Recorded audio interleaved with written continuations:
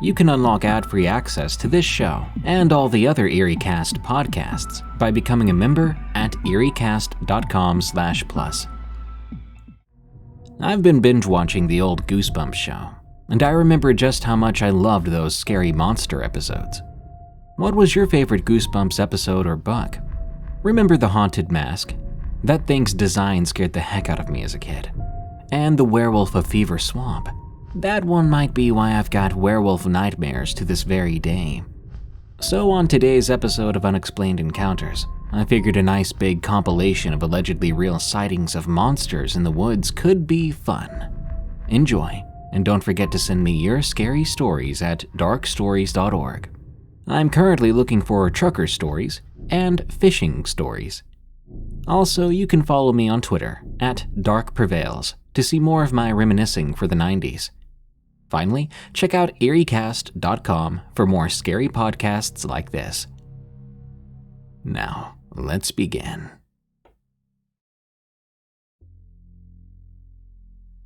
Deer don't hunt horses. From Boulder Equestrian 9914. I've lived with horses ever since I can remember, and I've been riding since I was about 5 years of age. I live in Colorado. Deer and elk are really common in this area of the countryside, where I often took my horse out for rides. I've only ever boarded my horses at barns closer to the backcountry, where there are very few cars, and I would often take my horse, Raj, out for sunset rides in the large fields behind the barn. During those rides, it was very common to see small herds of elk or deer prancing through the roads on the other side of the fence, or sometimes even in the field with us. Nothing unusual. Just the normal evening crowd along with the normal coyotes and red foxes. Truth be told, for some time I've been fascinated by the mythology of skinwalkers, wendigos, and various other cryptids, but I've never truly believed in them. I myself have never actually encountered something of the sort, nor had I heard of any sightings of such creatures, at least not in my particular area. The most dangerous animals in my part of the state are mountain lions and black bears, but usually they stayed far away from people for the most part, unless you were living in the Rockies. Because of this, I never held any fear of being out on my own in the darkness. Horses, being prey animals, are highly acute to any type of danger, so I always felt safe. However, one night in late December, something happened that will forever be present in my memory. This happened several years ago, so perhaps my memory has filled in some spots here and there, but there are some details that I will never be able to forget. Many of the horses on the farm lived out in the dry lot across from the field, including my large black gelding, Raj. There were even some larger draft horses that resided within the herd of our smaller quarter horses and Arabians. And because of the size difference, injuries were relatively common. One morning I came out to the barn as usual, only to find one of my friend's horses with a set of deep gashes along her flank, shoulders, and chest. They looked relatively narrow, and the entire herd was pretty worked up. Some of the other horses still snorted or flagged their tails in alarm. This particular horse had a bad habit of getting a little too excited, and I assumed she must have run into the barbed wire fence, since there was a small section of it in the wooded part of the dry lot that seemed to have come down. The vet was called, and she turned out to be just fine.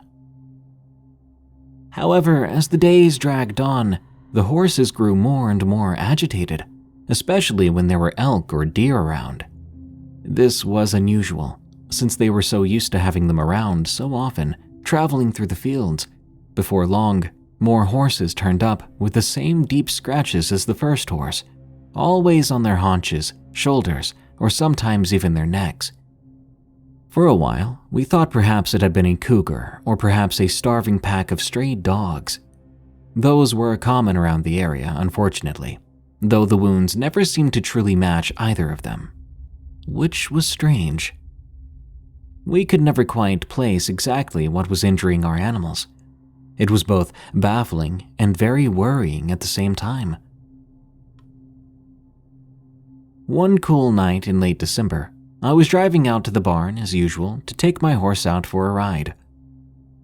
As I made my way up the driveway past the dry lot, I noticed the horses desperately tearing around their enclosure, tails up and heads held high.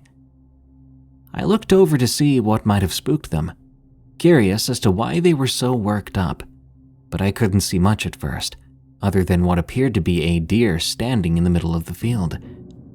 It was a relatively large buck from the looks of it. Slowing my car to a stop, I stared at this deer for a few more moments before it raised its head and looked straight at me. After getting a good look at its face, I felt my blood run cold. This supposed deer had two dark, forward-facing eyes, and it was horribly thin, as if I could count every bone in its body. Yet it was much larger than any deer or even elk I'd ever seen. It almost seemed to be staring right into my very soul, and it almost appeared as though its face was more bone than fur. Its front legs were misshapen, looking more like the legs of a dog than a deer. And as I continued to stare at it, the cold fear grew like a cloud of smoke inside my veins. Everything inside me told me to turn around, to get the heck out of there. Without warning, it turned and bolted through the field and over the small hill that led to the road, disappearing into the growing darkness. I no longer felt safe keeping my horse at that barn ever since that night, and I quickly packed up and moved. I'm fairly sure that that thing, whatever it was, had been what was attacking the horses in the field, but I hoped I was wrong. I moved barns soon after that, and never saw nor heard of anything like that ever again. For several months, I tried to convince myself that it was probably just an elk with chronic wasting disease, a sickness that can make a deer or elk lose a lot of weight and even give them a much more eerie appearance. However, after looking more into cryptids, I now truly believe that what I saw must have been a skinwalker or something of the sort.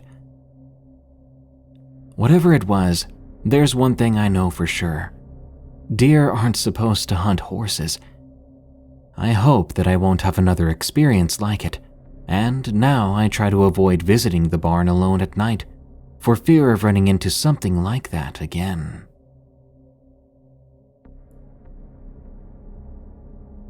Encounter with a creature in Algonquin Park. From Anonymous.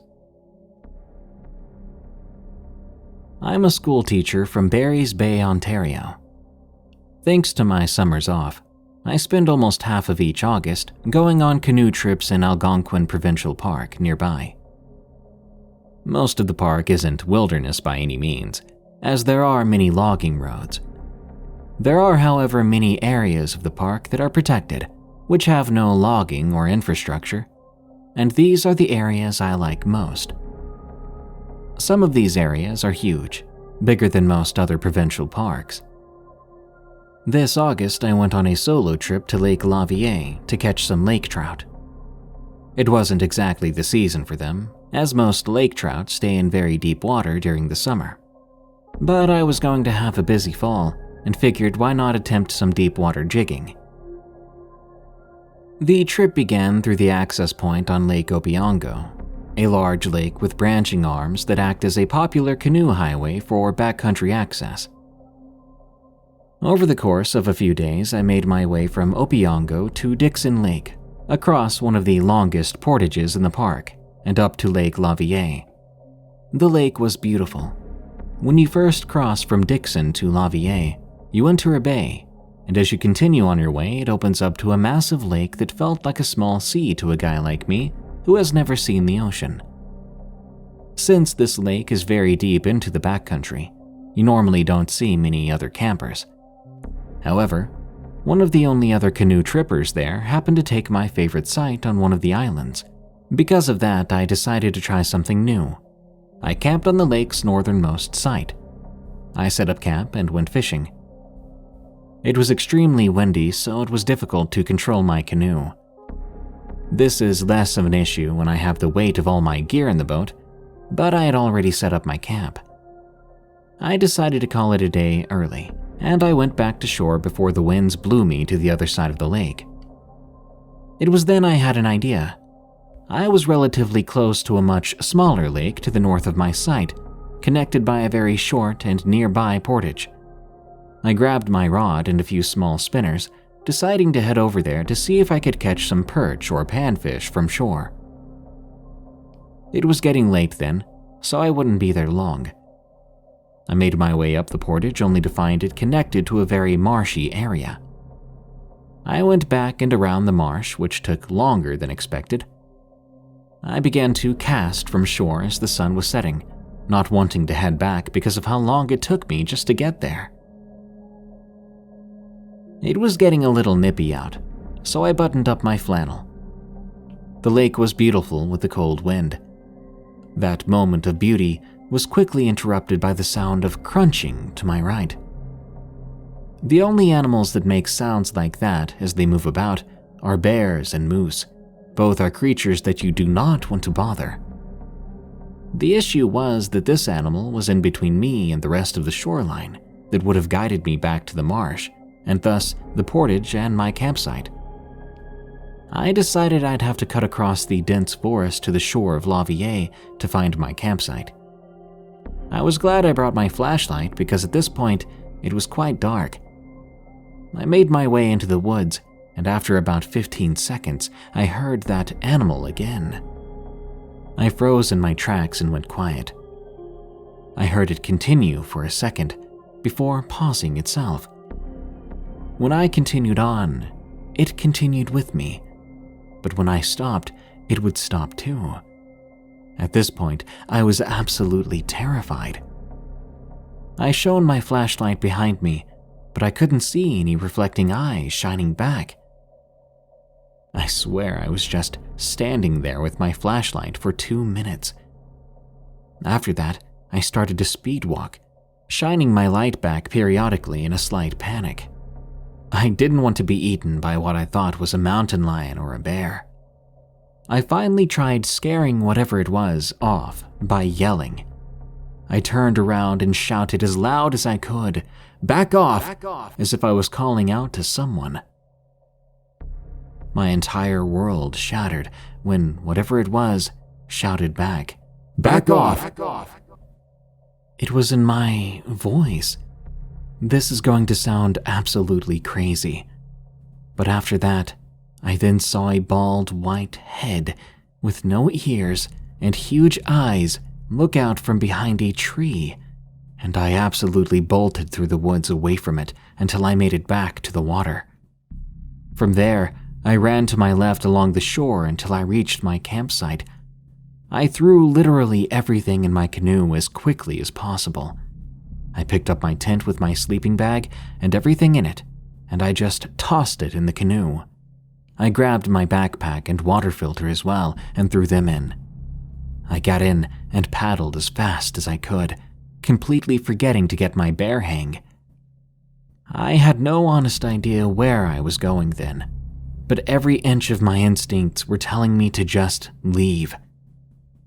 I found myself sitting in my canoe in the pitch black, not knowing where on the lake I now was. Most of my thinking was about what just happened. That night, I didn't sleep. I just waited along in my canoe until morning. Somehow, I had the gall to head back to my campsite and quickly grab my bear hang, then canoe to the other side of the lake where I would properly fold and put away my gear. Trust me when I say, I'm never camping on Lake Lavier again.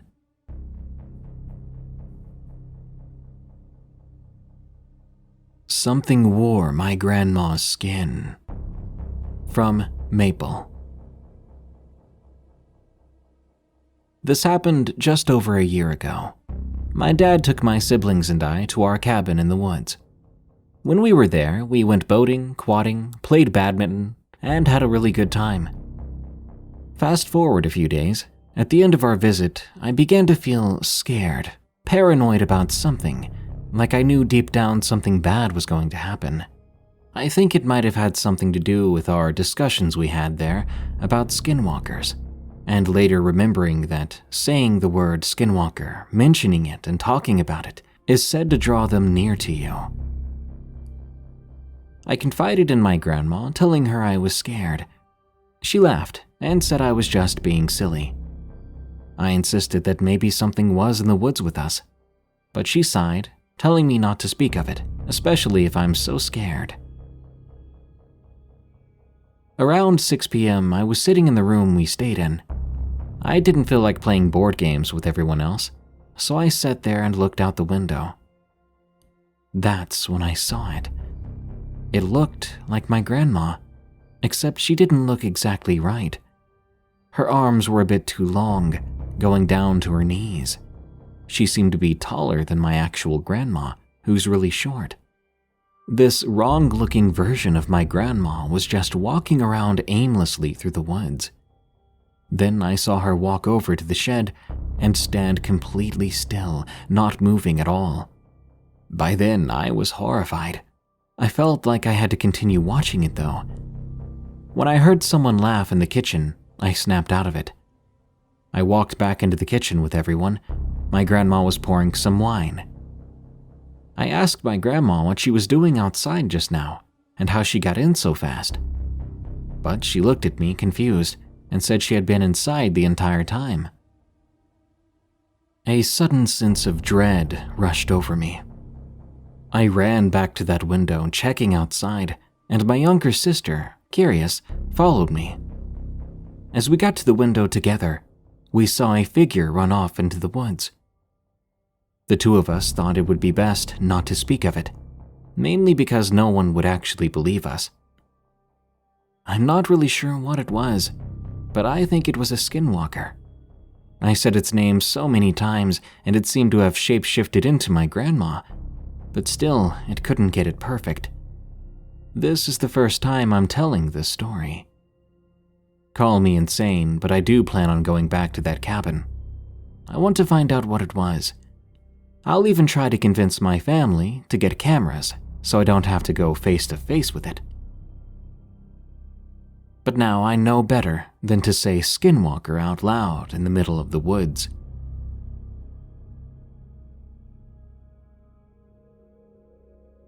There's something like a skinwalker in Finland. From Kapitan Stark. About a year ago in late November or early December, I was going on a camping trip. I left early in the morning, as in Finland, the sun doesn't come up during winter, so I had a few hours of light before complete darkness. When I left, I took my hunting knife and my hunting rifle and an extra gas can with me. At first, I was just riding around in the woods. At about 20 kilometers in, I began to smell this horrible odor. It made me gag. I'd never smelled anything so bad, despite having gone hunting for moose every year and having stumbled upon plenty of animal corpses in the past. I began looking for the source of this smell, but I couldn't find it. As I continued on, the smell eventually disappeared. I tried not to think about it. A few hours later, I'd gotten to my campsite. After setting up camp, I decided to check the gas in my snowmobile. It was nearly empty, so I began to fill it up with the extra gas can I brought. It was getting even darker then, and colder, so I got the fire going and I began to rest. Now, the area I chose to camp at was a small clearing. I could see all around me quite well if there was enough light. There were thick woods all around me though, at about 200 meters away from the camp. That's where visibility dropped. After it got dark, my fire was starting to go out, so I ran off to the edge of the woods to get some firewood and kindling to bring it back to camp. I was able to save my fire, but that smell from before had come back. I wanted to leave then, because the smell was so bad. But it was too dark and cold now. If I didn't keep an eye on the trail, I would get completely lost. So I decided my best bet was to stay put and just endure the smell. Over time, I realized this stench was getting worse. But then the smell stopped increasing, so to say. Quickly, I grabbed my headlamp from my bag and put it on. My heart sank as I scanned the nearby woodline. I heard the voice of my cousin, who should be 100 kilometers away from here. As I continued to look around, I saw a red eye glint at the edge of the woods. I decided then to pack up and leave, but right before I was able to start the snowmobile, I heard fast and frantic footsteps in the snow, and something yanked me off the snowmobile. It began to drag me into the woods with incredible force. I had my knife on my belt, so I grabbed it, and I began to stab at the thing's hand until finally I struck something and it let me go. At the same time, a horrible scream like a woman and elk combined filled the air. I still had my headlamp on, so I glanced at the thing. What I saw looked to be a half-rotten wolf-like creature running away from me. I was absolutely dumbfounded. It had only been dragging me for several seconds, and yet it had dragged me quite a ways into the woods. I began running back to the snowmobile. When I made it, I began pulling on the cord, hoping it would start. When it did, I sped off. I went a bit too fast, losing about half of my stuff as it flew off the snowmobile. I still had my rifle, though. I was going way too fast on that small trail, and I began to hear more screaming around me, as if there were more than one of those things. Worse yet, they seemed to be keeping up with the snowmobile. I had to have been going around 80 kilometers an hour. I made it to a long, straight stretch of the trail, so I locked the gas on full and grabbed my rifle, firing a shot at one of the figures I saw in the woods that was screaming. I hoped I hit one of them, but I don't think I did. At one point, the screaming just stopped, but I kept driving home, and after about an hour of riding, I finally made it. I ran inside, locking all the doors and windows. I think I passed out eventually, because I remember after that waking up the next day at 10:26 a.m. I grabbed my rifle off the ground and went outside to check. Everything seemed calm. I checked my snowmobile then. I found a patch of pure black hair stuck on the hook at the back of it, and I saw these huge claw marks on the back too. I began walking back to my house, and I saw that there were similar claw marks on my front door. These things had followed me home. But where were they now? They know where I live, but luckily to this day, I haven't seen, heard, or even smelled them again. I haven't told anyone about this encounter because skinwalkers or wendigos aren't supposed to be a thing in Finland. Every time I hear the voice of my cousin, it just brings me right back to this terrifying trip. I've stopped hunting as much anymore, and I've moved closer to the nearest city, Rovaniemi. I still don't visit the forest to this day. That trip really scarred me.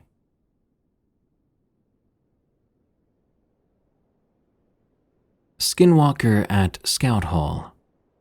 From NG Foxy 666. When I was 10, I did scouts with my friend Joe. On a certain occasion, Joe and I went to the scout hall for a video game night sleepover. All the kids ate pizza and drank soda while Joe and I just played in the corner. Joe was my best friend. Though our interests weren't exactly the same, we still got along. As it got dark, everyone began to watch a movie. I honestly can't remember which movie it was. Joe and I were mostly just quietly whispering in our own little corner. Soon we got up to get a couple of slices of pizza and some soda. I remember only grabbing a couple of slices because pizza always made me feel sick. After about half an hour, I started to feel sick anyway. I got up and asked Joe if he would come outside with me to keep me company while I got some cool night air. Now, our scout hall was a wooden cabin near some trees, but there was a highway and a water stream not too far from there. The back door, which was the one Joe and I went out of for some fresh air, was facing the forest. That night it was very cold, but it was also refreshing.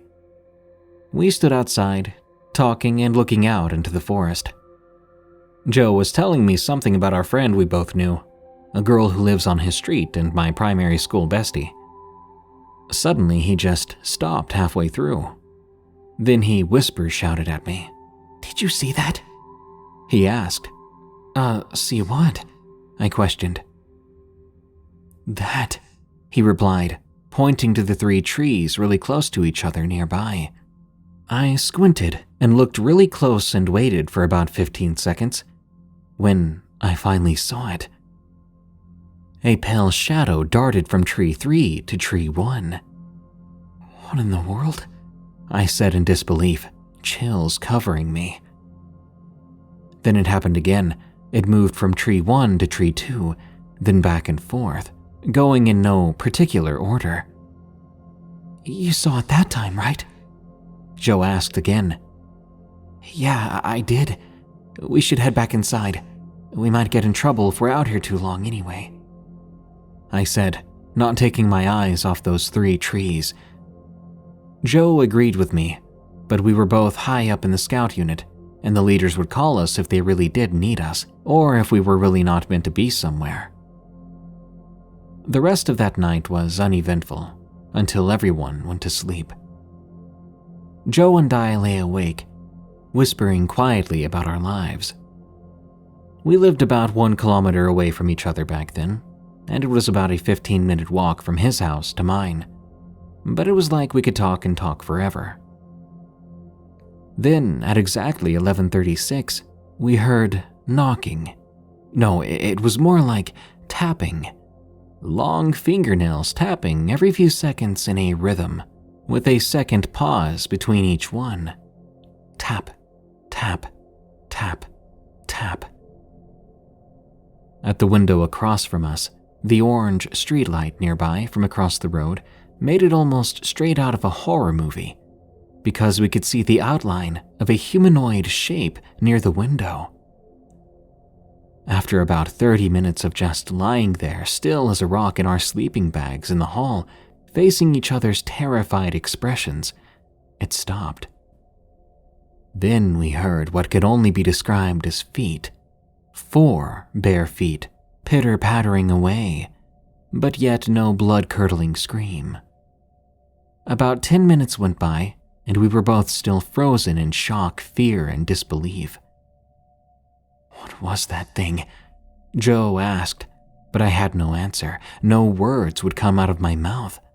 Tears ran down my cheeks, and I just wanted my mom and dad or anyone to get me out of this place. Finally, when I had my voice back, I tried to talk, but suddenly, we heard something from the direction of the forest. I think it came from the stream. A scream so loud yet distant. Needless to say, the 2 of us did not fall asleep.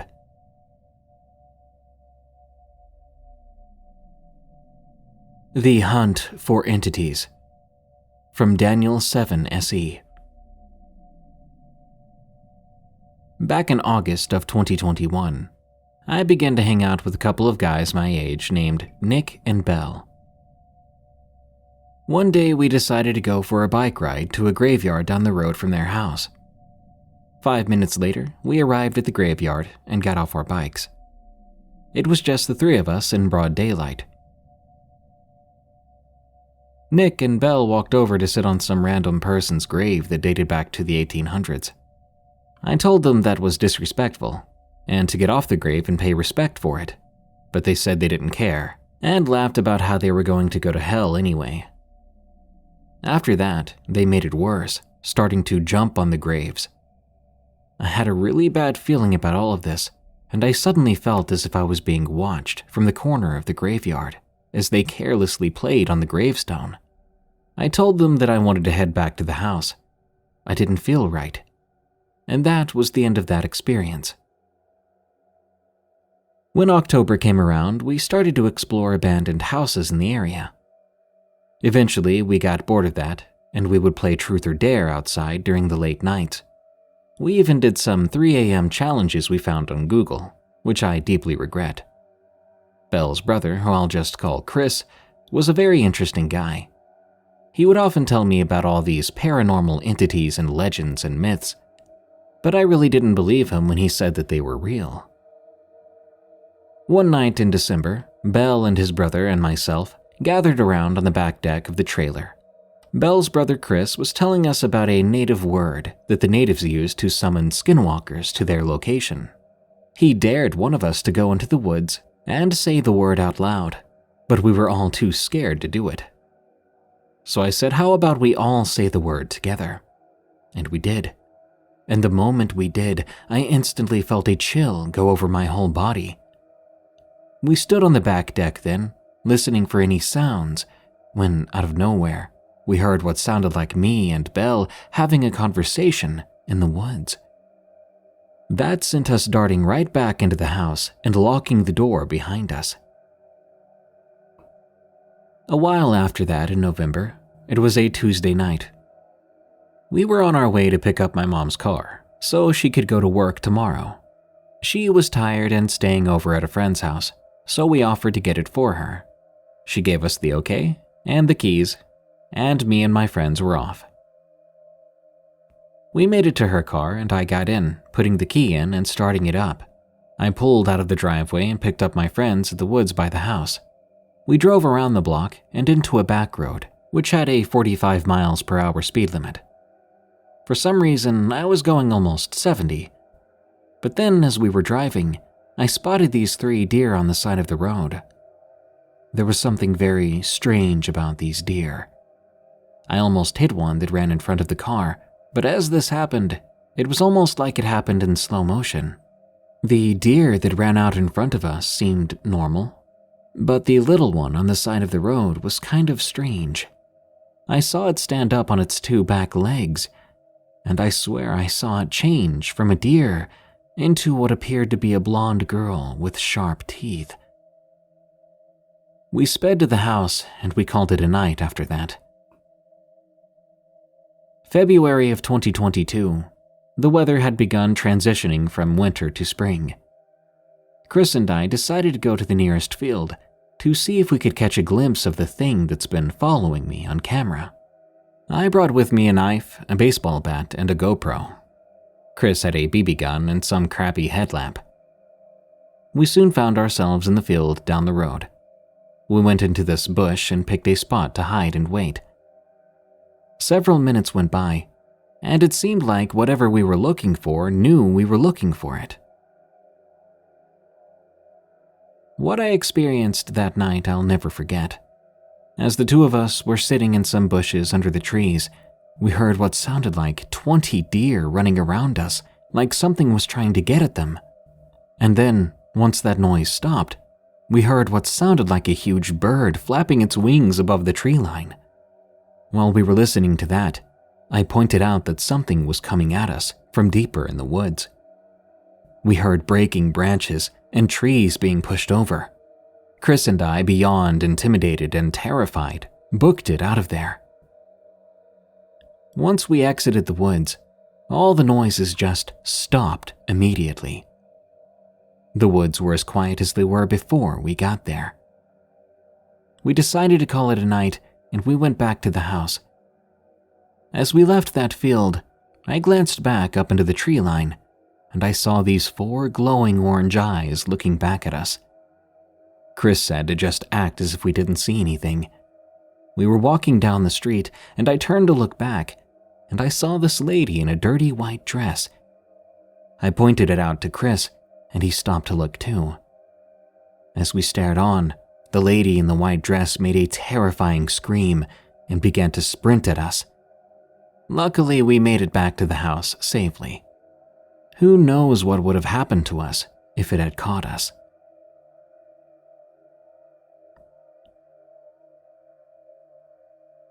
My dad saw a skinwalker. From Silver Bullet 54. My dad is a real macho guy. Even at 60 years old, he's still about 6'2" and weighs between 200 and 220 pounds. He has been in the USMC, worked at a prison, and has never been afraid of much. Maybe death and God, but that was it. He also used to scoff at the supernatural and paranormal, saying it was all total BS. But his trip to Dayton, Ohio, changed his mind. While he was in Dayton, he decided to just stop at the first place he could away from people, since traffic is one of the things he hates. When he did, he got out a horse blanket and pillow, curled up in the bed of his truck, and went to sleep. It was a warm and clear night, so it was quite relaxing. While sleeping, he was suddenly awakened when he felt something bump into the side of his truck. He sat up and began to look around, but he didn't see anything. This happened 3 more nights in a row. He would stop at a secluded location, sleep for a while, and be awakened by the contact of something hitting his truck. Fed up, he took out a camera and tripod he had with him and put it up right next to the left side of his truck, since that's where all the bumps were coming from. He pushed record and went to sleep. At 4 a.m., he woke up and decided to check his camera. He watched for hours and saw nothing until 3:30 a.m. All he could manage to see was what looked to be a pair of feet walk up to his truck, stop, stand completely still for a minute, then walk away. The freaky thing is that it was just feet. No legs, no knees, no hips, no torso, arms, head, nothing. He searched around the area but saw nothing out of the ordinary. On his last day, he stayed up all night thanks to Monster energy drinks and a fervent desire to know what the heck was going on. At 1:15 a.m., he heard something walking towards his truck. He looked up and he saw something that sounds even worse than anything I've seen myself. He said it was at least 10 feet tall, with black hair or fur, with red eyes. He thought he had to be dreaming, so he tightly shut his eyes for a moment, then opened them. He felt like he was right in front of the creature. He felt that if he turned to look behind him at the right side of the truck, he would see that thing standing there staring right at him. So instead of turning, he sat completely still until the sun came up. Then he hauled tail out of there. When he got back home, he told me never to visit Dayton for any reason. Now, I haven't been to Dayton at all.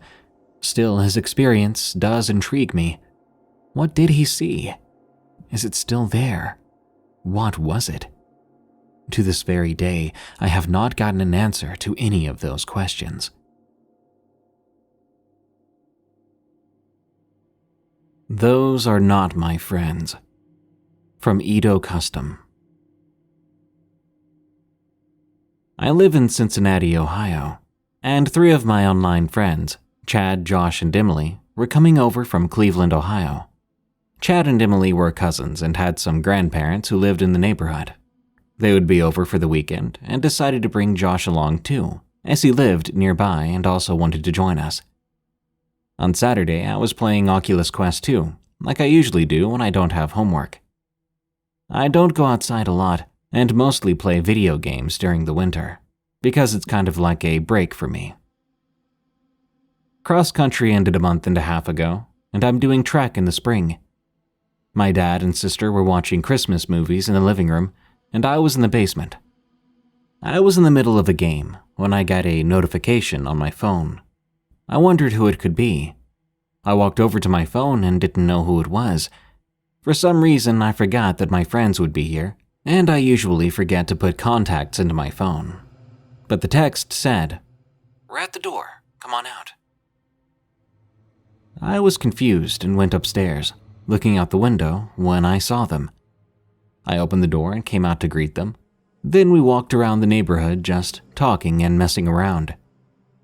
It felt weird because usually I talk to them on Discord and FaceTime. It was nice to hang out and meet Josh in person. I met him a year ago and we've been friends ever since. I had met Chad in person a few times before, so it wasn't as weird as with Josh. I've known Chad since I was 10, and he's probably one of the best friends I have. It was very awkward to see Emily again in person because a few weeks before this we broke up, but we're still friends. We were talking and hanging out until 8:30 p.m. Then they had to go and eat some dinner. I went back home, and about an hour later I went for a run. Now, I don't like going on runs, but my dad makes me do it. That's when stuff started to get weird. When I was almost done with my 2.5-mile run, I was happy with my time and almost beat my personal record. I was walking up the driveway when I saw this dark figure at the bottom of the hill in my backyard, which is connected to the woods. The figure looked to be about 6 feet tall. At first, I thought it was Josh, who was 6'1". I called out to him, "Hey!" Then I froze. All of the limbs on that shadowy figure began to twist, and I could hear an audible and loud cracking sound. It sounded kind of like when you crack your knuckles over and over again. Immediately, I bolted for the door and locked it behind me. I remember suddenly getting cramps because I just finished the run, so my mad dash to the door made me cramp up. My chest and legs hurt too, and my heart felt as if it was about to bust open. My dad walked up to me and asked if I was finished with the run. I told him that I was, and I walked upstairs to my office, sitting down at my computer. Look, I didn't want to tell him about the thing in the backyard, because it would sound so bizarre. So I took my mind off of it by playing video games with 2 of my other friends, Ben and Seth.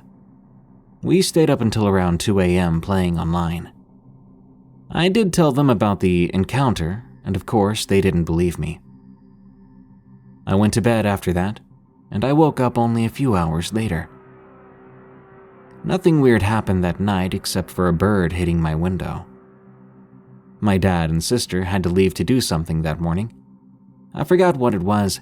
I wasn't paying much attention because I was still focused on what happened the previous night. About 20 minutes after that, my friends came back. I told them what happened, and surprisingly, they believed me. Chad then reminded me about something else that happened in my backyard. It was about 2 years ago. Chad was over. The 2 of us were hanging out in my backyard, looking for an albino squirrel my dad said he saw earlier. We looked for a few hours until we actually found it. When we saw this squirrel, we were amazed. We'd never seen anything like it. An all-white squirrel with these red eyes that looked like tiny red buttons. The squirrel looked at us, and instead of running away, it just stared at us. Then the craziest thing happened. Its head just kept twisting and twisting before it fell off the tree. We looked down where it fell, but all we found was blood. No squirrel. I thought it was so weird. The memory of it just felt more like a dream. But when Chad reminded me about it, it came rushing back to me so vividly. However, Emily didn't believe that at all. Later, we wanted to play some virtual reality game together, so Josh and Chad went to get their VR headsets. Emily asked me to show her where I saw that shadowy figure. I took her into the backyard, and I pointed out where I saw it. She walked over to the woodline, trying to see if she could see the thing herself. The idea of it still being out there was frightening. I thought it was strange, but I decided to accompany her as she went along. We walked until we ran into Josh and Chad. That was weird, because I just saw them going to get their headsets back at the house. They were all just staring at me. I got creeped out when their mouths slowly began to open more and more. Then I saw their teeth. They weren't normal. They were too jagged and sharp, more like needles than teeth. "Jack, come here. We want to show you something," Josh said to me in the weirdest voice I've ever heard from him. I told Emily we needed to run, and together we did. Behind us, a loud, ear-piercing scream filled the air. We heard them running after us. Strangely enough, their feet sounded more like horse hooves. We ran up the hill, and just as we got up there, Josh and Chad were back. At first I was horrified, but when I realized they were startled by us, I knew it was them. I told them what Emily and I saw. I looked back down at the things I thought to be Chad and Josh before, just staring at us from the woods. When I turned back to the real Josh and Chad, I could see them paralyzed with terror. They were not looking at the monsters, they were looking at me. "Jack, what do you mean Emily was with you? She's not here." I froze. Who was with me in the woods? I looked back to where Emily was, and she wasn't there. I turned around and looked down at those things, and she was with them, standing right next to them. I saw her head begin to twist, just like that squirrel a couple of years ago. We ran inside my house, locking the door. I began to wonder, who had I been talking to out there, if Emily wasn't here? I know it wasn't just me because Josh and Chad were talking to her too. But when I asked them about it, they said it was just the three of us out there. We looked back out the window. We could see them running back into the woods. When we thought it was safe, we walked back to Chad's grandparents' house nearby, just in case Josh grabbed a knife. Once there, Emily came back with Starbucks. She looked at us confused, wondering what happened. "Why do you guys look like you saw a ghost?" she asked. It was worse than a ghost. We explained we saw these things that looked like her and Josh and Chad. What she replied almost made me soil myself. Well, to be honest, I swear I saw someone that looked exactly like you, Chad. But they were way too tall, and their face looked as if it had been burned. This person stared at me through the window of the car as we drove home. Chad's face looked even more pale than before after hearing that, and they left a bit early because of this. I've talked to them a few times since these events, and we tried to tell our other friends, but no one really believes us except for a friend named Adam. Because apparently, Adam said that he saw something like that himself, something that imitated his younger brother. We haven't bothered to tell anyone else. A few days ago, Josh, Adam, and I looked into it a bit more, and we think what we saw might be a skinwalker. But we can't be sure with something like this.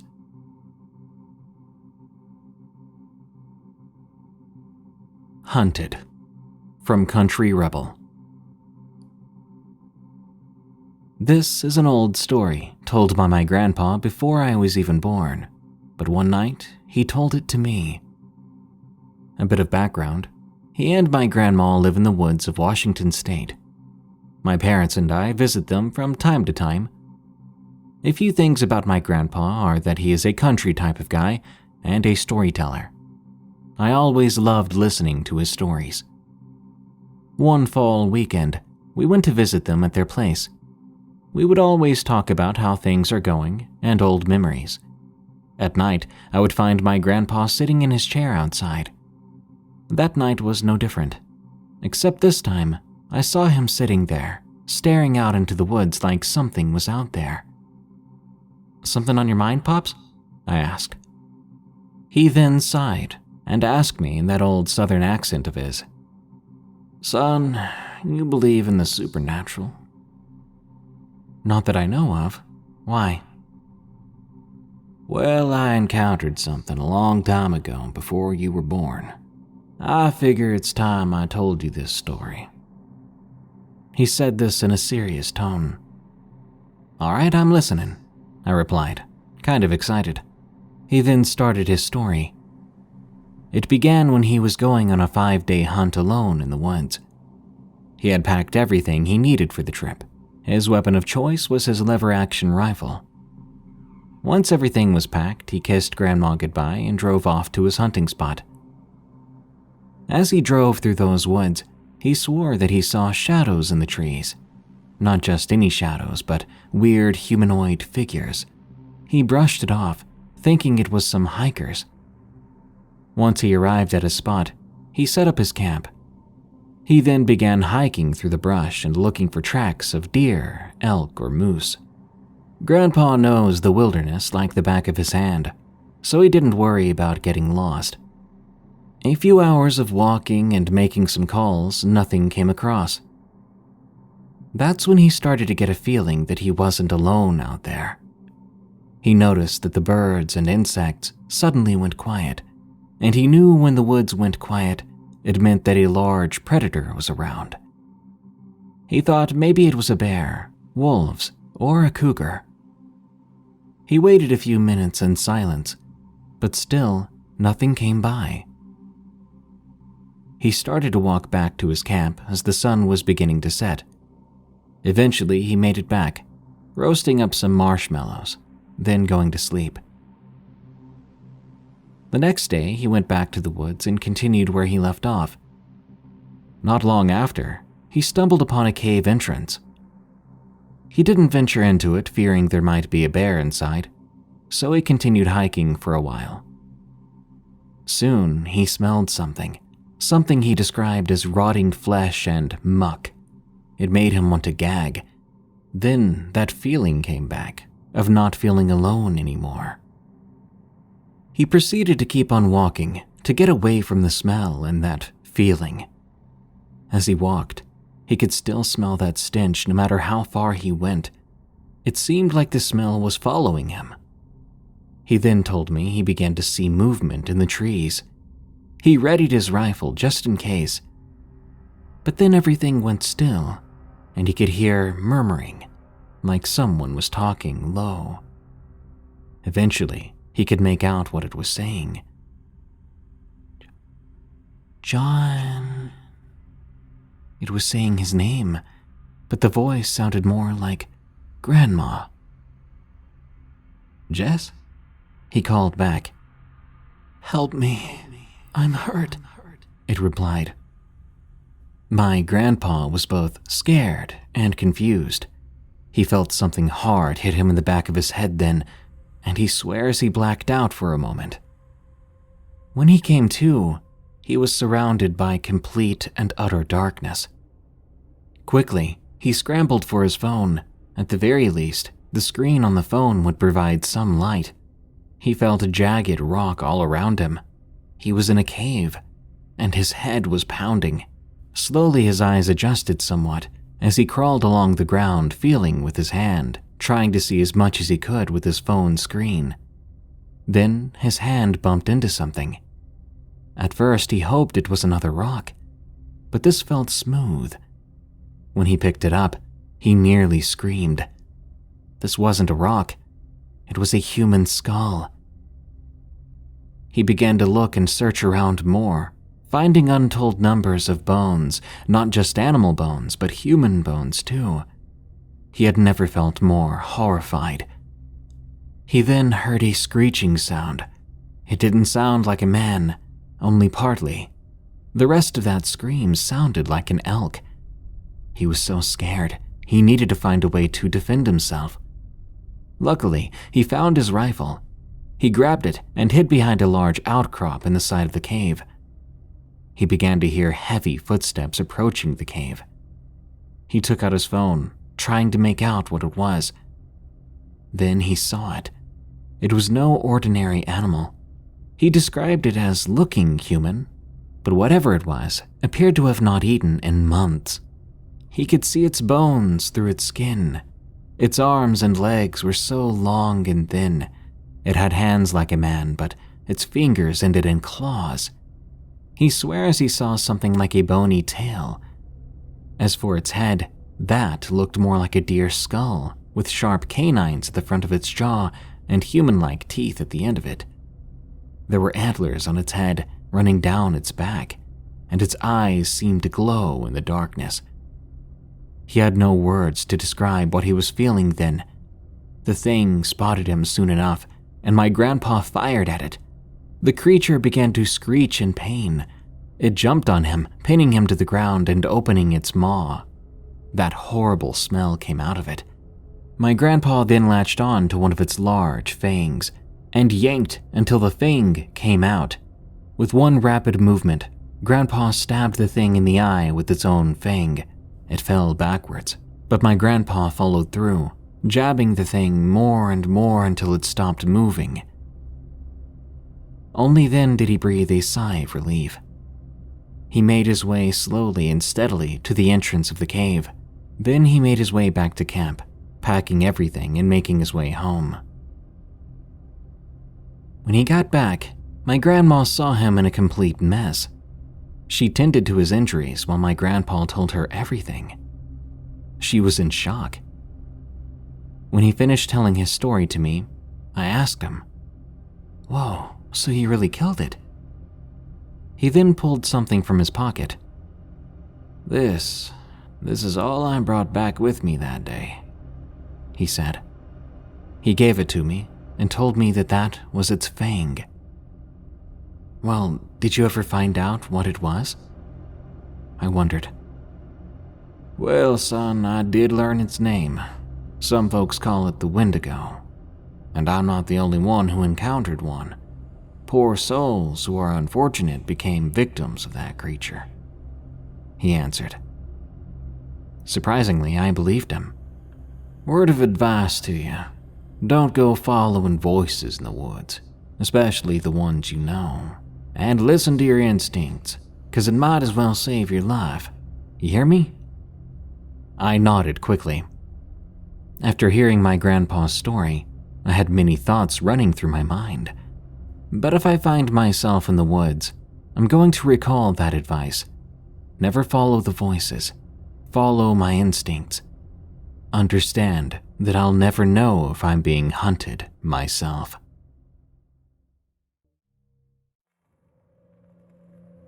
The Shadow in the Woods.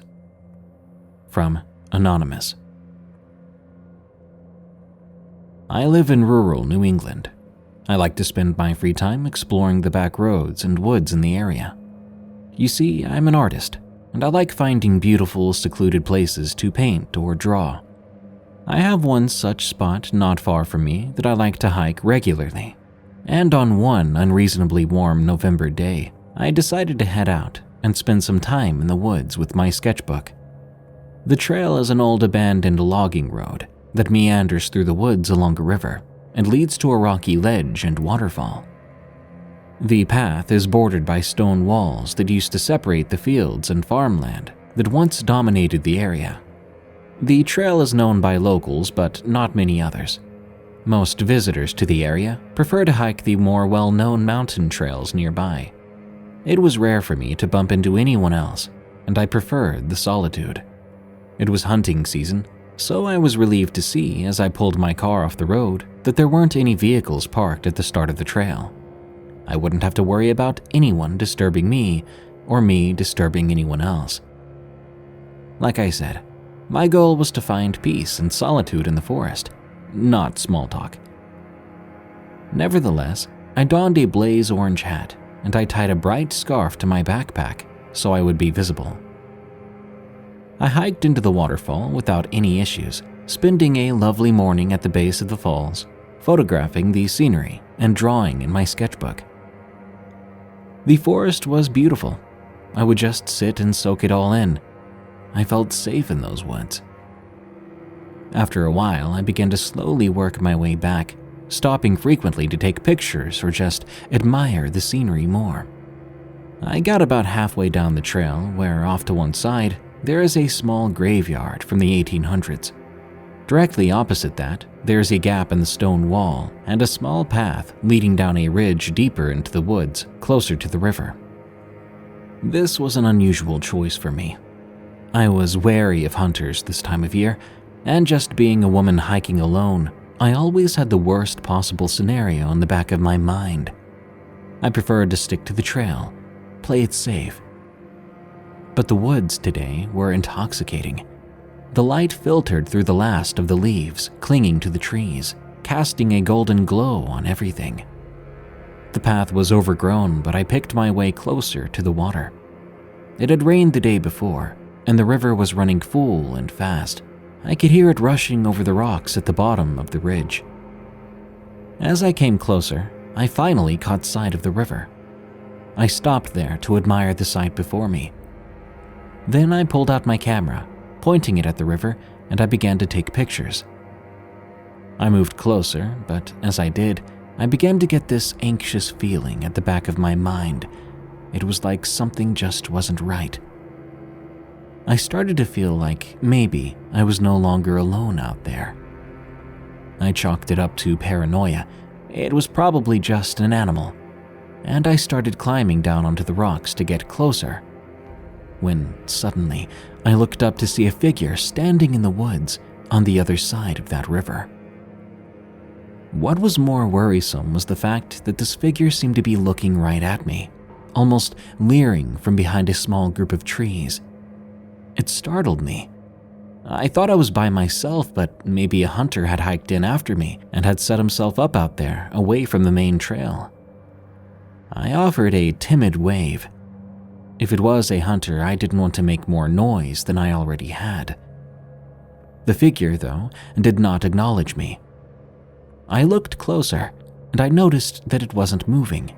In fact, it was eerily still and really looked too tall, too skinny to be a person. It had to have been 7 to 8 feet tall, and although I had the distinct feeling that it was looking at me, I couldn't make out any discernible features other than a head and shoulders. It seemed to almost blend with its surroundings like camouflage. It was just this grayish silhouette. I thought that maybe it was a trick of the light falling through the trees. Maybe it was just a creepy shadow. I shivered despite the warmth of the day as the hairs on my arm pricked up. I shook my head and I turned my attention back to the river. I began walking along the rocks, snapping pictures of the flowing water. I felt silly that I'd spooked myself over nothing. I'd made it maybe another 10 yards when I looked up again and my stomach sank as I saw what looked like the same dark figure now standing across the river from me in the trees. Were they following me? How did I not notice someone walking along the opposite bank matching my pace? I called out to them. "Hello." The figure shifted almost imperceptibly, but didn't respond. It had to be a hunter, or maybe I'd gone too far off the trail and was trespassing. My heart was now pounding in my chest. I called out again. "Hello? I'm sorry. I was just taking some pictures of the river since it's so nice out. Really, I didn't mean to bother you. I'll be going now." It stared back in eerie silence. I looked away, and then I looked back to see that the figure had now vanished. I thought my mind must have been playing tricks on me. Whatever that shadowy figure was, I wanted nothing to do with it. My small, nagging anxiety was ballooning to panic. A shadow in the woods was one thing, but a shadowy figure following me was quite another. I turned and started making my way back the way I came, trying to keep my attention focused on my feet, worried that in my agitation, I would slip and fall on the wet, mossy rocks. But every time I looked up, that thing was directly across the river, sometimes only peeking from behind the trees, but always keeping up with me without ever actually seeming to move. Then it would just disappear and reappear like a flicker. The only comfort to me was that I kept a hunting knife in my pocket and the swiftly running river between me and whoever or whatever that was.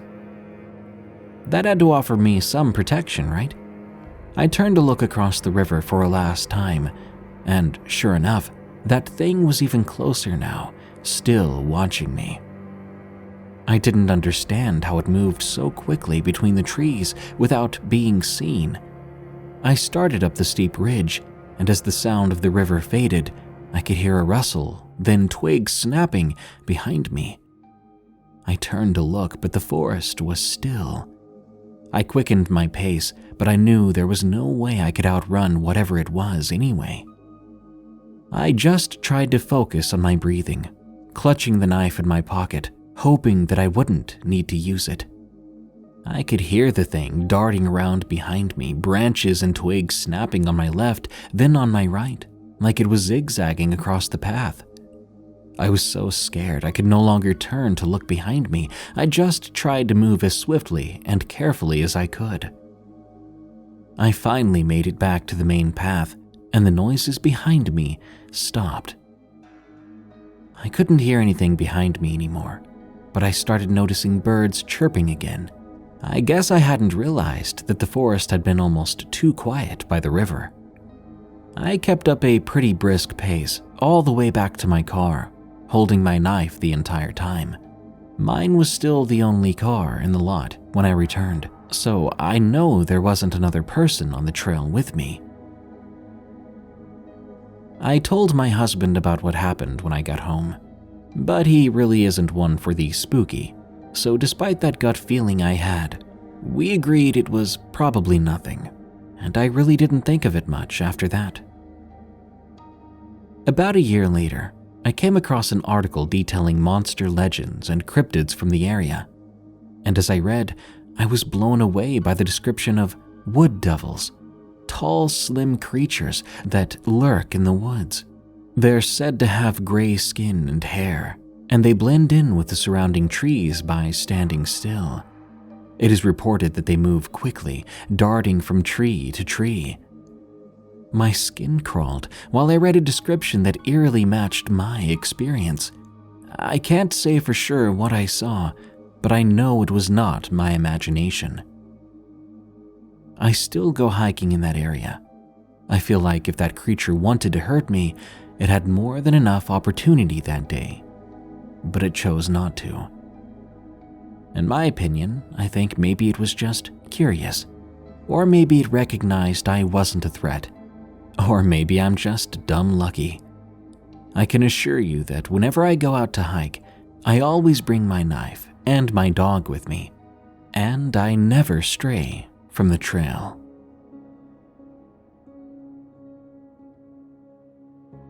Werewolf waits for me. From Anonymous. It happened about 10 years ago when I was 13. Hunting season had just started in central Missouri. My dad and I had left the house to go hunting, and he told me to watch and make sure our dog wasn't let back in the house and instead followed us when we left. I looked back as he asked, but as I did, I saw a dog-like figure run across the road from the field in front of our house. I didn't really think much about this though. We had a creek in our backyard, and we'd often see coyotes at it. Fast forward to that night, we didn't see any deer, so we had nothing to bring home.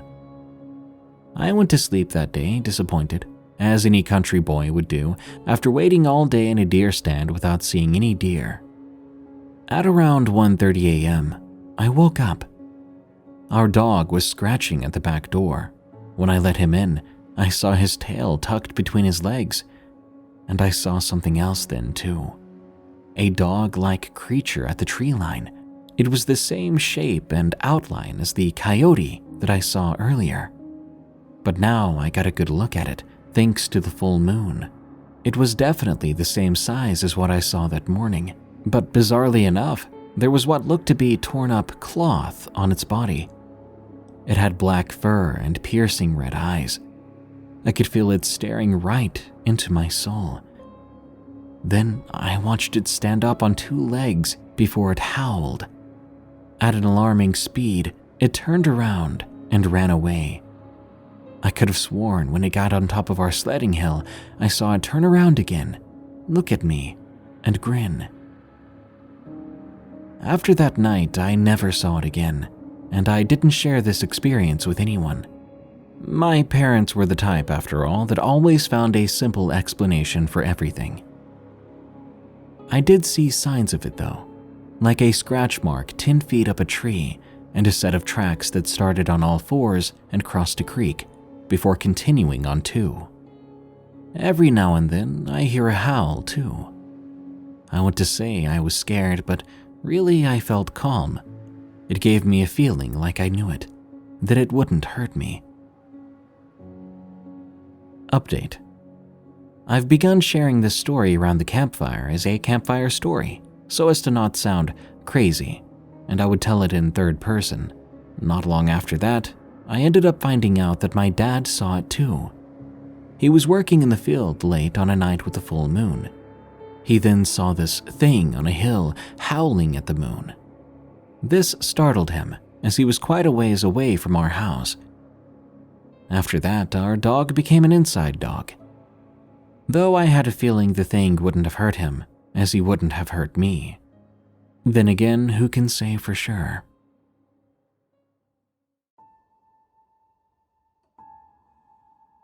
Followed by a werewolf. From Peak. This story took place last year. I live in a small town near a national park.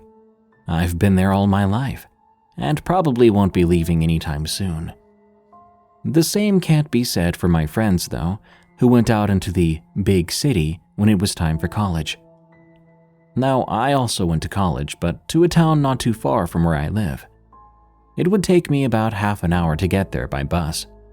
Two of my friends, the ones who are involved with this story, went out to the capital city of my state and lived there in flats, since the ride there would take them more than 4 hours every day. I soon dropped out since the college life wasn't really for me, but my friends stayed.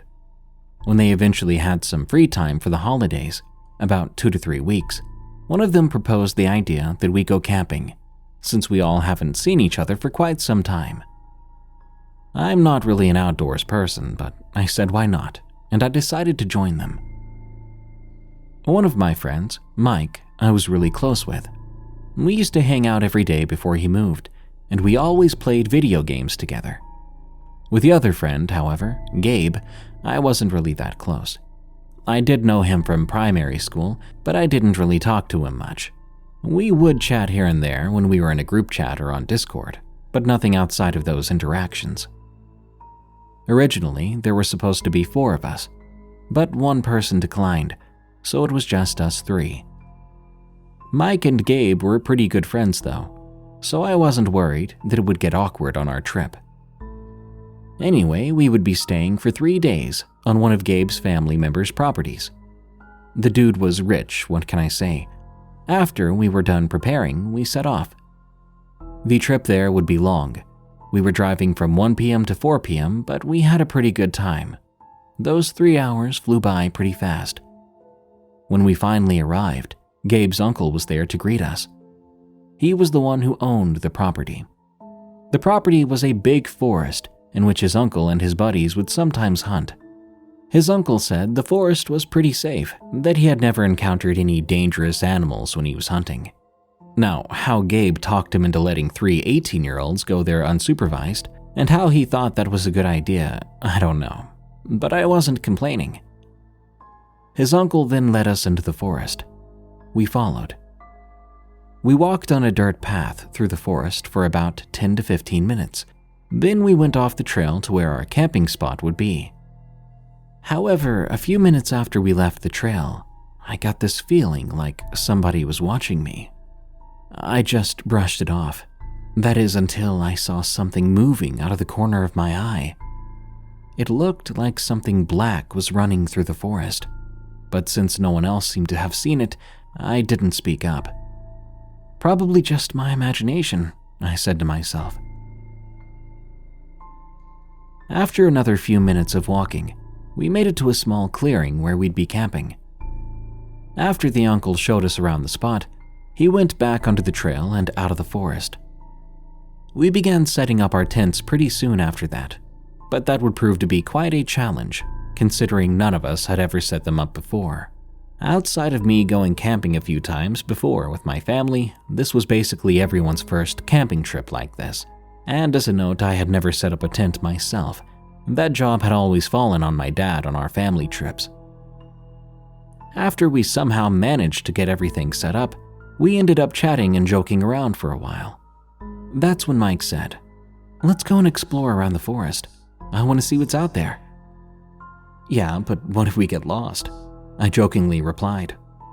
"It'll be fine. We won't go far. We can just go in one direction so we don't get lost if you want." Mike insisted. And so we started to explore, going deeper and deeper into the forest.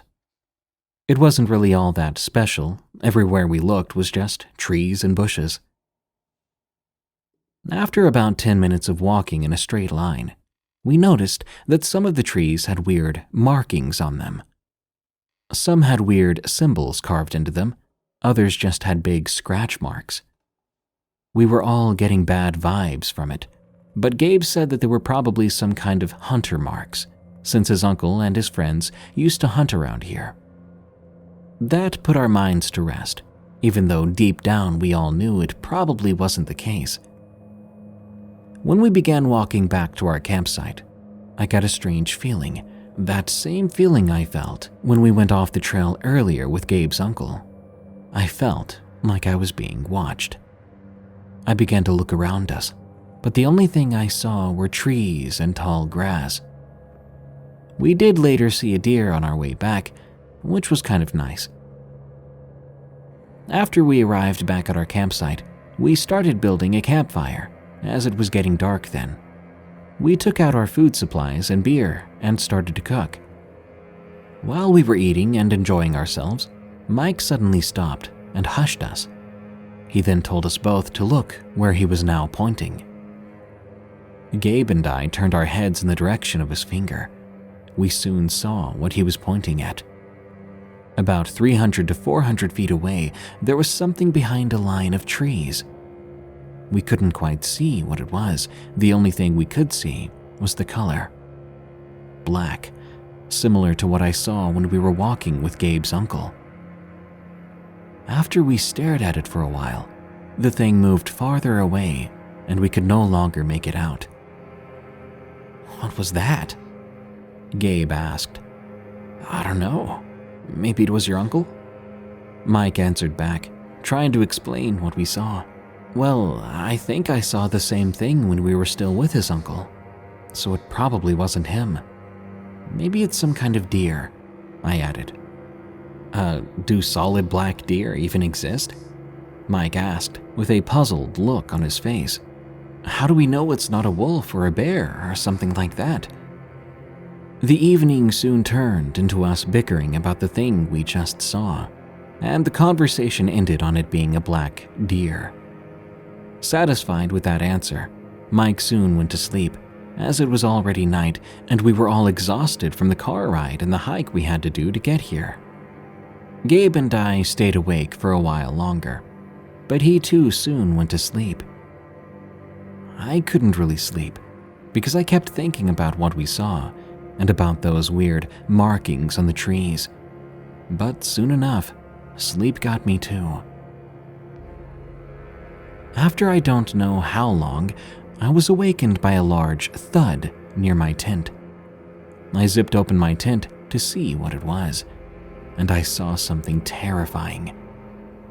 On the ground near our campfire lay a dismembered corpse of a deer with both front legs missing and a big chunk taken out of its neck.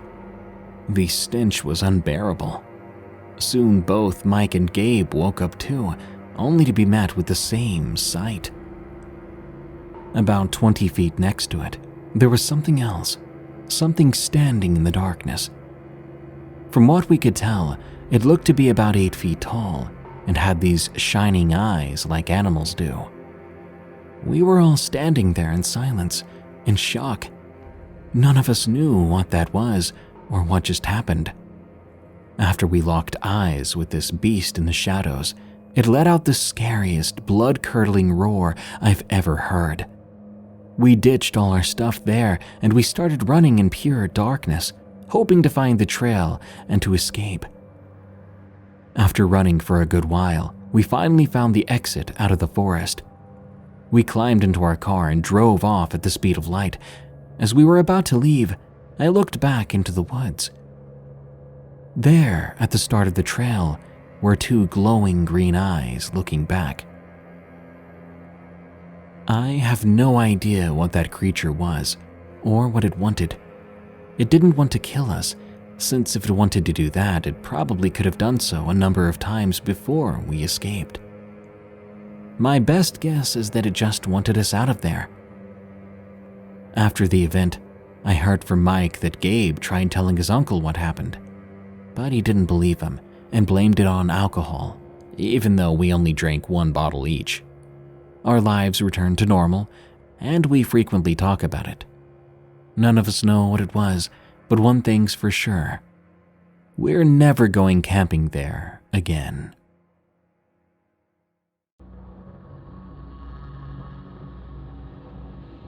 I hate rest areas. From That Guy Chimera. In a previous story I told, I was a rookie trucker that ran into something in Duncannon, Pennsylvania. Well, fast forward about 3 years. My mom passed away. Rest in peace, Mom. I ended up getting a dog to help me cope and to give me some company in my truck. It was a German Shepherd with puppy fuzz still growing. One day after finishing up my trip, it was late and all the truck stops were full, like usual, so it was either the shoulder off a ramp or a rest area.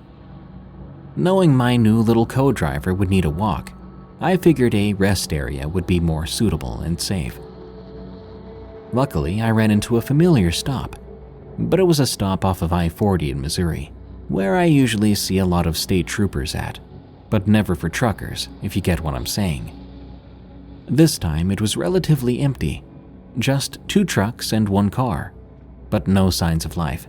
However, the place did look a bit run down, pretty much just as I remembered it. I figured there wouldn't be time for some training like I usually did with my puppy to go over commands. My dog was still clumsy and too small to get out of the truck by himself, so I carried him, and he was always excited to walk. I don't blame him, but this time, weirdly enough, he seemed hesitant. I had to encourage him to come out, but he kept looking around, looking over his shoulders like something was going to be there. It creeped me out enough that I checked over my shoulder too. At that moment, my back was facing the tree line and the building where the restrooms and state map were. I didn't see anything out of the ordinary, so I hopped back in the truck to grab some protection, just in case, like every trucker should. Our walk together was normal in the beginning. I wandered about 20 feet or so from the tree line, and my dog stopped sniffing and began to focus on something. The curious puppy tried to get closer when a branch snapped. Now I was focused too in the same direction. I took a step, pulling the leash slightly as more snapping sounds erupted from in front of us, but it didn't seem to be getting closer.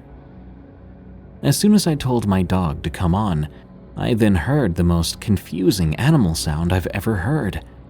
It started out sounding like a bear, and it faded into what I could assume was an elk. It didn't sound perfectly like one of those things, just similar to both.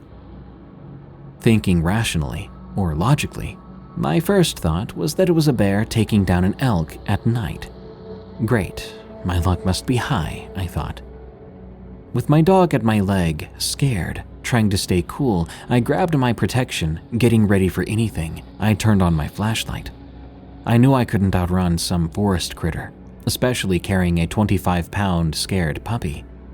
As I shone my flashlight around, I saw what appeared to be an arm. Well, I thought that's all I need to see. It was shaped like it was coming from some lanky but muscular guy, but stretched out a bit more. Its skin was black in places, and where there was fur, it was dark gray. Its bicep alone was at my eye level, 6 feet. There were a few scars here and there, showing that this thing had gotten in several encounters. I couldn't see the hand completely, but I could tell this thing could probably palm a medicine ball. At that point, I felt as if running away would be the dumbest idea. Plus, I didn't want to turn around and lose track of it, so I kept backing away, shuffling backwards slowly until I felt pavement under my feet again. My dog never left my leg. I felt him moving with me, so I kept the leash loose. Suddenly, the arm moved, like the body was turning or adjusting for something.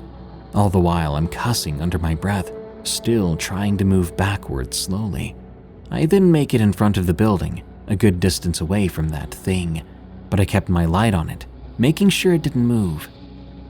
Then a car pulled in, forcing me to put away my protection, even though I thought about just taking the chance of looking crazy. I said to myself, go for the car. Don't run, just walk. Hopefully that thing won't come gunning for us. As I walked past the car, I noticed it was a man and a woman. The guy said he saw my protection drawn and asked if I was okay. All I said was a bear ran through the trees, so I told him to be careful in this rest area. The lady told me that they lived not too far from here. There was a look on her face, like she knew I was talking about something else. She told me it was probably best to stay in my truck and to protect that dog, because, quote unquote, it was too cute to lose. I did as she said, but that night I didn't get much sleep. My puppy would not leave my side either. The people I've told this story to never believe me. I don't care. I know I saw that thing's arm, and I heard it roar at some point. What I saw, what I heard, none of it registers as some recognizable animal or person. All I know is I hate rest areas now, and you can probably see why.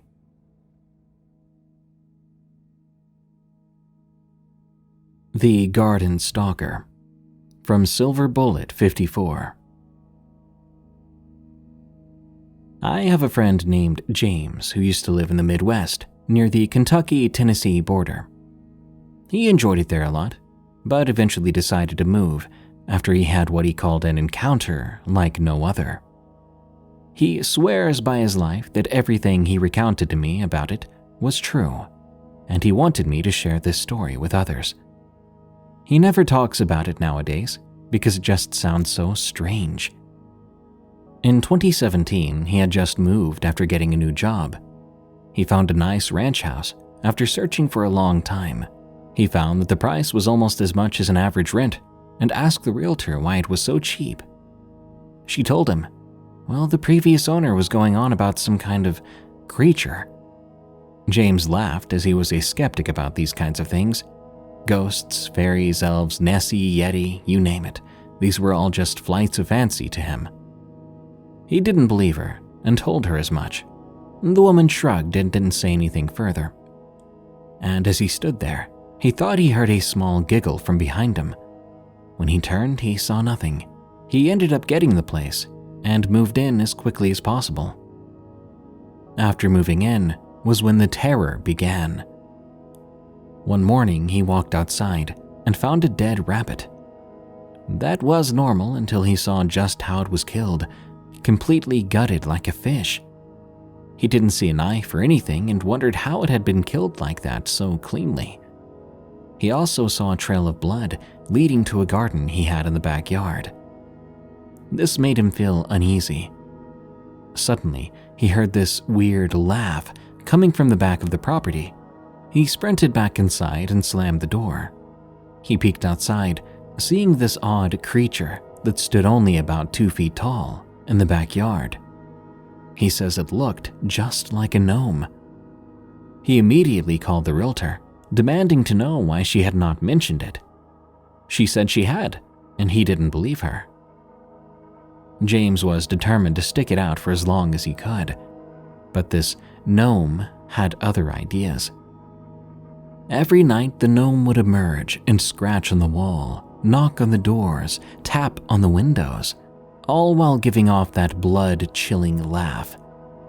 Every morning he would leave, but return at night. This gnome also gutted deer, more rabbits, squirrels, and birds, leaving the gruesome evidence behind for James to find. Eventually, James saw him come out during the day. In fact, James always looked all around his property before he left to go somewhere, so that he wouldn't be ambushed. One day, he came back from a movie at a friend's house and saw the gnome watching from behind a tree, just waiting. He and the gnome just stared each other down, but then the gnome began to frolic through the garden while laughing. James had had enough. He quit his job and moved away. On the day he loaded his final possessions, he turned out of the driveway and was going down the road when the gnome ran right out onto the road. James slammed on the brakes and waited. The gnome glared at him, then smiled and ran off. I don't know if someone else owns that house now. James doesn't know, and he doesn't even care. He and I both have the same thought. Whether or not someone owns it is a moot point.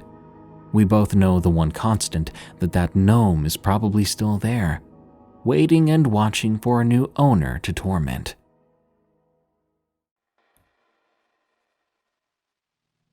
Creature near a military outpost. From Peak. Before I begin, this is not my own personal story. This is a story my dad told me some time ago, and I'm now sharing it with all of you as it recently came back to my mind. This happened in the early 90s. At the time, there was a war in my country, so my dad ended up in the military like everyone else his age. After his training, he was sent to some old military outpost in the middle of nowhere. The nearest form of civilization was a small village located 15 kilometers or 9.3 miles from where he was stationed. So yeah, it was literally in the middle of nowhere. He was stationed there with one other guy named Sam. Their only job was to be on lookout for enemy troops. But since the outpost was located so far from where the war was taking place, Sam and my dad didn't really have anything to do. They kind of just hung out, playing card games, drinking cheap beer to keep themselves occupied.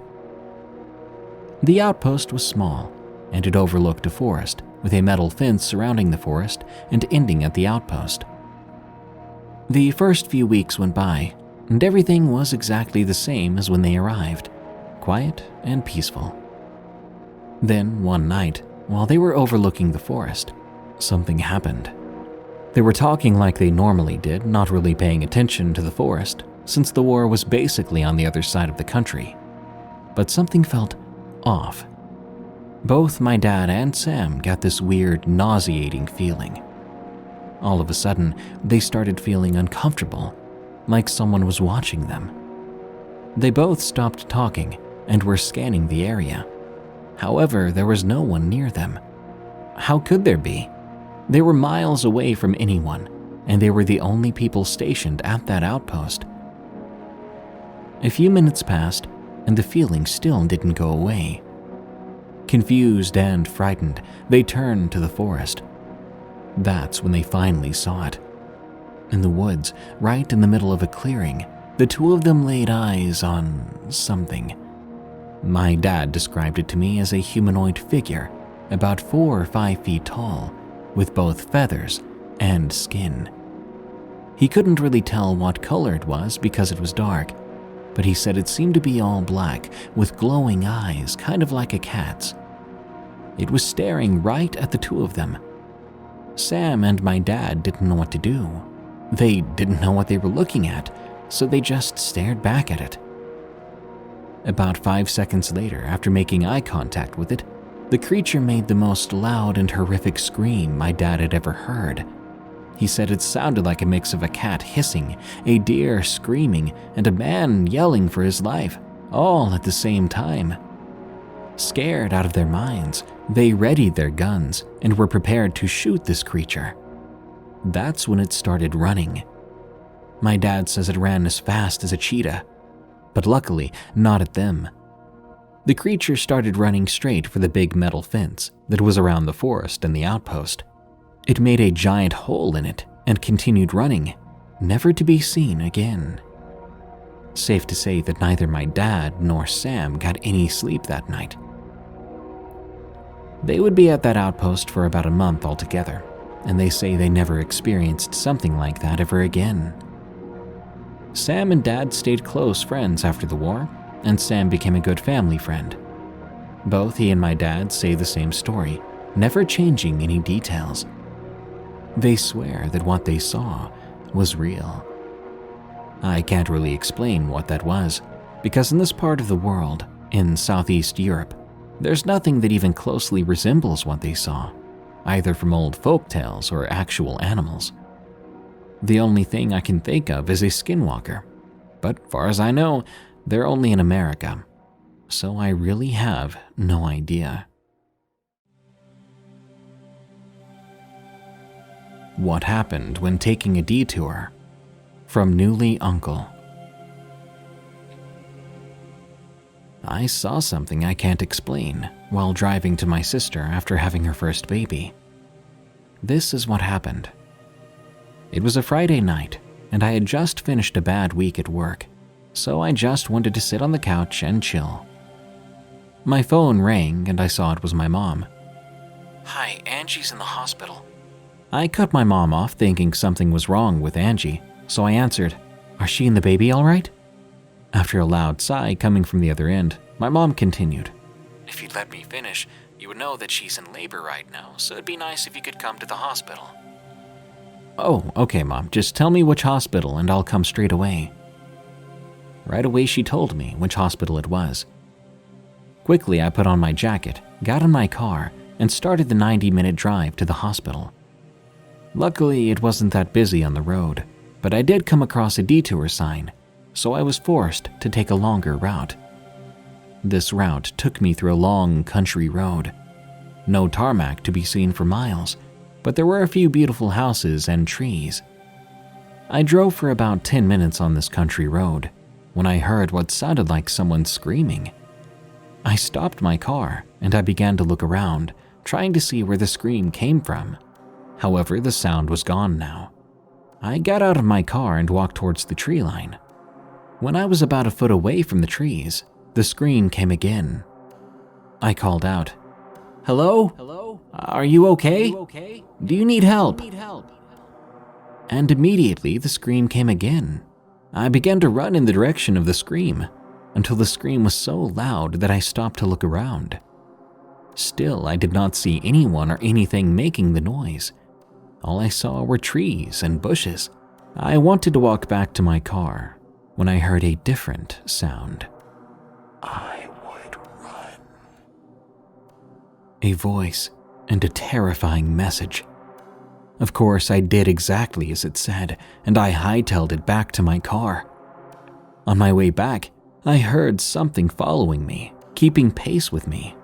I grabbed my car keys, and when I saw my car in the distance, I pressed the unlock button. When I was at the car, immediately I opened the door, got in, and slammed the door shut, quickly locking it. I took a look at the tree line nearby, and I saw something standing between the trees. Glowing yellow eyes, rotting skin, bones that could be seen through that skin. The look of this creature sent chills down my spine, so I quickly started the car and floored it. The road was full of bumps, but I didn't care. All I wanted to do was to get away from that thing. After about half an hour, I finally hit tarmac again. I was so happy that I was on the highway. When I reached the hospital, my niece was born already, and of course I got to hold her. When it was time to go back home, I told my mom I'd like to spend the night at their place. I did not want to come across that thing again when driving home at night.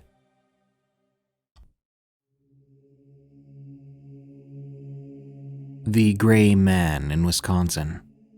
From Athletic Hunter 934. This encounter happened when I was younger. I was maybe around 10 at the time. I wasn't as athletic and in shape as I am now. The story starts when I was at my great-grandparents' in southern Wisconsin during a family get-together. They live on the outside of a small town called Norwalk. On my great-grandparents' property is several acres of woods. And as some of you know, the forest is not a very safe-feeling place. Me, my brothers, and some of my cousins decided to walk around the woods on the property. As we were walking along a logging road, we pass a pile of tires. I start to get this weird feeling, and being a kid, I didn't say anything to the others. As we pass by this pile of tires, I turned around. I look over at the deer hunting box stand nearby, which was where I got my first deer a couple of years ago. And as I turn around, my brothers and cousins are gone. Confused, I walk up the hill, still on the logging road. I reach the top of the hill. I wanted to get a good view to see if I could find my siblings and cousins. As I turn back to face the way I came from, what I saw then still has me confused to this day. I saw a man walking along the trees next to a field about 40 yards away. The man, or what I thought was a man, wore no clothes. His skin was a very light gray, almost white, and it appeared smooth, with no hair at all on his body. In fact, I didn't see any genitalia. It didn't seem to notice me at the time. It was just walking along those trees. But then it stopped and stood still for what felt like a few minutes. After getting more details about what I saw, I ran down the hill on the other side, and thankfully, I ended up running into my cousins and brothers, who were at the bottom of the hill. Being me, I didn't say anything to them. I'm now 17, turning 18 in September. And even now, walking through the woods when I go hunting gives me the same feeling I had that day. Transylvania Brigalici, from Opris Vlad. I live in Romania, more precisely, Cluj-Napoca city, widely known for the Untold Music Festival. As you may know, this region, Transylvania, is popular for vampire myths and legends. Today, however, I want to present a different kind of native creature that may roam freely in the dark.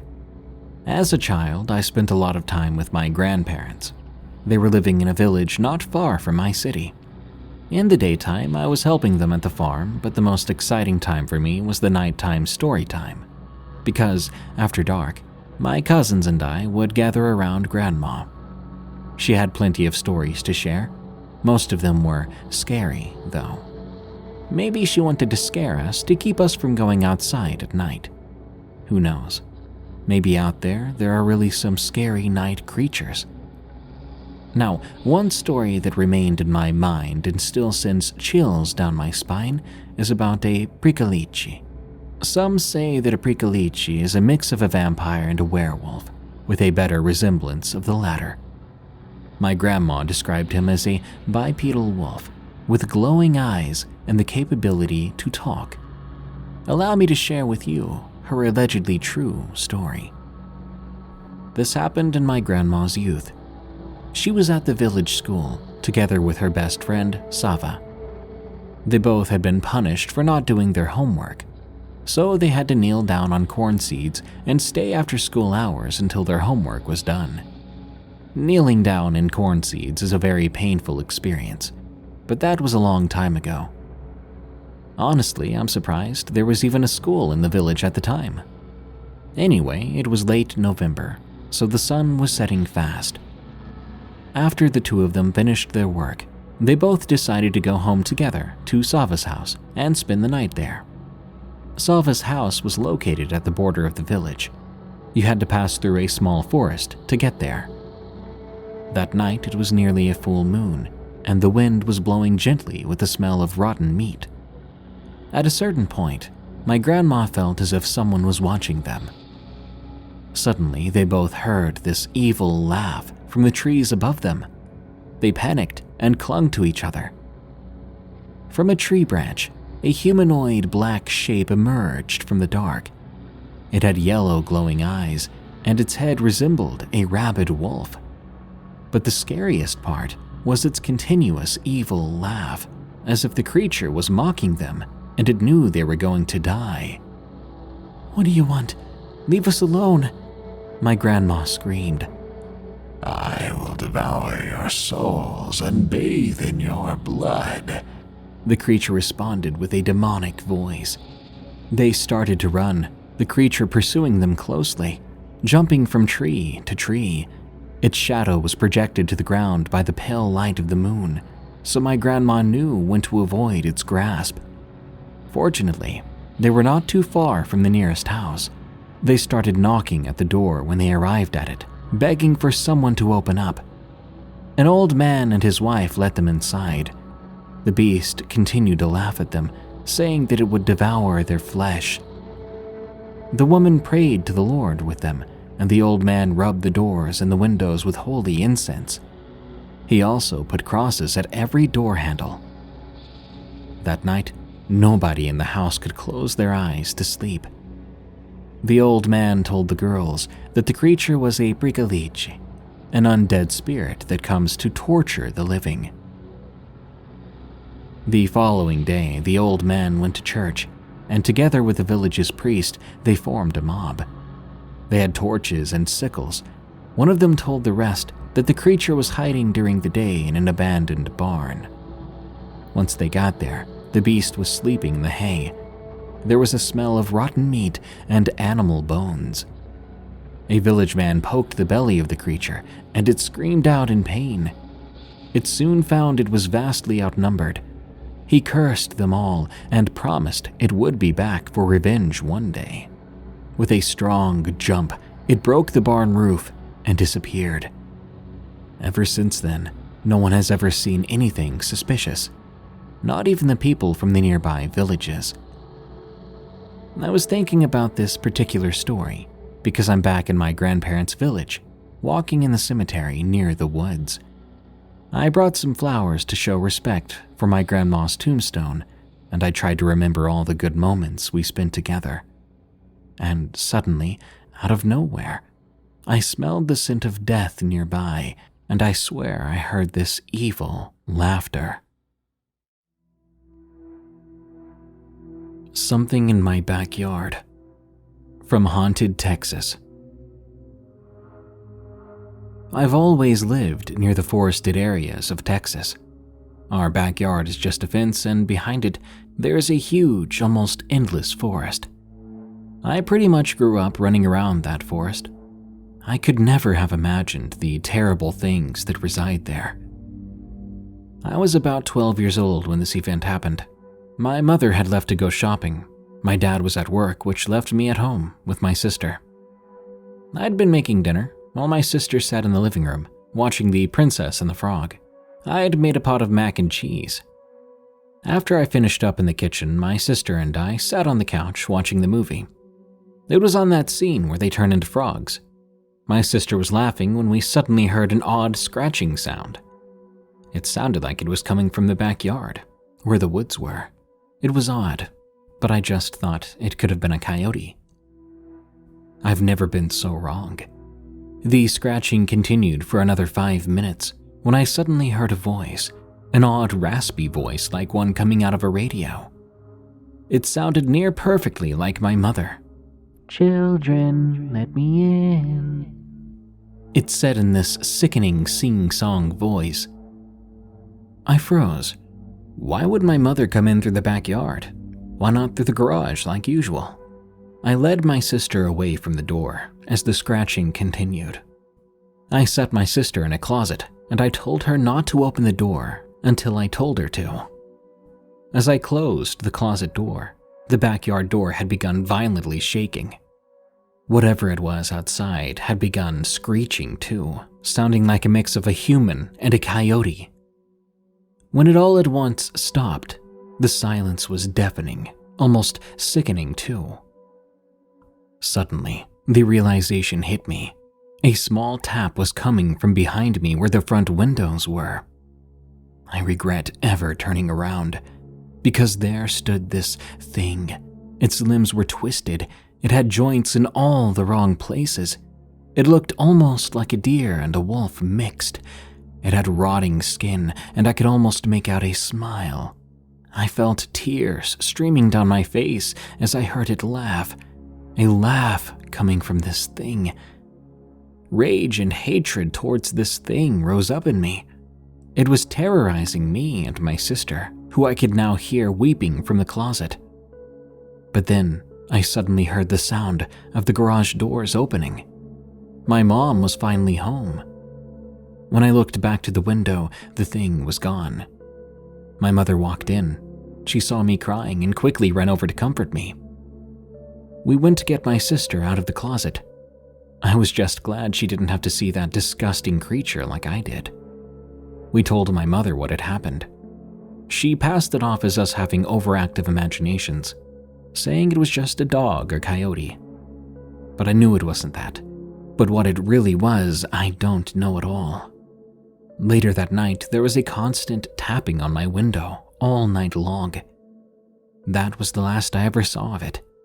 I hope it was the final time I encounter it.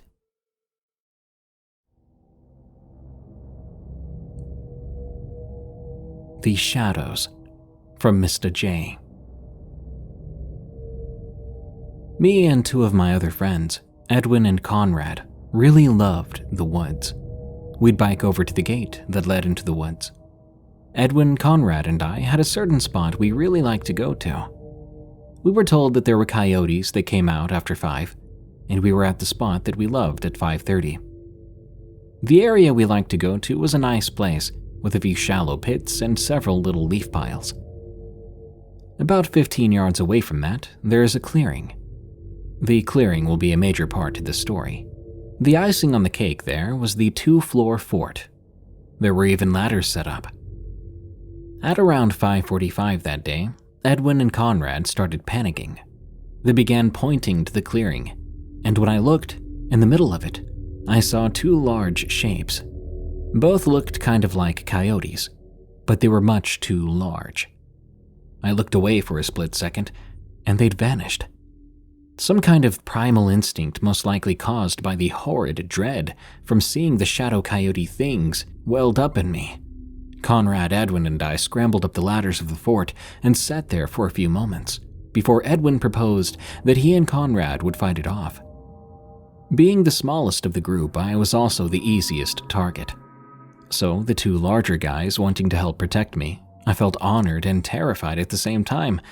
Then that terror turned to cold, primal, inhuman fear. I was horrified. Conrad had heard something towards the other side of the woods. The 3 of us formed a circle, each of us on a different side. We scanned the woods, and after a few moments of silence, we bolted, jumping the fence into Conrad's yard, which, to much convenience, we were just a bit behind. The 2 boys bolted, leaving me in the dust. They ran and beckoned me aggressively, telling me to run too. I listened, adrenaline pounding in my ears. We never ever returned to our fort again, in fear of those shadow things.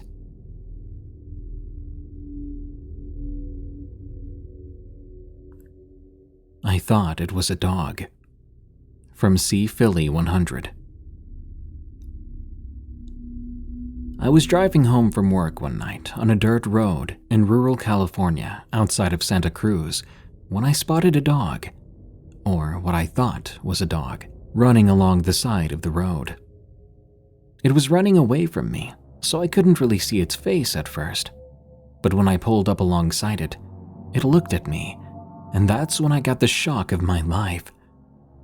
The face of this animal looked like a human, although its eyes were reflecting the light, giving the creature a somewhat rather animalistic appearance.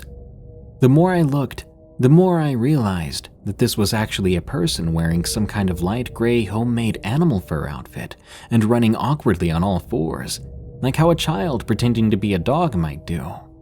The person had a skull on top of their head that might have been a dog or coyote, with more fur on top of that. I say person because I couldn't really tell if it was male or female. Their body was mostly covered in fur, and their face was painted white and red. It wasn't a very large person though, as it really did look like a dog at first. After it saw me, it stood up and started slowly walking towards the car. I wanted to scream, but I couldn't move. I felt as if I was under some kind of mind control or something. I couldn't take my eyes off this person. Steadily, they approached my car, 1 foot in front of the other with their arms down at their side. Then they smiled at me, and I saw that their teeth appeared to have been sharpened down to triangular points.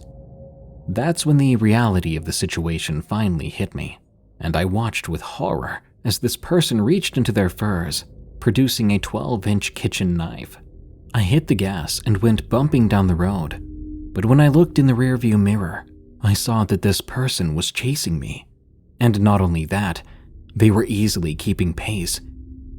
I was probably only about 100 yards or so from my driveway when I crashed into a ditch on the side of the road.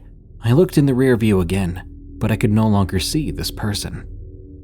I threw the door open and didn't even bother closing it. I just started running as fast as my legs could carry me, all the way down my driveway and into the geodesic canvas dome tent where I was living at the time.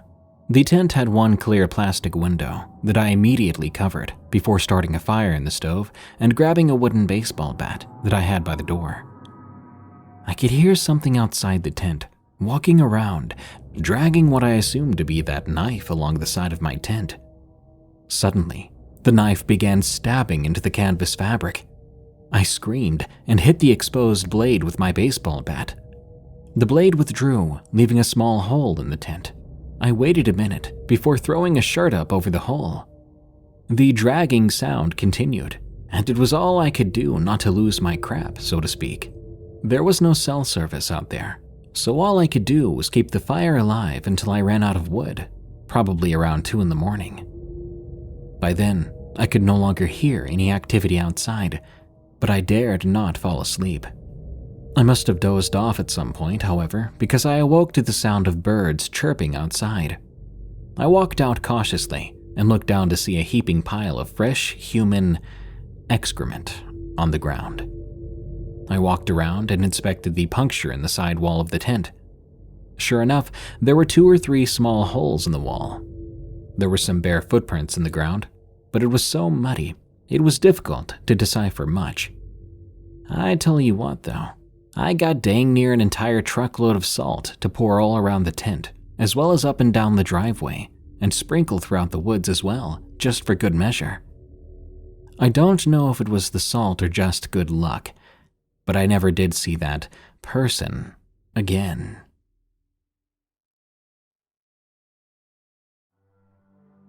I've always loved summer camp.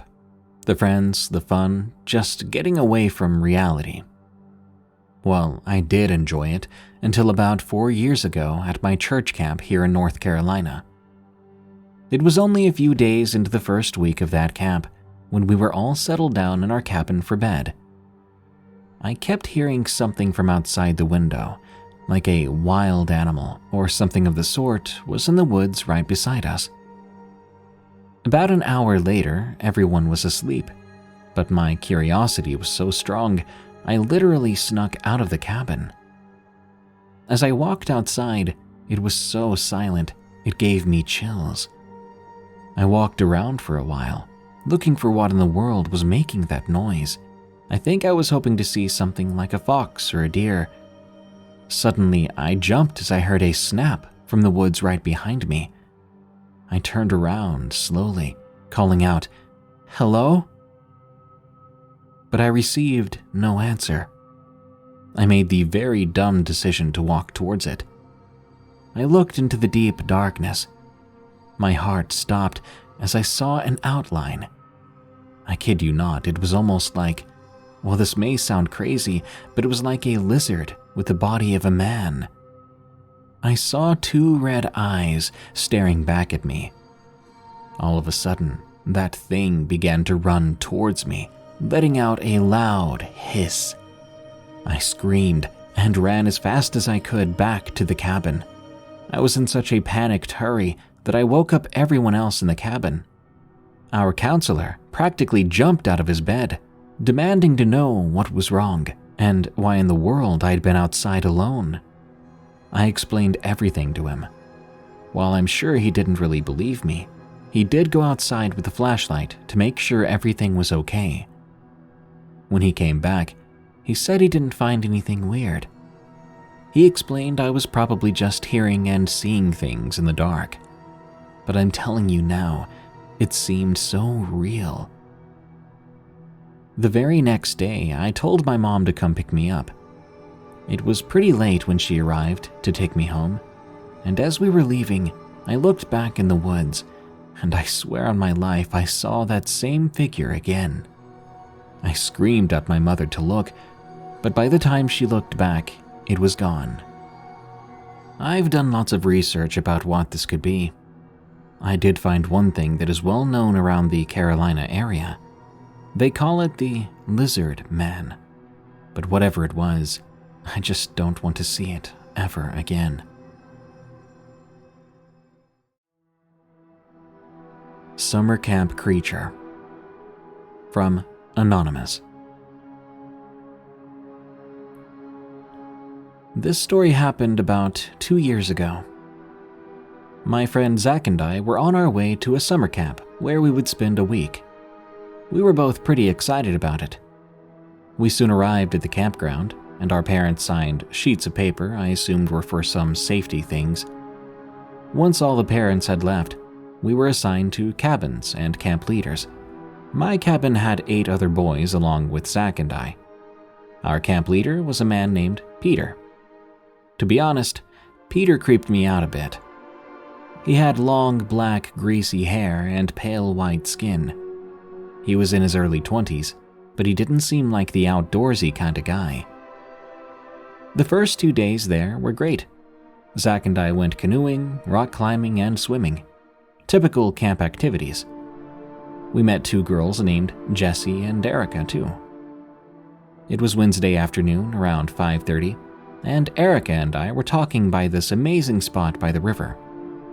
She told me where she was from and what sports she played. I told her the same.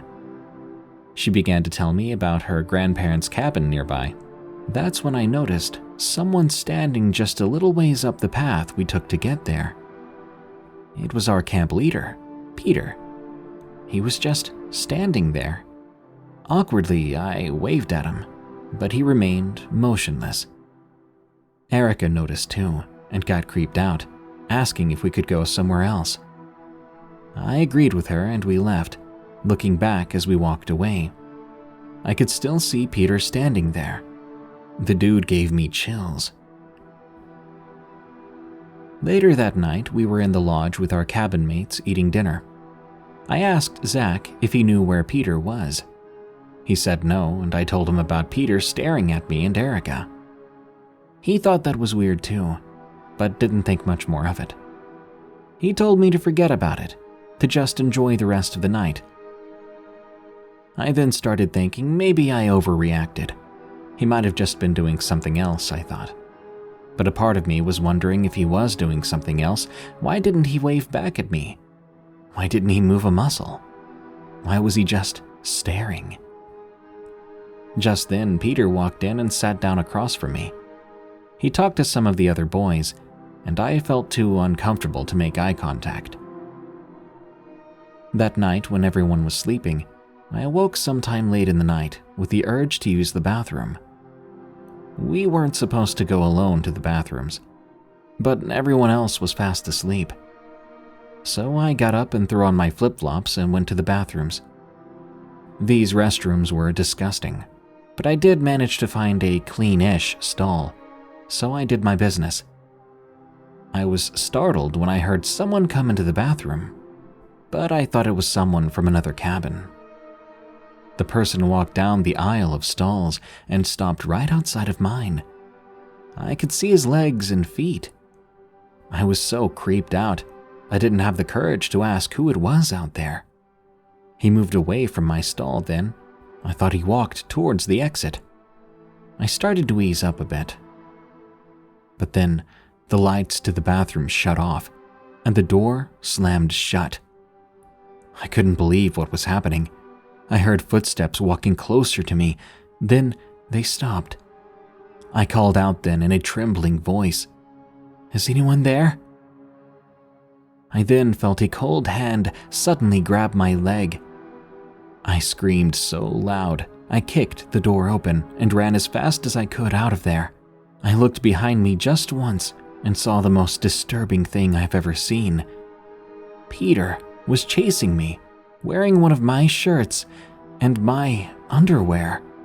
I ran all the way to the lodge, which I was so relieved to see was open still. 2 of the camp leaders were inside talking and eating chips. They asked what was wrong, and I frantically told them about Peter. They called somebody up on the phone and told me to sit with them.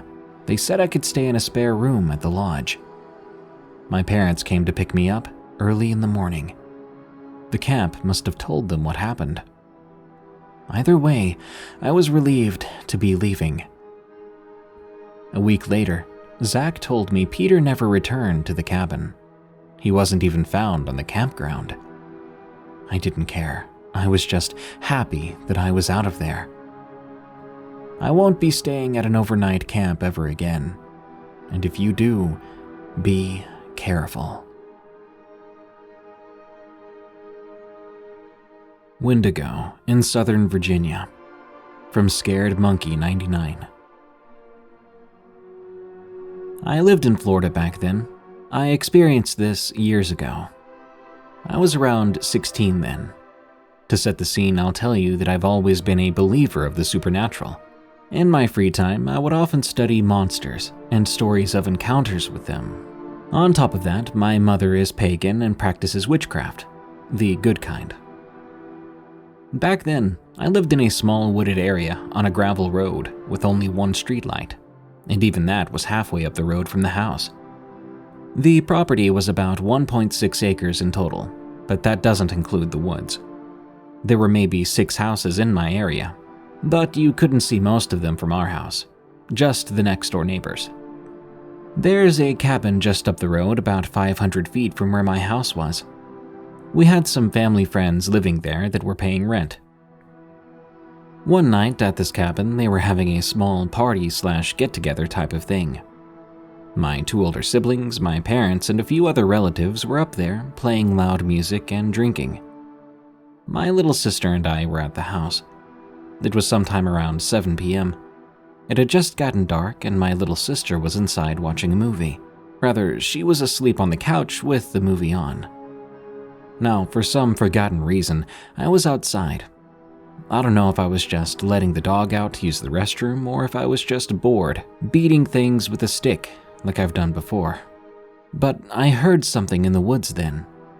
It was over near where we usually had our bonfires. It was about a good 100 feet into the woods in a cleared area, and the tree line was another 75 feet, give or take, from where I stood. I couldn't see that far due to how dark it was, and the trees, but I heard something moving around in there. Now, this isn't what bothered me. I'd lived out there for my entire 16 years of life. I'd always heard things out in the woods. It was usually either a coyote or a fox, but this time it was different. This sounded heavier. I knew that there were no bears in our area, and the biggest thing out there was going to be a coyote. But this was far too heavy to be a coyote. I could hear it from the side of my house. I was a little scared then, so I began to slowly make my way towards the front of the house, keeping an eye on the woods and the direction of which the sound of movement was coming from. As I reached the corner at the edge of my house that led to the front yard, still closely watching the woods, I saw them. 2 glowing pale discs that resembled eyes peeking out from the tree line. Now, as I mentioned earlier, my mother is pagan and practices witchcraft, so I began to wonder if she'd set up some sort of protection spell around the property, because the thing could move no further than the tree line. But then, I swear it began to talk. It had the most bone-chilling voice I'd ever heard. It was this low, raspy, harsh sound, like it was being forced. It was calling to me. Come here. I don't want to hurt you. I stood there motionless. It had spoken my name. How did it know my name? Every last instinct was telling me to run back inside the house, but I was terrified. I couldn't move. Come here, Kai. It said in a harsher tone. Come here, come here, come here. Realizing that it would not move past that tree line, I was able to find the strength to begin to move again. I had an idea of what the thing was.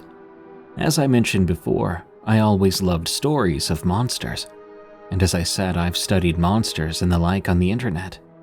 I believed it to be a wendigo, or a skinwalker.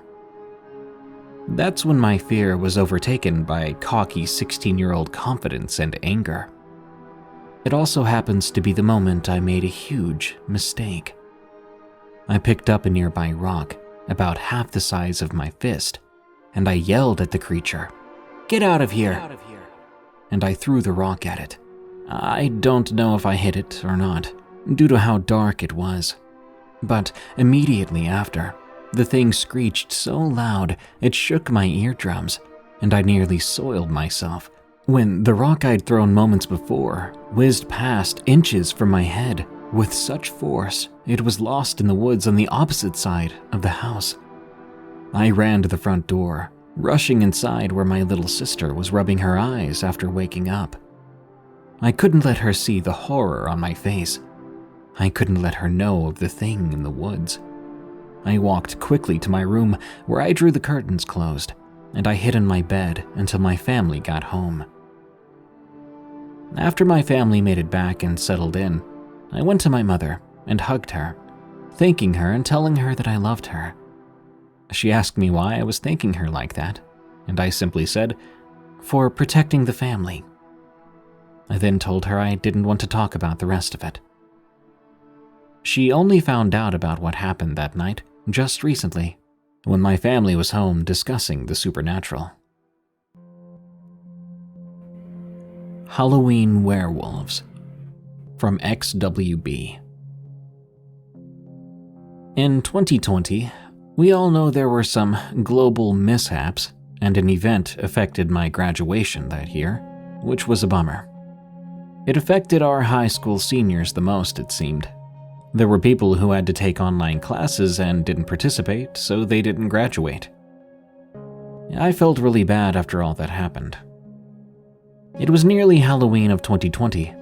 I thought to myself it'd be pretty cool if we all got together and had a lot of fun to make up for the awful year. So I thought of an idea to have a party.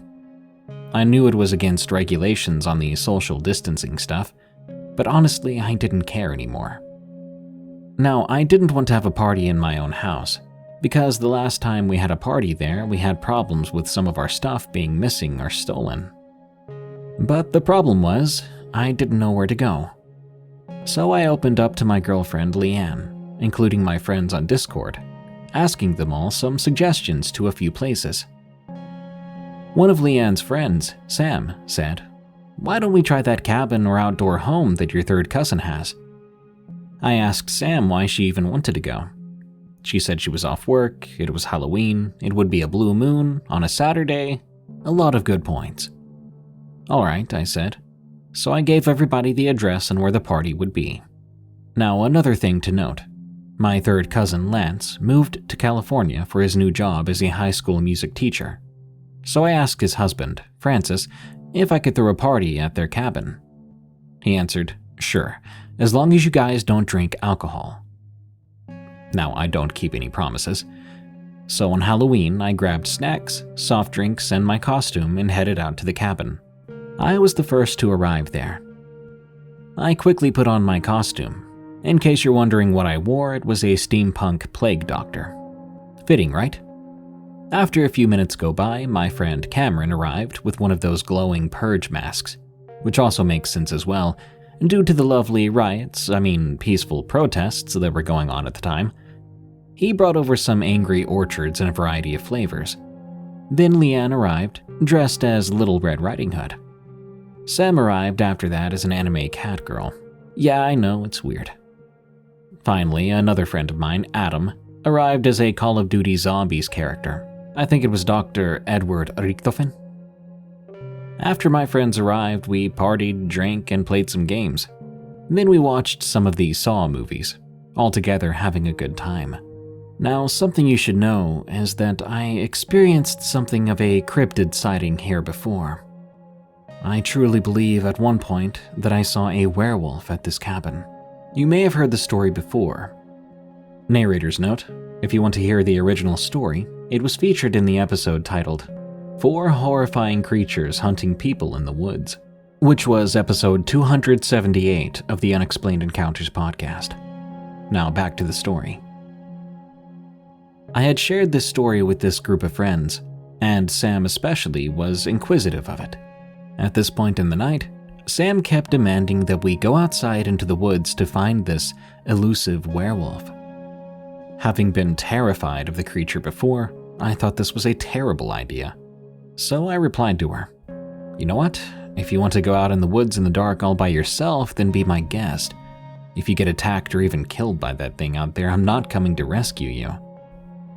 I said this not to be mean, just to scare her into thinking it would be a bad idea. But I was wrong, because it backfired. Sam immediately headed towards the door and left. Not a very big brain move of me. Leanne noticed that Sam headed out on her own and demanded we should try to find her before it was too late. If she wasn't going to be attacked by a werewolf, she might be attacked by a bear or coyotes. She could get lost. With a sigh, I agreed. Adam wanted to stay in the cabin because he was a bit afraid of the stories I've told. He was also scared of the typical wildlife out there. I can understand that. As silly as this may sound, the three of us grabbed our flashlights. We went out into the woods with our costumes on, looking for a friend. All the while, there might be some sort of monster on the loose. It might sound silly, but I can assure you this legitimately happened. Stupid? Yeah, we can agree on that. We were walking along the wooded road, and it wasn't long before I noticed that something was wrong. I turned to my right and didn't see anything weird, but I swear I heard something. Then it clicked. The noise, the position it came from, it was the exact same as 2 years ago. The only way to prove this was to do exactly as I did before. I told the guys to stop walking. And just as I predicted, the noises nearby stopped too. We were being followed. I whispered to them, "Do you have any weapons?" Cameron replied, "Yeah, I've got a pocket knife. Will that work?" "Are you kidding me? No." Well, I wasn't expecting to be stalked. Suddenly, we heard someone running behind us. We turned around, horrified, only to see Sam, petrified. Leanne immediately exclaimed, "Sam, thank goodness you're okay." Sam replied right away, "No, I'm not okay. Do I look okay?" "What happened?" She answered as I looked around, making sure the coast was clear. "I just went out to walk, wondering if I could see the same thing that Javier saw. I heard something behind me and... I'm sorry, you were right." I looked over to Sam then, confused. "So, you saw it?" She nodded rapidly. "Yes, huge tail, snout, everything." As soon as she said that, my heart dropped. If she hadn't been the one making the noises near us, then what was it? I looked down the road, and I saw it, the same creature that I stared down 2 years ago. We were reunited, face to face, only this time it was nearly 5 or 6 feet away. Holy crap. "What?" Leanne asked, then looked over and saw what I was seeing. She was speechless then. Before long, we all saw it. The creature before us made a loud growl. Then we began to hear branches breaking around us. There was more than one of them. I'd always believed there was just one. Leanne clinged on to me, and I wondered if we were about to die. Then, as if by some miracle, a gunshot was fired in the distance. These creatures scurried off in a hurry. "What just happened?" Cameron yelled out. I looked out to where the cabin was, and I answered, "Adam happened."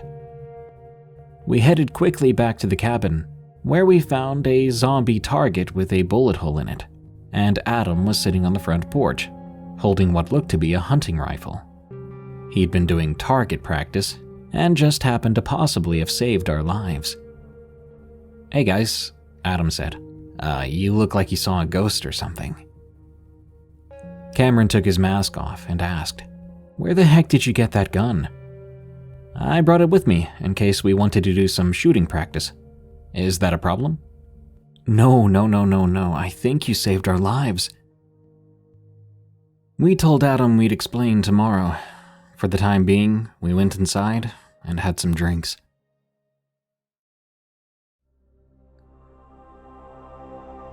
North Carolina Windigo. From Boo Mc20. This happened in July of 2022. I live in the Uwharrie Mountains in North Carolina. We have goats and chickens in a large fenced-in area. One night I'd gone to grab something out of my car, when I heard my goats making distressed noises. I could hear them running around in the pasture. I went inside my house, grabbing my AR-style rifle. I then jogged out to the pasture they were supposed to be in. When I got to the fence, I opened the gate and walked in, and I began to check on the goats, counting them all. After I counted all the livestock, I started walking around the fence line. I got to a point where the fence drops off to a valley or ravine. Just over the fence was this creature. Whatever it was, it had this grayish-blue skin, almost like ash, and it looked like it didn't have a nose or lips. It had 5 fingers and they looked like claws or long nails on each fingertip. The thing's eyes were this blue-gray color, almost the same as its skin. I locked eyes with it for a few seconds as I slowly clicked the safety off of my rifle, bringing it to my shoulder. As I did that, the creature let out this almost human-like scream. It sounded a lot like a woman yelling, but distorted. As it screeched, it stood up and turned away from me. I swear that thing stood about 7 or 8 feet tall. It looked back at me one more time before it took off back into the woods. It moved so fast, it looked like it almost vanished. I stood there dumbfounded for a minute, then I turned and ran back to my house. When I made it home, I locked the doors and let my mom know what I'd seen. I really don't think she believed a word of it, but I did insist on it. She noticed how scared I was. I talked to my dad about it too, and he told me to never go in the woods after it gets dark alone. Since then, I had a few weird things happen. In September, I was with my friends walking in the woods since we had a cabin close to my house. Some of my friends stayed behind, looking at some old housing structure about maybe a half a mile from the cabin. A few of my friends and I went ahead and it started to get late, so I turned around and headed back to where they were. As I got close to them, I heard my name being called in a distorted version of my friend's voice. To this day, I'm not entirely sure what I saw or heard. I almost think it was a wendigo, but the area I live in doesn't really match what folklore I've heard. Then again, there is a Native American burial ground close to my house. If anyone can help me figure it out, that would be great. Warning: the following story contains depictions of violence against livestock. The Monongal, from Synonymous. I don't remember a lot about my grandpa. I was only 7 when he passed away, and we only visited once a year. Grandpa was an immigrant from the mountains of the Philippines. He came over when he was in his early 20s with my grandma. Before that, he lived on a small cattle farm with his family. I remember the last time I saw my grandpa. I had a bad case of the flu, and back then, my parents could not afford to take a week off work. So I stayed on the couch with my barf bucket, watching TV with my grandpa, who quietly read a book next to me on the recliner. Eventually, I turned off the TV because of the pain it was causing my head. Grandpa wasn't much in the way of an entertainer. As a father, he spent most of his time working, leaving the children with my grandma. When he asked if I wanted to hear a story, I was hesitant, but I reluctantly agreed. The following story always stuck with me, and with the help of my mother, who had heard the story many times herself, I will retell it to you. I did my best to recreate the way he told me this story. It was a busy day on the farm. We were working to repair the damage done by a massive storm, which had swept through that area. My brothers and sisters worked tirelessly on damaged fencing and the various structures we used to house machinery and animals. Back then, we had no weatherman telling us the weather of the days to come. The storm was a big surprise to us. We could tell it was going to rain, but we'd had no idea the severity of it. We spent so much time reinforcing the house in cold rain that we'd forgotten to make sure the cows were sheltered in the barn. It was my duty to find them in the fields and make sure they were okay, especially one particular female who was with child. Flashlight in hand, I walked through the dark, muddy field in the early hours of the morning, before my siblings would begin repairing the damaged structures that day. Our field was particularly unkept, with small segments of forest and lone trees where the cattle could find shelters from the storm. There weren't too many predators in the Philippines, at least no predators that could have threatened me in that field. The worst threat were cobras, and I was fairly confident that my rubber boots would protect me. After some time, I found the herd, and they looked to be in mostly good shape. If anything, they were a little dazed and frightened from the storm. Or maybe it was from the person shining a light in their eyes as they slept. I did a quick count of the cows, and after recounting, I came to the realization that one cow was missing. I quickly realized it was the pregnant heifer. This wasn't particularly surprising. Pregnant cows will usually separate themselves from the herd. I groaned as I walked to find her. It wasn't all too difficult to find her, it was just tedious, as she had a tendency to hide in a small wooded portion at the very back of that field. As I approached the small bundle of trees, I was shocked to see that the cow was not there. If she wasn't there, I had no idea where she could be. I was beginning to worry the cow had found a break in the fence and left its field. I wanted to be sure, so I made sure to recheck the fields as I walked back. I shone my flashlight in all directions, looking for her, just in case. What I happened upon, however, was much worse than I could have expected. In the distance, I landed my light on something. It was too far to tell exactly what, but I could see red.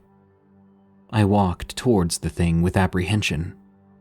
As I approached, I finally realized what it was. Not because I recognized it, but because the smell of copper filled my nostrils and brought a sense of dread. Blood. It was blood, catching the morning breeze just right and traversing right to me. I'd never seen something like this, especially on this scale. I'd seen the odd rabbit bitten by a snake, but to see a fully grown cow slaughtered so brutally, it was terrifying. I was fairly certain there wasn't something big enough to kill a cow out here, except maybe a crocodile, but the nearest river was too far away. And the marks that were left, it could not have been a crocodile. These were claw marks, distinct large claw marks that covered its disemboweled stomach. I stared into the animal's lifeless eyes, frozen in the moonless night. As I stood with a blank, fearful mind, I heard the loudest, most terrifying and powerful sound I'd ever heard, or will probably ever hear in my life. From directly behind me, there was an ear-piercing screech that made me jump forward. It's hard to describe the sound.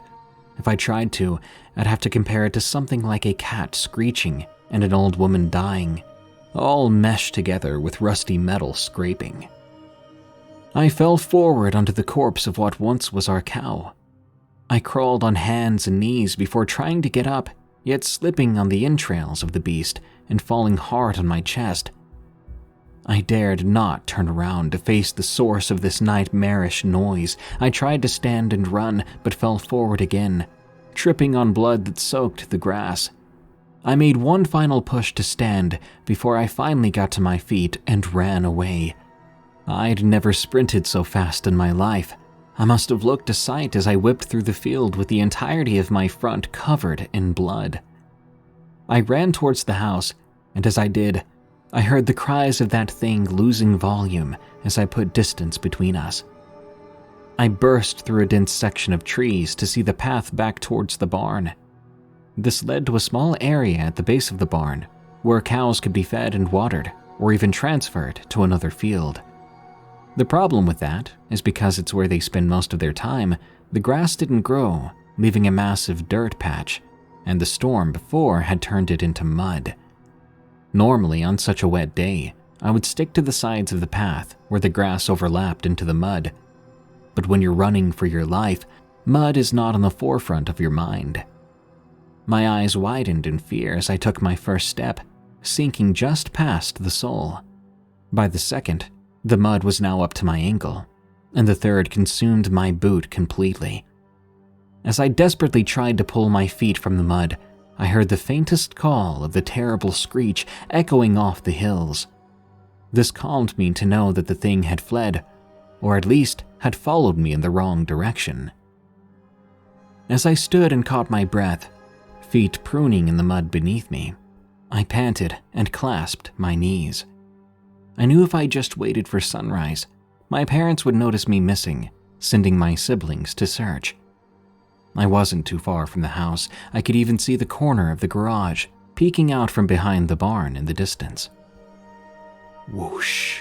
My eyes widened as the recognizable sound of large wings flapping from behind me startled me out of my state of shock. I turned. Only a few feet away from me, I saw a creature born of nightmares. It was around 40 feet away in the air. In the dark of the morning, I first could only see the large wings, but as it drew closer, I saw the feminine figure of a woman's torso between them. As this thing slowly flew closer, I desperately tried to move, tugging and pulling against the mud, further digging myself into the mud. I settled on leaving my boots behind as I stepped out of them to gain no more than 4 feet of ground between me and that legless form moving towards me. I stood, shoeless feet stuck in the mud, unable to move. What was almost certain death flew towards me at a breathtaking pace. I stared in awe and prepared for unspeakable pain. Suddenly, light began to illuminate the horror before me. It didn't even register in my mind. I just took in the blood-soaked maw and razor-sharp teeth of the creature. Where its legs were supposed to be, there was only blood and leaking entrails, hanging from the hole in the middle of the creature. The beast opened its mouth in a painful cry, but what came out was a distant cry which echoed off the mountains. The thing shielded its face before flying off into the night. By the time it was gone, it finally hit me that the light was caused by the breaking of dawn's first light passing through the trees. It took another half an hour before my brother eventually wrenched me out of the mud. When we returned, my family had many questions. Why was I stuck in the mud? What chased me away from the field? Where was the pregnant heifer? I didn't know how to respond, so I just took them to the body. While my mother and brother stood in shock, examining the body, my father took me to the house, giving me the rest of the day off. He would later explain to me that the thing I'd encountered was called a manangal, a creature that tears from its lower body in the dead of night to feast upon the unborn, and I had narrowly escaped it. I'm ever thankful to this day for the opportunities this country has given our family, but I'll also be thankful to be as far away from that thing as possible. Grandpa's story scared me more than he expected. After hearing it, I was up for weeks worrying about a half-woman with massive wings climbing her way into my room to devour me. Of course, my mom was not thrilled with my grandpa, but I would always remember my grandpa as the hero who escaped it. Watchdog from The Tearman. This was a horrific encounter I had during a getaway to a mountain cabin. After a long drive, we finally made it, pulling into the driveway of that cabin. It took longer to get there than we expected, our journey hampered by snowfall, but we made it. I stepped out of the car to get a better look at the place, shielding my eyes from the frigid wind and snow blowing around me. It was pretty much perfect. A squat structure on top of a snow-dusted hill, the only sign of humanity for miles around. My boyfriend and I had been looking forward to this trip for months, a weekend tucked away from the world in a corner of the Irish countryside. "It's beautiful," said my boyfriend, joining me outside the car. "Let's get inside before we freeze to death." We grabbed our things from the car and scrambled our way up the snow-strewn path to the cabin. The short journey from car to cabin alone was enough for me to lose feeling in my fingers and nose. However, the bitterness of the cold was soon forgotten when we had a fire roaring in the pot-bellied stove, steaming cups of tea in hand and stew bubbling on the range.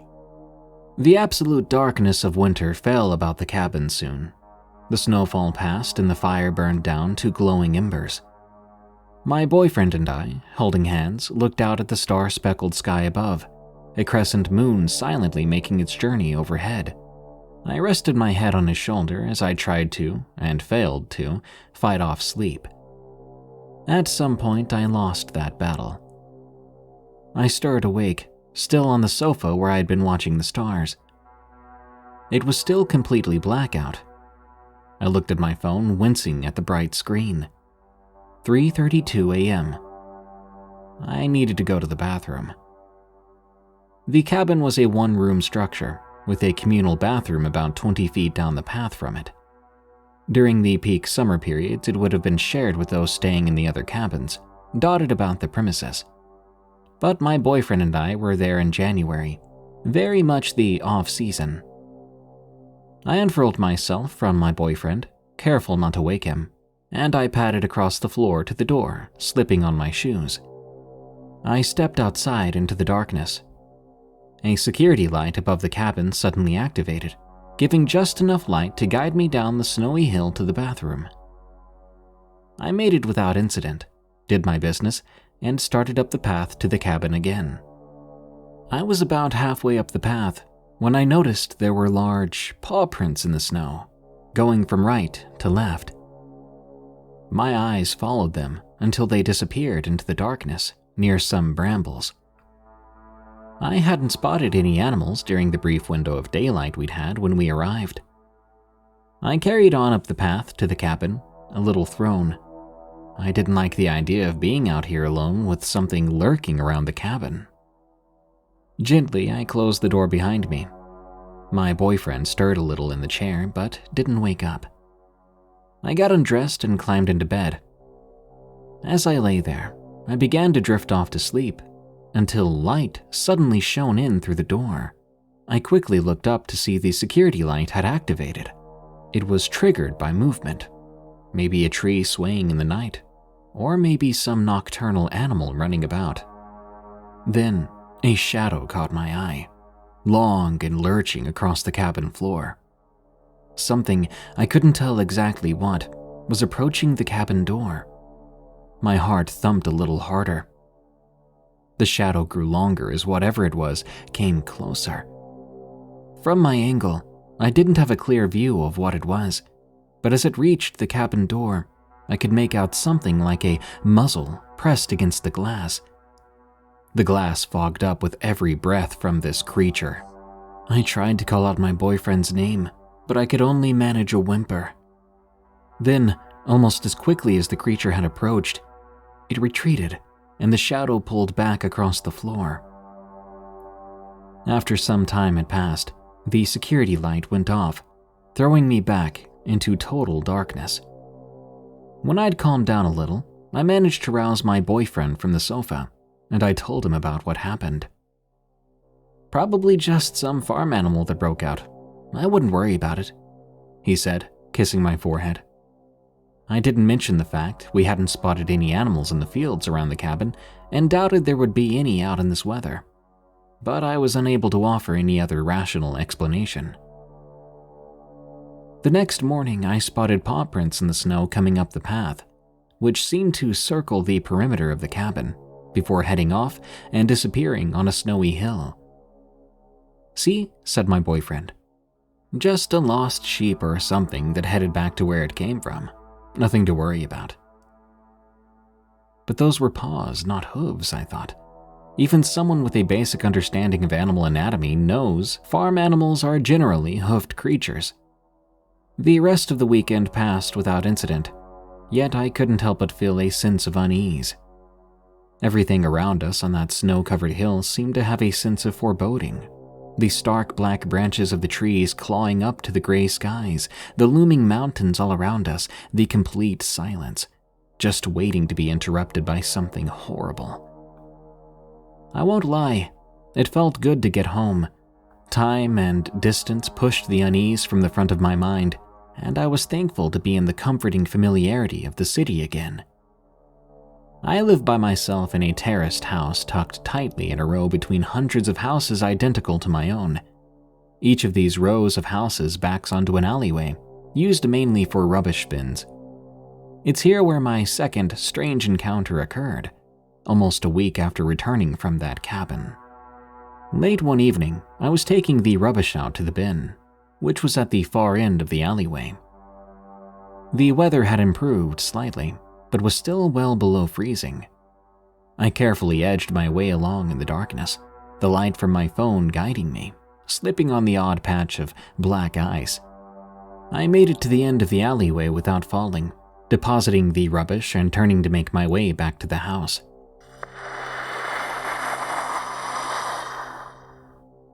A low, rumbling growl came from somewhere in the dark behind me. My heart pounding, I looked back, shining my phone light. A wolfhound of unconscionable size stepped out of the gloom, teeth bared in its gaping maw, thick globs of drool falling, and its red eyes staring at me. Without thinking, I began to run in the opposite direction, immediately slipping and falling on the ice. My elbow cracked the concrete and sent a blistering white lightning shot of pain up my arm, causing me to drop my phone and sending it scuttling into the darkness. I flipped onto my back, only to see those red eyes looming ever closer out of the black. I closed my eyes, ready for this creature to sink its teeth into my flesh. But after what felt like forever, I opened my eyes once more, finding only darkness. No snarling creature, only the sound of my ragged breath and the distant low droning murmur of nighttime traffic. After some hesitation, I managed to get up and grab my phone. I shone it around the black alleyway, but nothing was there. Once I made it back to the comforting warmth of my home, the whole thing had seemed absurd. Our alleyway is gated at both ends, so nothing could have gotten in. Besides, we have no wild animals resembling what I'd seen alive in Ireland. No wolves, coyotes, nothing as incomprehensibly large as what I thought I'd seen in that alleyway. The closest would be the Irish wolfhound, a domestic breed of dog, almost 3 feet tall. Whatever creature I'd seen, though, stood at least a foot taller than that. I put the episode down to tiredness, but to ease my mind, I double-checked all my doors, making sure they were locked before going to bed that night. Some hours later, as I was getting ready for bed, I went to the bedroom window to draw the curtains. I froze. Staring up at me from the dark alleyway below were those two menacing red eyes again, peering out of the blackness of the night. I blinked hard, only to find the eyes were gone. I closed the curtains quickly, crawling into bed, disturbed by what I'd seen. It was at this point I began to question my own sanity. One instance of seeing something out of the ordinary, it could probably be explained away. 2 instances, perhaps just some coincidence or my mind playing tricks on me. But 3 instances, then you're entering the territory of either being correct or mad. I didn't turn out my bedside lamp as I lay there, the dull ache in my elbow coming in waves, making my incident from earlier in the evening hard to forget. Too afraid to sleep, I picked up my phone and did a little searching on the web. I discovered a black dog as a recurring motif in English folklore, a supernatural creature often associated with the devil. Naturally, this didn't help abate my fears. The idea of some demon dog following me around is not conducive to sleep. I lay there terrified for hours. Eventually, my tiredness must have overcome my fear, and I drifted off. I was startled awake by a bang on the door. I sprang up, another bang, It was like something was throwing itself at the door with all its weight. The door rattled in its frame as whatever was outside continued to pound away. I was completely paralyzed, watching the door shudder, threatening to smash the door to splinters. The thing snarled and growled as it thrashed at my door. I was sure whatever it was would burst through at any moment, and then I seemed to inexplicably wake up. Morning light shone around the edges of the curtain. Had that awful encounter all been a dream? Emboldened by the idea all of this lay within the realms of my mind, I made my way to my bedroom door and opened it. My stomach sank. There were muddy paw marks across the white paint of the door and down the hallway. I followed them down the stairs and through the kitchen to the back door, which, despite having locked it last night, sat ajar, letting cool morning air rush inside. These muddy paw prints were huge, almost as large as my feet. I pulled the door closed, locking it again, with the fleeting fear that I might be trapping in whatever had come in last night. I sent a picture of the paw marks to my boyfriend, who called me back immediately. Through tears, I told him what had happened. In the alleyway and last night in bed. He had to work that morning, so he couldn't come over, but he told me to call the city council to have them send animal control out. This alone was enough to settle me, that someone could come out and capture whatever creature had gotten into my house last night. After several long holds and transfers, I was eventually connected to City Dog Control and Animal Welfare Department. "You're through to Dog Control and Animal Welfare. How can I help you?" said a voice unenthusiastically. "Hello, I'd like to report I paused for a moment. A large dog which broke into my house last night." Silence on the other end of the line. Frankly, I didn't blame them for this. The sentence sounded absurd as it left my mouth, and I would have reacted the exact same way if someone had told me the same. "Okay, and what time did this break-in occur?" "I'm not sure exactly," I replied, "but sometime in the middle of the night. The dog was big." "How big? German Shepherd?" came the voice.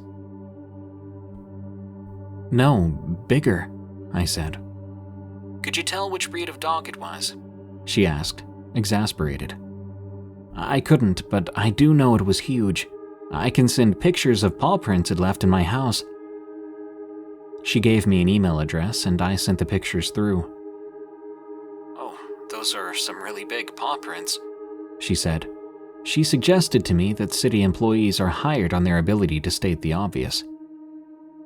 "I'll let the patrols know to keep an eye out in the area, and if you see anything else, don't hesitate to contact us." With that, she took my details and address and hung up. It was some small comfort to know that people in the area were at least looking out for the animal. Not that they would have had to try particularly hard. If it was still about, a giant dog wouldn't be the most inconspicuous of things. I set about cleaning up the muddy paw prints but couldn't scrub them off my carpets. A permanent reminder of the night. This was in equal parts traumatizing and relieving. On the one hand, I would think of that horrible night every time I saw the paw prints. On the other, it provided some relief that this entire episode was not just in my mind. There was physical proof of its presence. The rest of the day was, much to my relief, unremarkable. I went into the office thankful for the company of others, met my boyfriend on the way home, and made him dinner. He tried scrubbing the paw prints out of the carpet himself, but it was no use. They remained impervious to whatever cleaning product, despite how hard he scrubbed. It was like they were seared into the material. I waited, but the Dog Control and Animal Welfare Department never did call me back. That animal was still out there. My boyfriend stayed over every night for the next week, and while I shuddered whenever I saw those paw prints in the carpet, I gradually thought less about what happened. Time has a way of dulling even the worst of feelings. I decided to try a night alone in the house. "Are you sure you'll be okay?" "I'll be fine," I said. It took a little more to convince him, but eventually he relented. Fine, but call me if anything, and I mean anything, happens. As I closed the door behind him, I was struck by the silence of my house. It was the first time I'd been alone in a while. I went about my usual nightly routine, cleaning up a little, reading and ironing clothes for the next day. Around 11 p.m., I settled into bed, and with my heart rate rising, turned out the light. I expected to see red eyes staring back at me. Instead, there was only darkness. I put on a news podcast to fall asleep to. At some point, the whine of a hinge pulled me from my slumber. Half dazed, I looked up. My heart lurched right into my throat. My bedroom door was slowly opening. The air filled with this overwhelming musty odor of wet dog. And there it was, padding along at the bottom of my bed, muscular haunches rising and falling with every step, red eyes fixated on me. The beast stepped right at the foot of my bed, only inches from my feet under the duvet.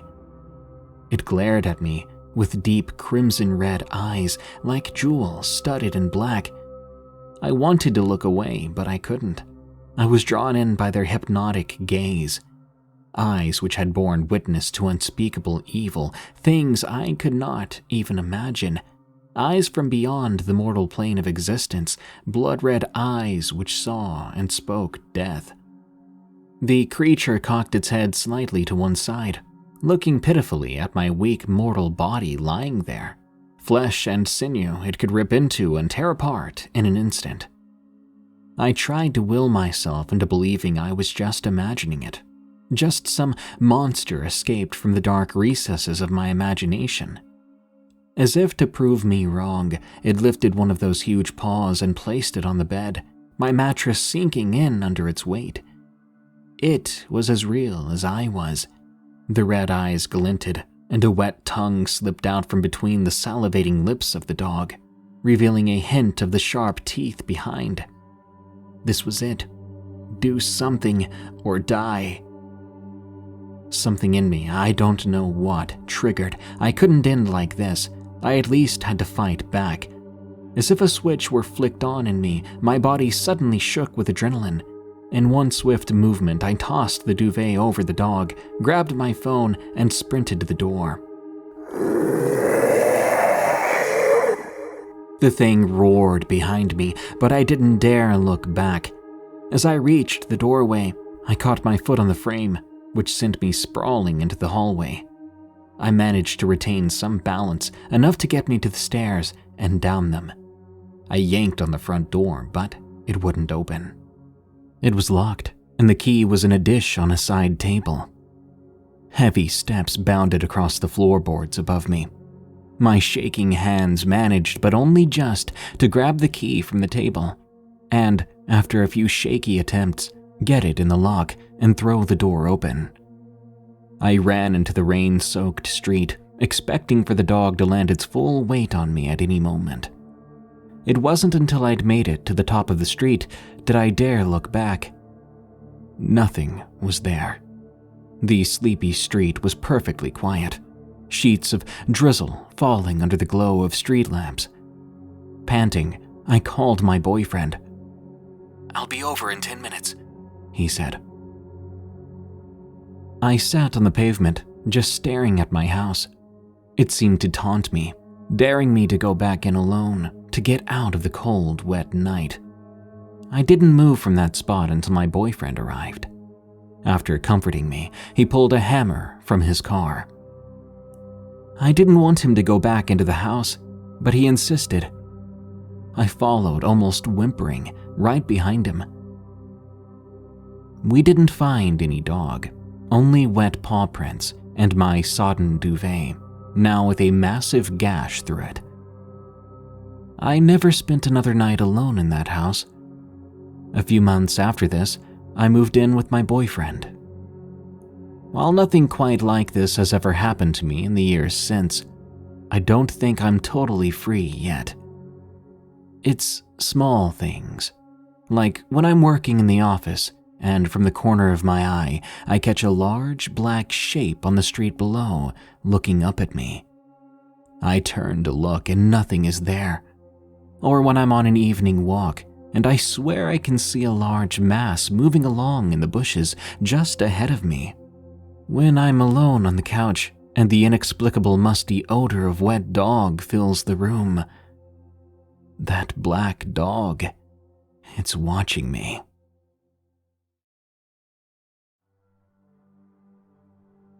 Possible Windigo in northern Alberta.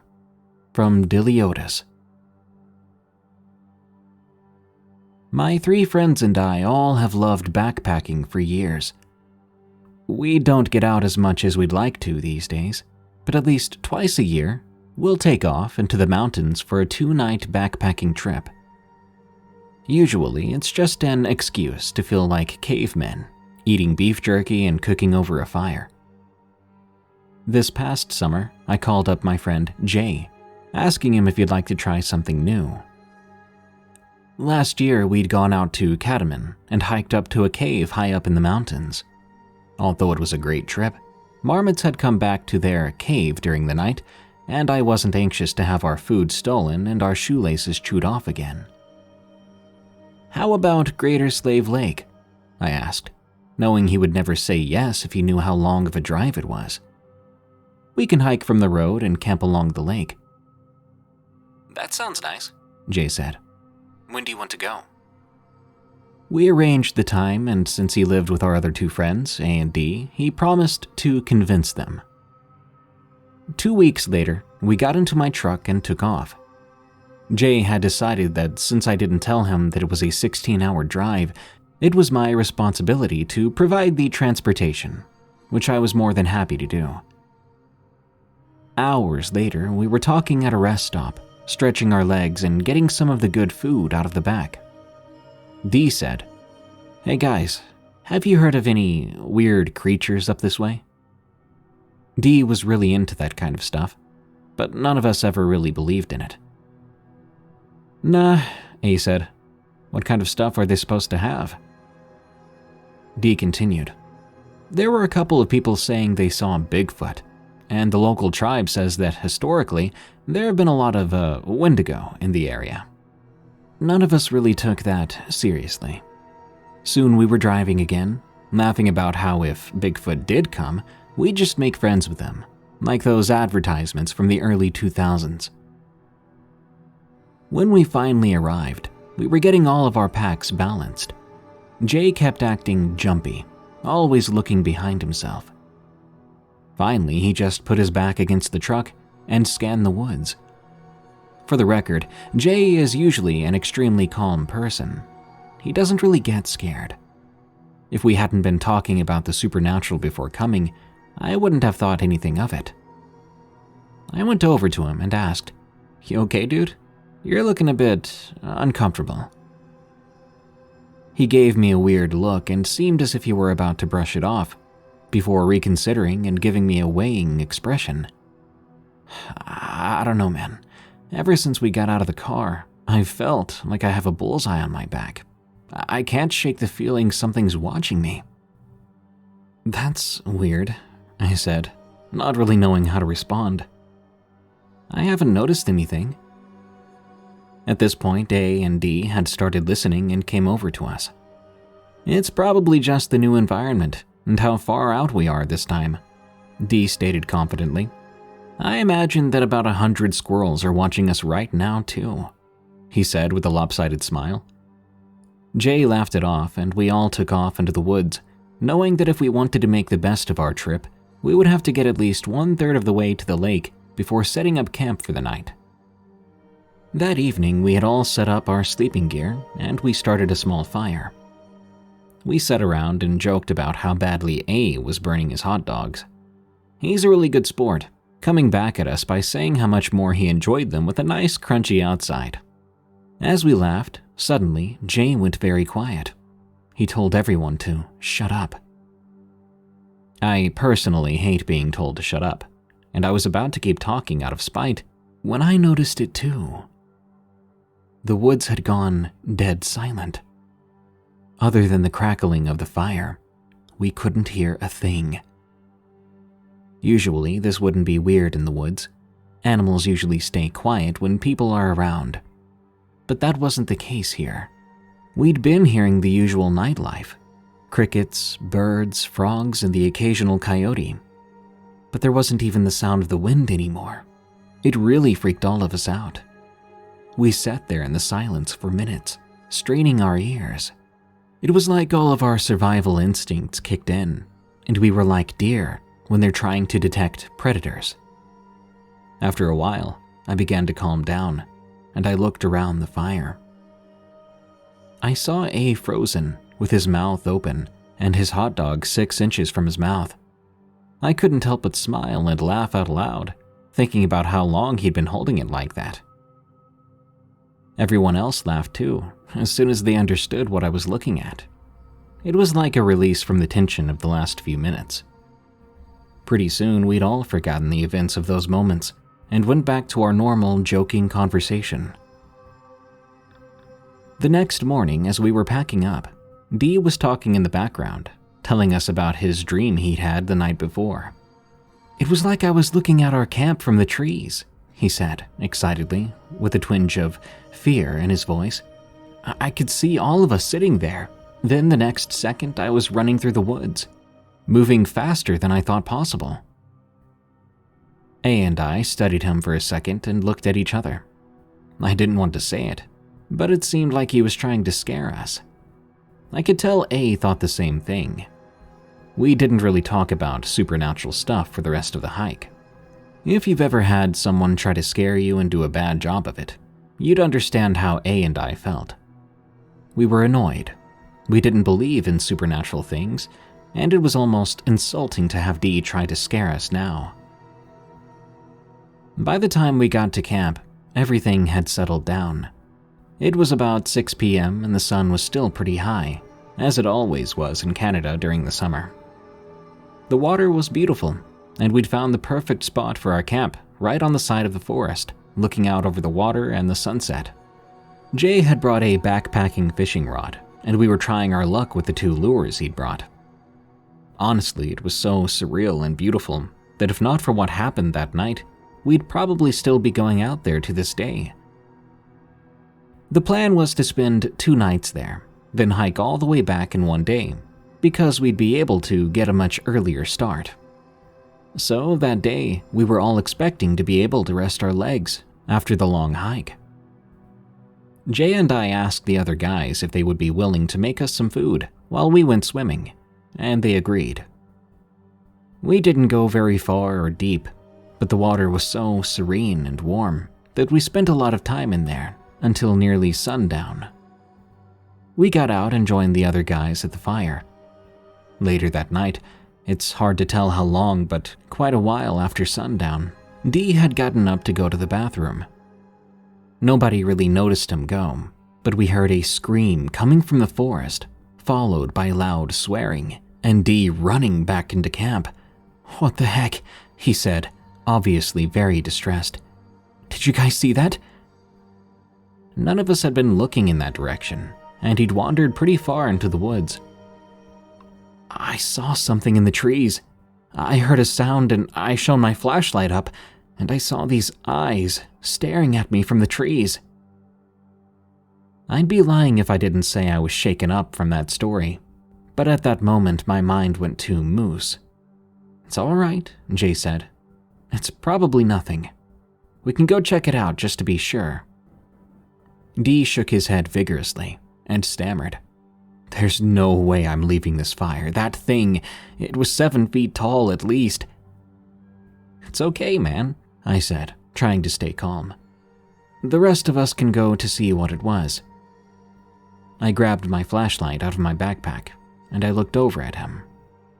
"You shouldn't go out there, and there's no way I'm staying at the fire alone." After some discussion, it was decided that Jay and I would go, leaving Dee and A at the fire.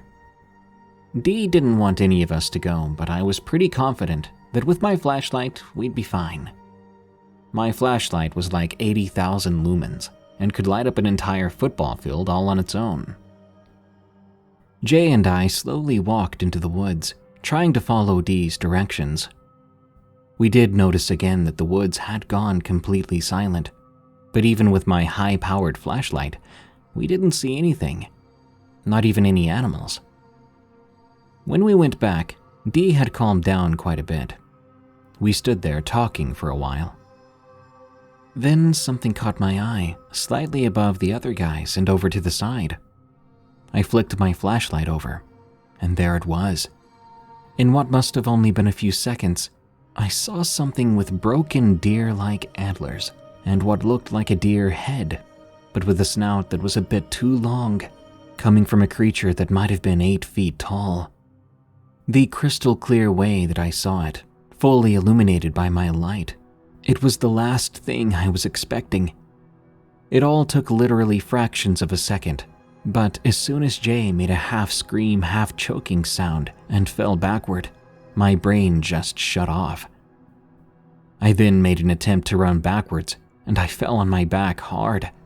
I scrambled around, trying to get up, but the sudden darkness and chaos around me disorientated me even further.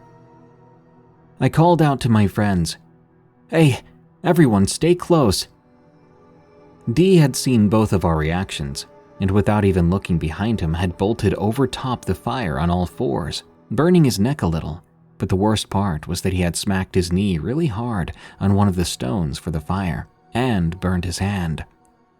He was lying beside it on his back, wide-eyed looking over into the woods. Since I was already on my back, I scrambled for my light and flicked it on, pointing it back in the direction I saw it. But it was gone.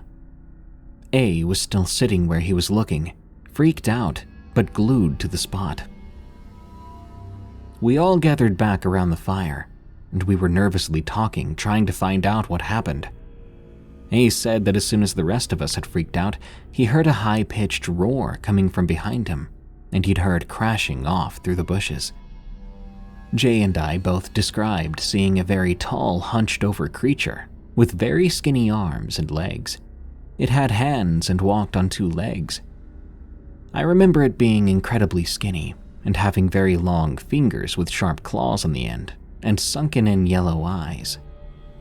Jay agreed, but said it almost looked like someone had hung it in the trees and looked so skinny. We had to decide what to do.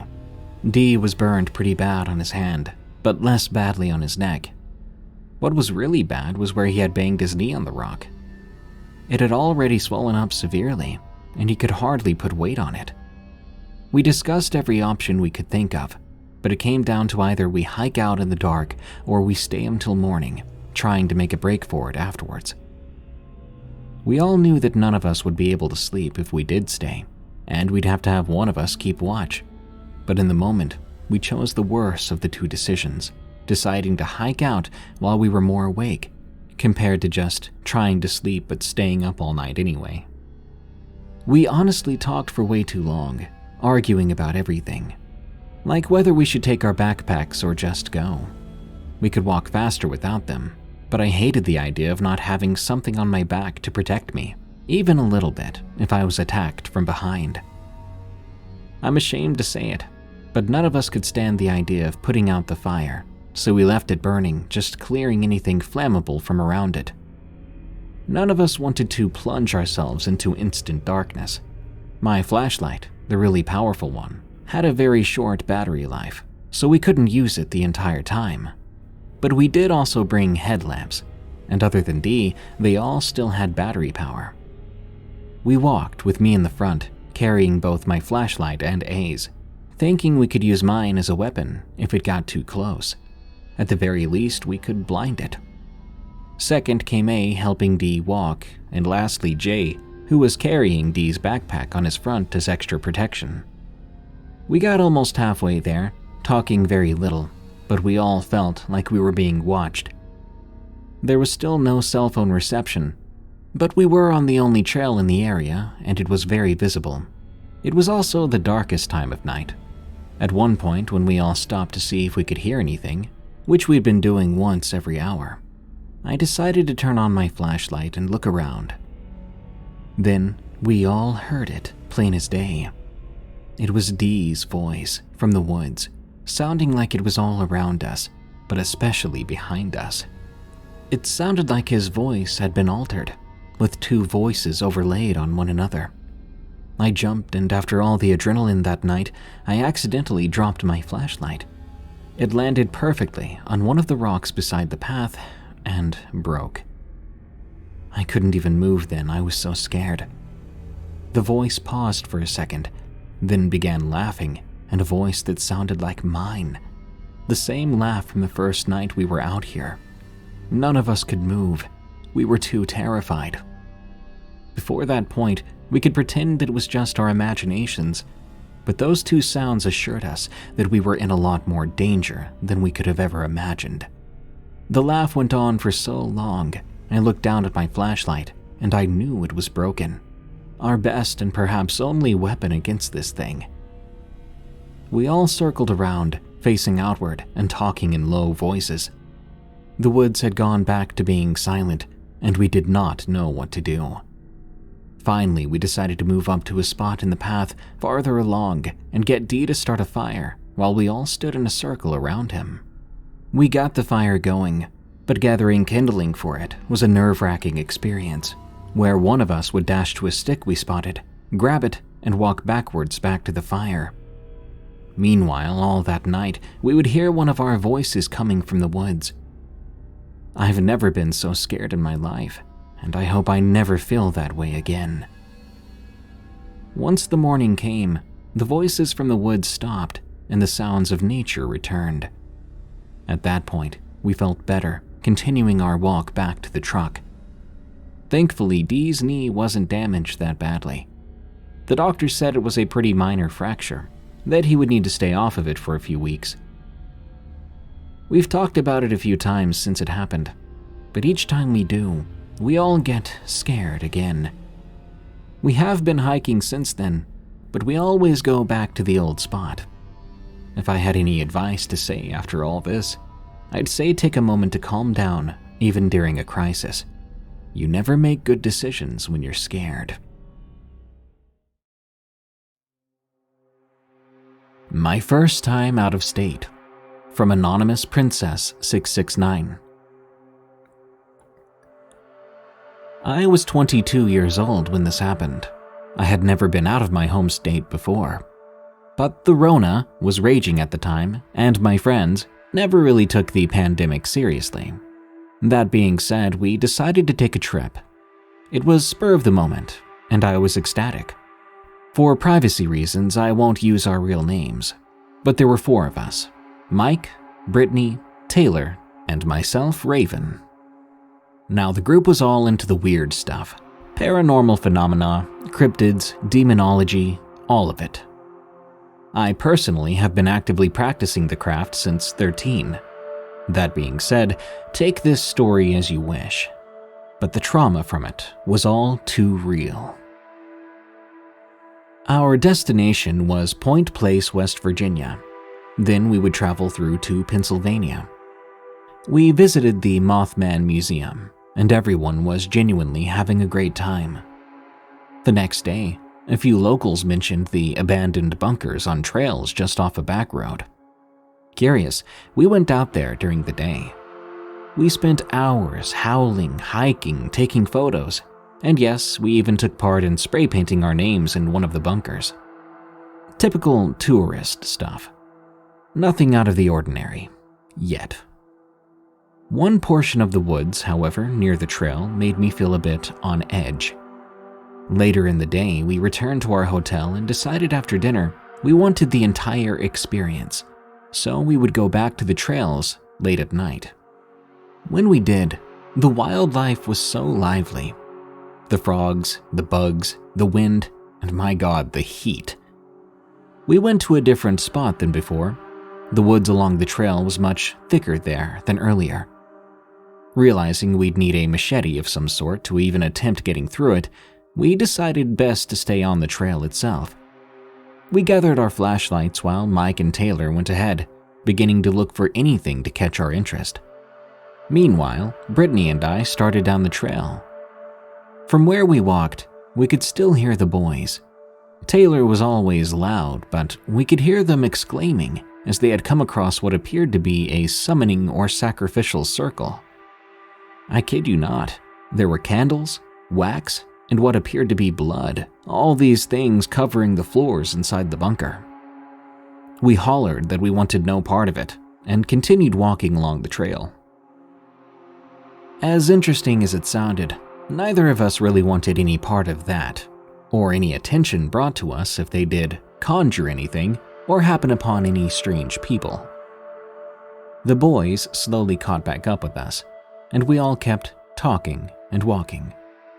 It was just casual conversation, jokes, and fun. As we made our way farther down the trail, there was a weird quiet, an eerie silence. We all noticed and stopped to look around.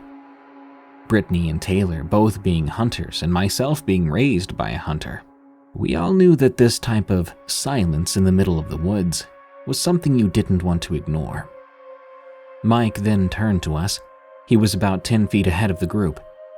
Suddenly, from about 30 feet into the heavily wooded forest, we heard Mike's voice holler to us. But we were all looking at him right in front of us, just a few feet ahead. When that voice came, his mouth never moved. I began to panic then, my heart racing.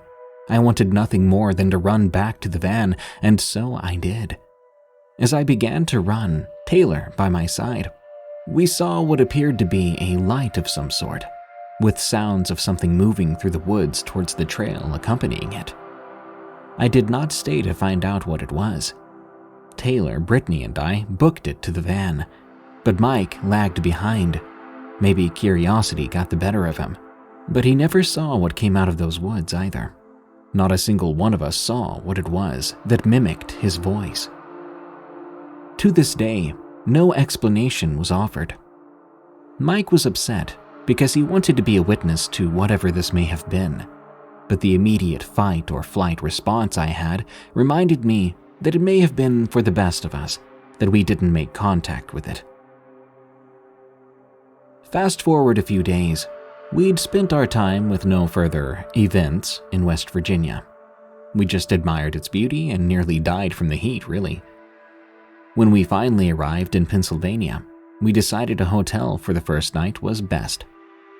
Taylor, Mike, and I grabbed our bags while Brittany checked us in. As we were talking, Taylor, being the newest to the cryptozoology thing, decided it would be funny to scream, "Hey, Windigo!" after I'd finished explaining the importance of never speaking its name for what seemed like the millionth time. I looked at him, not sure if I was disgusted or terrified.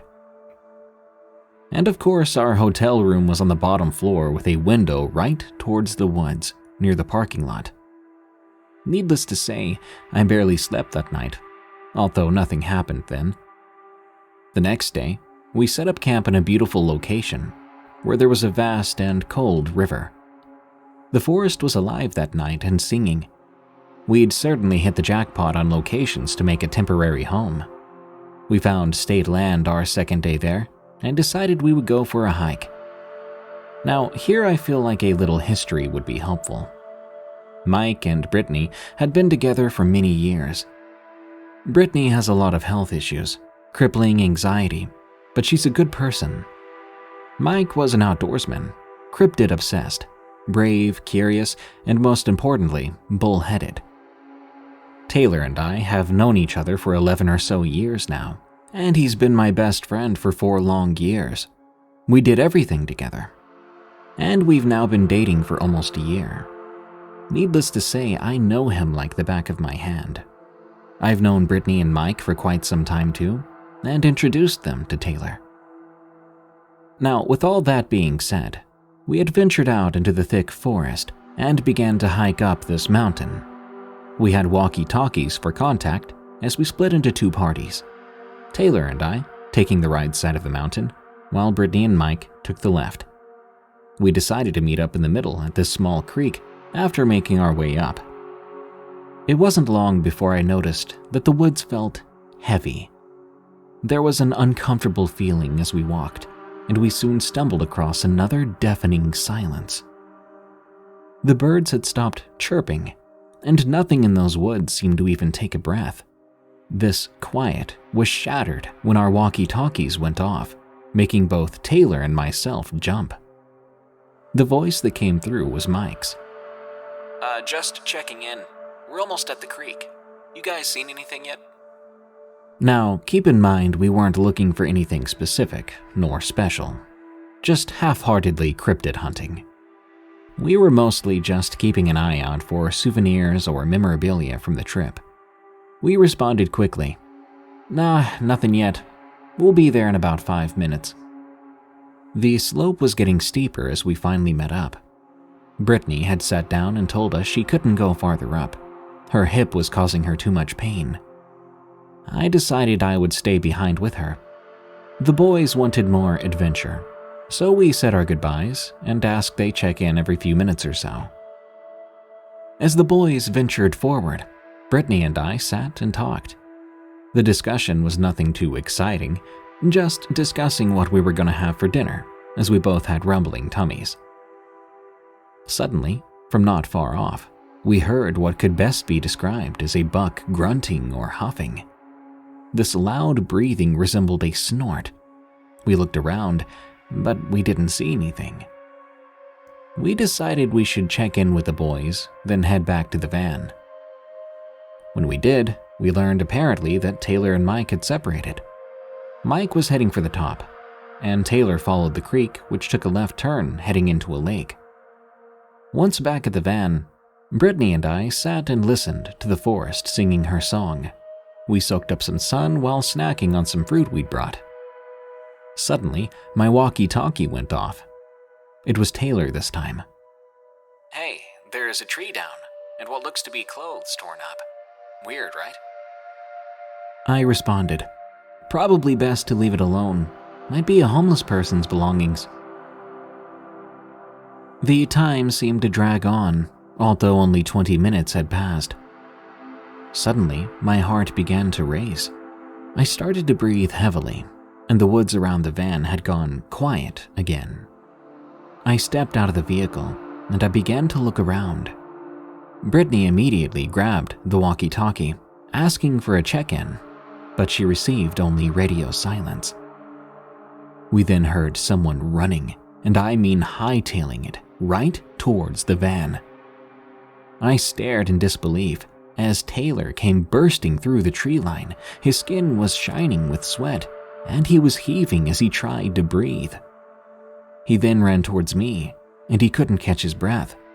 He was breathing so fast, he suddenly bent over and threw up on the ground. When he finally calmed down enough for him to speak, the story he gave was chilling to say the least. He'd been walking up the creek until he came across the lake or pond.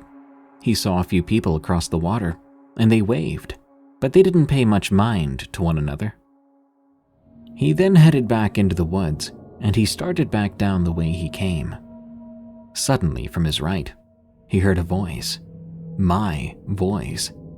He said I sounded weird, saying it sounded like me, but it was so emotionless, and it made his blood run cold. Taylor, come here. The voice called, but to his surprise, there was nothing he could see. Taylor. The voice repeated, almost like it was taunting him. He suddenly felt the need to run, everything in his body telling him to just hightail it. He ran full speed down the mountain, and when he stopped for a moment, he realized he didn't know where he was. The woods were silent. You could even hear a pin drop. He frantically looked around when suddenly he heard a loud twig snap behind him. He booked it again, running blindly in no particular direction, other than down the mountain. When he finally made it through the tree line and back to the van, he saw me at the van, and his panic had fully set in. The forest around us sparked to life again, moments after he came running out, as if to tell us whatever that was no longer there. I tried everything in my power to help him calm down, until we all made the uncomfortable realization that Mike had not come back yet. We radioed in. Nothing. Brittany, who was now getting more worried, radioed again and again until finally Mike responded. He let us know that he was almost back to the van. He was on the left side of the mountain from us. He came walking out soon enough, blissfully unaware of what had happened. He was just excited about the new sights he'd seen. We got out of there quickly. Taylor lay across my lap in the back seat. Now here's where the history portion felt necessary. Knowing Taylor like I do, it's crucial to understand that nothing makes him cry. It's difficult to get emotions out of him at all, and usually he hides his fear quite well. But at the moment, he was shaking like a leaf, and genuinely could not be consoled. None of us knew what actually happened out there, or what had been targeting Taylor. I'm 24 now, and I still have to console him some nights because of his nightmares from that day. Nightmares about a beast. He can see nothing but antlers. It chases him, grabs his leg, slams his body against a tree, and then he wakes up. And every time he wakes up from this dream, his body is shaking, and he's absolutely terrified. Take this experience as you wish, but please remember, if you go out looking, you may just find what you're looking for. And never, never say the name. It only takes one time to draw its attention to you. The Windigo that attacked me and my dog. From James M.B. I am a horror fan. I've been listening to this podcast for many years, and I've been wanting to post a story myself. Now, recently, I've experienced something that I will truly never forget. I'm a 43-year-old man, 6'4", with a good build, and I live in California. I'm an avid hiker and walker, going everywhere with my wife, my 2-year-old, and my 110-pound Central Asian Shepherd puppy, Okya. This started when I decided to take a hike at around 8 p.m. one night. My wife was tired after a long day's work. I was tired too. I had a tough day at the office that day. I had nearly got into a fight with another coworker, actually. However, there was this trail that was said to be extremely beautiful under the stars and the night sky, and I found things like this very relaxing and calming. I decided to take Okya and my .44 Magnum for safekeeping with me, as recently, crime rates had gone up where I lived. I drove up to the trail, and I started on my walk with my dog, who was curiously sniffing around the rocks and bushes. We were around halfway through our hike when Okya stopped to do his business. I waited for him. That's when I began to hear leaves crunching. I then heard a voice whisper, "Over here." Now, I practice kickboxing, so I'd like to say I can defend myself against most attackers. So, as I turned, ready to face whoever this was, Okya barked once loudly, then dashed off right into where the noise came from. He jumped into the forest next to the trail. I screamed out his name and ran after him. I jumped into the tree line and dashed. I ran through brambles and bushes, calling out, "Okya!" That's when I bumped into something. Hard. I fell to the ground, getting mud all over my new sports pants. I managed to pick myself up quickly. But then I froze. There, in front of me, there was some kind of thing. I couldn't take my eyes off of it. This thing looked similar to the SCP-096 Shy Guy, except with a bigger frame, longer arms, and longer legs. I swear it had to have been at least 10 feet tall. Its skin was stretched and pale. Its eyes were blank and white. It was drooling and slobbering from its mouth, blood smeared over its lips. I was speechless, absolutely stone cold with terror. I was only able to utter 3 words. What the heck? Its mouth opened then, and it let out a horrifying shriek. It sounded like the mix of a man being murdered, a bear's roar, and a wolf's howl. I scrambled a few steps back then, in utter shock, and whispered the 3 same words again. What the heck? Then it just looked at me, straight in my eyes. It fell to 4 legs and ran. It advanced up to me in the blink of an eye. I pulled out my magnum as fast as I could and fired off 2 shots. I think the first smashed into its chest, causing the thing to scream. The second knocked it down. However, it just got back up, crimson liquid coming out of its huge body, and it started to run once more. That's when I realized it had long been time to get the heck out of there. I ran and ran, screaming for anyone to help me. I heard twigs snapping and bushes being trampled behind me.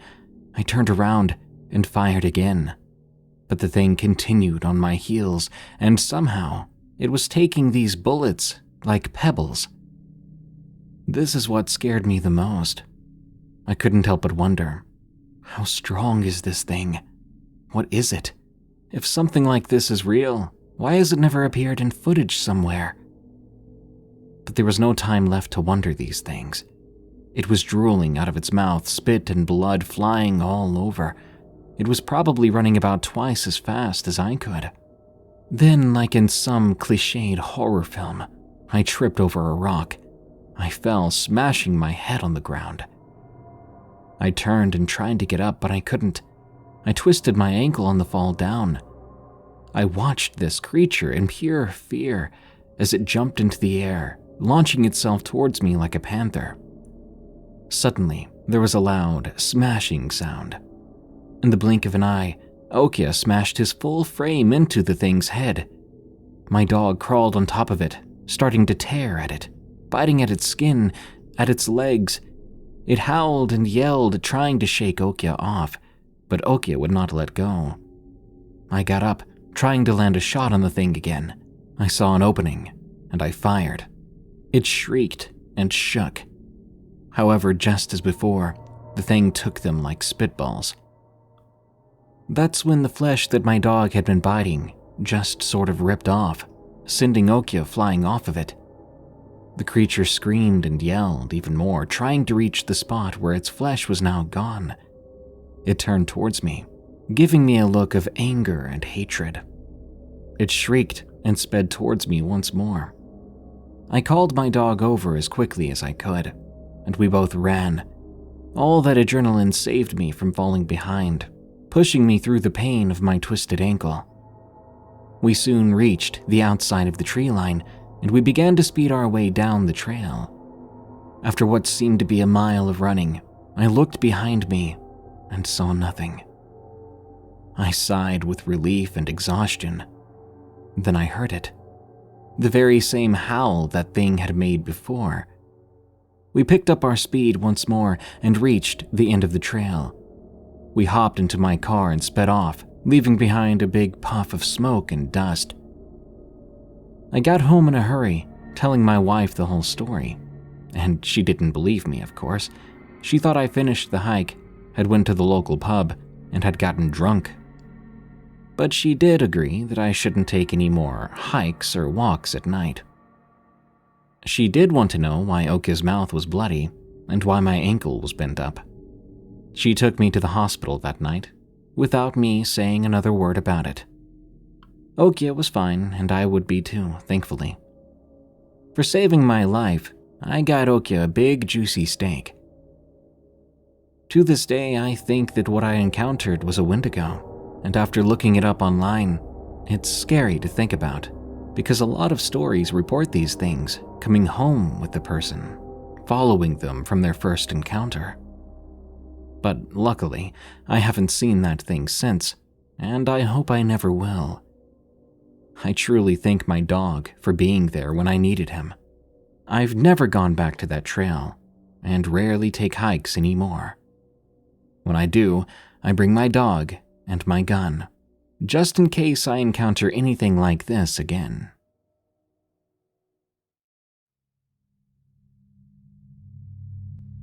Tent Camping Fright from Pleasant Peasant. This story is a little short, and I'm really just looking for someone who had the same experience as me. That year it was the first night of spring break, and I decided to go tent camping with my dad in East Texas. I had a machete with me, and I wasn't feeling too uncomfortable. We set up camp, sat by the fire, and went to bed. Everything seemed normal, until later.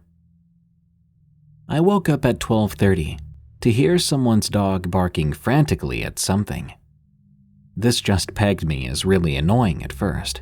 We were trying to sleep after all. I also had one of the worst headaches I think I've ever had. A few minutes later, I realized the forest was silent except for that dog. I'm certainly not an avid camper. I've only camped twice before that. But even I was smart enough to know that that means there's a predator or something around. I was beginning to feel on edge then, and as I was trying to fall back to sleep, I heard something else. This sounded like a cross between a mountain lion, a woman, and a horse shrieking. While this repeated, my dad suddenly sat up, then passed out again. No wonder. I told him he shouldn't have had 4 beers. This went on and on about 20 seconds before it shut up. I know this wasn't a mountain lion. I've heard a few of those on previous camping trips. This sounded more unnatural than that. I tried to go back to sleep, and eventually I was successful. I woke up again at 3:15, hearing a rooster crow in the distance. Again, this was deeply annoying, and my head was pounding even worse now.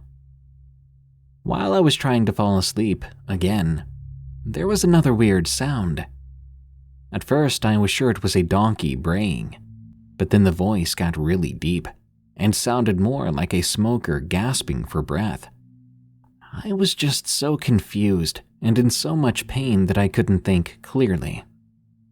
I stumbled out of the tent to relieve myself and to find some Advil that I'd packed, but exiting the tent was not a smart move. It was drizzling then, this weird sort of thick rain that smelled metallic. That was weird too. As I was peeing on a tree, I heard rustling in the bushes from the direction I heard the demented donkey. I turned to look, and noticed there was something like rotten raw deer meat on the ground. It was nearly a full moon, so it was very bright. Then it stumbled out of the bushes. I was looking at it, something that at first I thought was a man. It had pale gray skin with sunken eyes and no nose. It was limping along and didn't seem to notice me. But this definitely wasn't a man. I stood there petrified, hoping it would continue to ignore me. It bent like all the way to the ground and started just eating the rotten meat. Once it was finished, it turned back the way it came and limped back through the tree line. Honestly, at the time, I wasn't even scared. I was just in shock. I kept thinking, what is that, a zombie? Zombies aren't real, what on earth? But I really don't think it was a zombie now. I mean, I have zero idea of what this thing was, and now I'm asking everyone who reads or hears this to please give me your thoughts. I need closure. If you know of what any of these 3 peculiar things sound like, please enlighten me, because I have a hunch they were all the same creature. Something is watching. From Anthony, 1997. My encounter took place about a year ago. My dad and I always go hunting on some land together, which has been in our family for a while. This land butts up to Shiloh Battlefield State Park in Tennessee. The land has a lot of stories and legends to it. Supposedly, a medical tent was stationed there in the Civil War. Those woods always gave me weird feelings, like I was being watched. One day I got loaded up, grabbing my 30-06, and I went to get my dad to go hunting. However, he had gotten sick the night before and didn't feel like going. I loaded up in my 97 Camaro and headed to the old homestead. I got there around 5:30 a.m., proceeding to load my gun, heading out to the deer stand in the woods, about 100 yards or more in. As I said, the woods here have always creeped me out, like I was being watched. But that day was different. I kind of felt at ease. So I started walking. Halfway there, I heard these heavy footsteps. I stopped in my tracks and I listened. I heard them take 2 more steps, then stop. I looked around, but as it was 5:30 a.m., I couldn't make out anything out of the ordinary. I kept on walking then to the stand, making sure I kept my head on a swivel and my gun off safety, because panthers and mountain lions aren't scared to run up on you. I wanted to be sure I was ready if one did. I made it to the deer stand and opened the door and locked it behind me. I pulled up the chair to the window of the stand, and the woods seemed more alive than usual. The birds were chirping a lot, and squirrels were running across the front of the stand. I sat out there about half an hour. I didn't see a deer yet, nor had I heard anything of the sort. I got on Facebook Marketplace on my phone, looking at cars and trucks, when I noticed the woods went completely silent. No birds chirping, no crickets, no more squirrels moving about. It was so otherworldly. I put my phone back in my pocket and grabbed my gun. I sat up and began to look around. I wasn't able to make anything out just yet. I sat back again and I got back on my phone. Another 10 to 15 minutes went by. Suddenly, I heard a blood-curdling scream. I dropped my phone, I was so startled, and I grabbed my gun. I stood up, making sure I took in every little detail of the woods around me, making sure I didn't overlook a panther or mountain lion hiding in a tree or in a bush. After what felt like forever, I sat back again. I told myself it was my imagination. Then I got back on my phone, trying to calm down. But then, I heard my dad screaming my name. "Anthony, get back here now!" My hair stood up on my neck. I turned and looked around. Nobody was there. I got on Life 360 and saw that Dad was still at home. My heart now in my throat, I looked around slowly, more attentive. That's when I saw something out of the corner of my eye darting behind a bush. I stared at that bush for 5 to 10 minutes before I slowly put my phone in my pocket, grabbed my rifle, and slowly unlocked the door to the stand. When I was about to open the door, I heard my dad's voice again. "Hey, Anthony, come here. Look what I found, son." My heart stopped. I don't know how long I stood there before I made my next move. I knew whatever it was talking to me was not my dad. So I took my rifle, and I fired a shot straight in the air. Then I took off running. I racked another one just to be safe. The whole time I'm running, I can hear it getting closer and closer, until I burst out of the woods and threw my gun into my Camaro. I looked back, and when I saw the human-like creature, it stood 7 or 9 feet tall. It was extremely slim, with disproportionate legs bent the wrong way. It had pale, pasty skin that looked like it was rotting off. Where its eyes should have been were black holes, and it had an evil grin from ear to ear. I threw my Camaro into reverse, slinging gravel as I pulled out of the little drive. I haven't been back, and I don't know if I ever will go back to hunt on that land. I was followed by something for 4 years. From Theolite Faye. These events happened when I was between 11 and 15 years old. I had never been one to fully believe in the paranormal, but I do accept that even if I haven't seen something strange myself, it's probably out there somewhere, waiting for me to run into it. This was one of those experiences. The first encounter I had with this entity was when I was 11 years old. I was living in the southwest United States. My friend, his dad, my dad, and I were doing an overnight campout in one of our favorite camping spots, which was located a little ways from a relatively calm river. It was secluded, but close enough to public roads we could leave quickly if we needed to. The day went smoothly, and we settled into sleep after a good hike along the river. I shared a tent with my friend, while our fathers shared another. Sleeping on campouts has always been difficult for me, so I was the last one to fall asleep. I think I fell asleep sometime around 11 p.m. I woke up in the middle of the night, suddenly. I looked at my watch.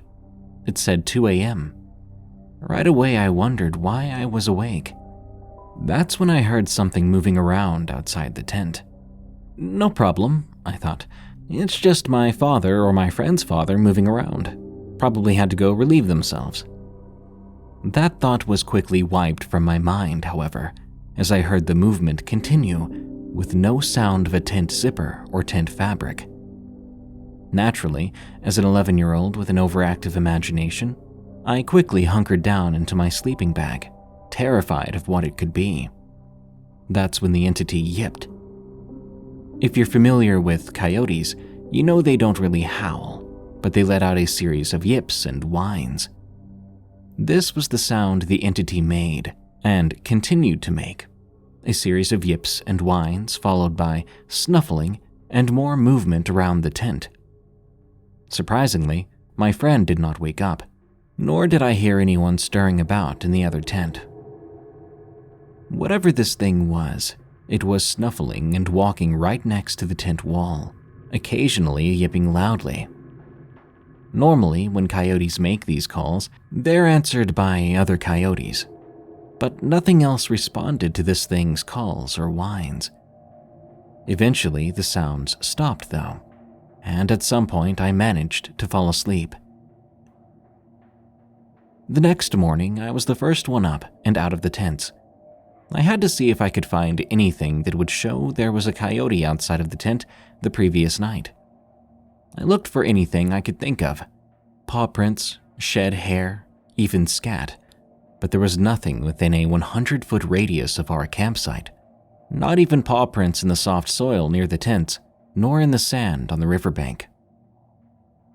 When I asked my friend and our fathers if they had heard anything the previous night, they all replied that they had slept soundly, and they hadn't heard a thing. After another search, none of us found anything coyote-related either, though my friend did find a human footprint in the sand along the riverbank. No, it wasn't a shoe print. It was a bare human footprint. We packed up camp and left after breakfast, and nothing else of note happened. A day later, however, there was a massive summer storm. The river near the campsite flooded, completely wiping out the spot where we had camped 2 days prior. At the time, I thought this was simply a coincidence. However, my second experience with this entity changed my mind. The second experience with this thing happened about a year after the first.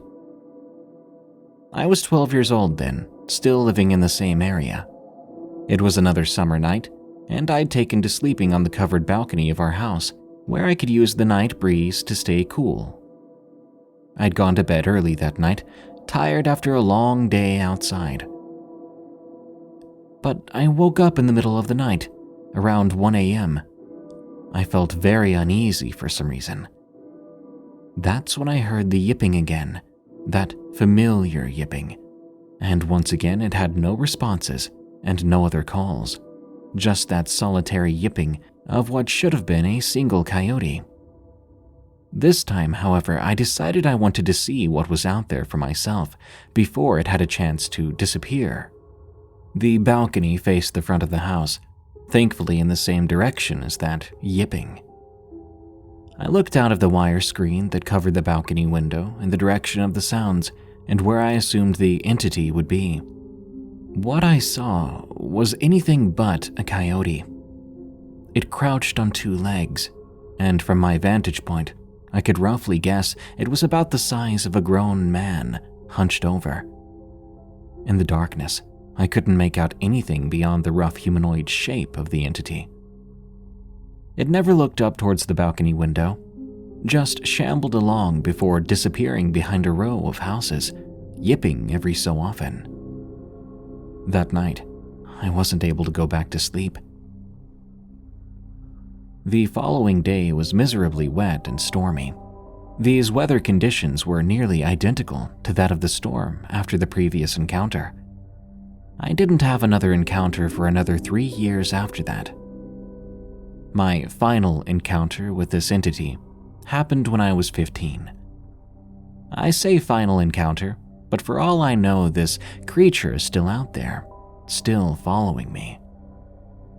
Anyway, by this time I was living in the Pacific Northwest of the United States. One day I'd gotten off the bus and I was walking back towards my house when I noticed movement at the edge of the road on the opposite side of where I stood.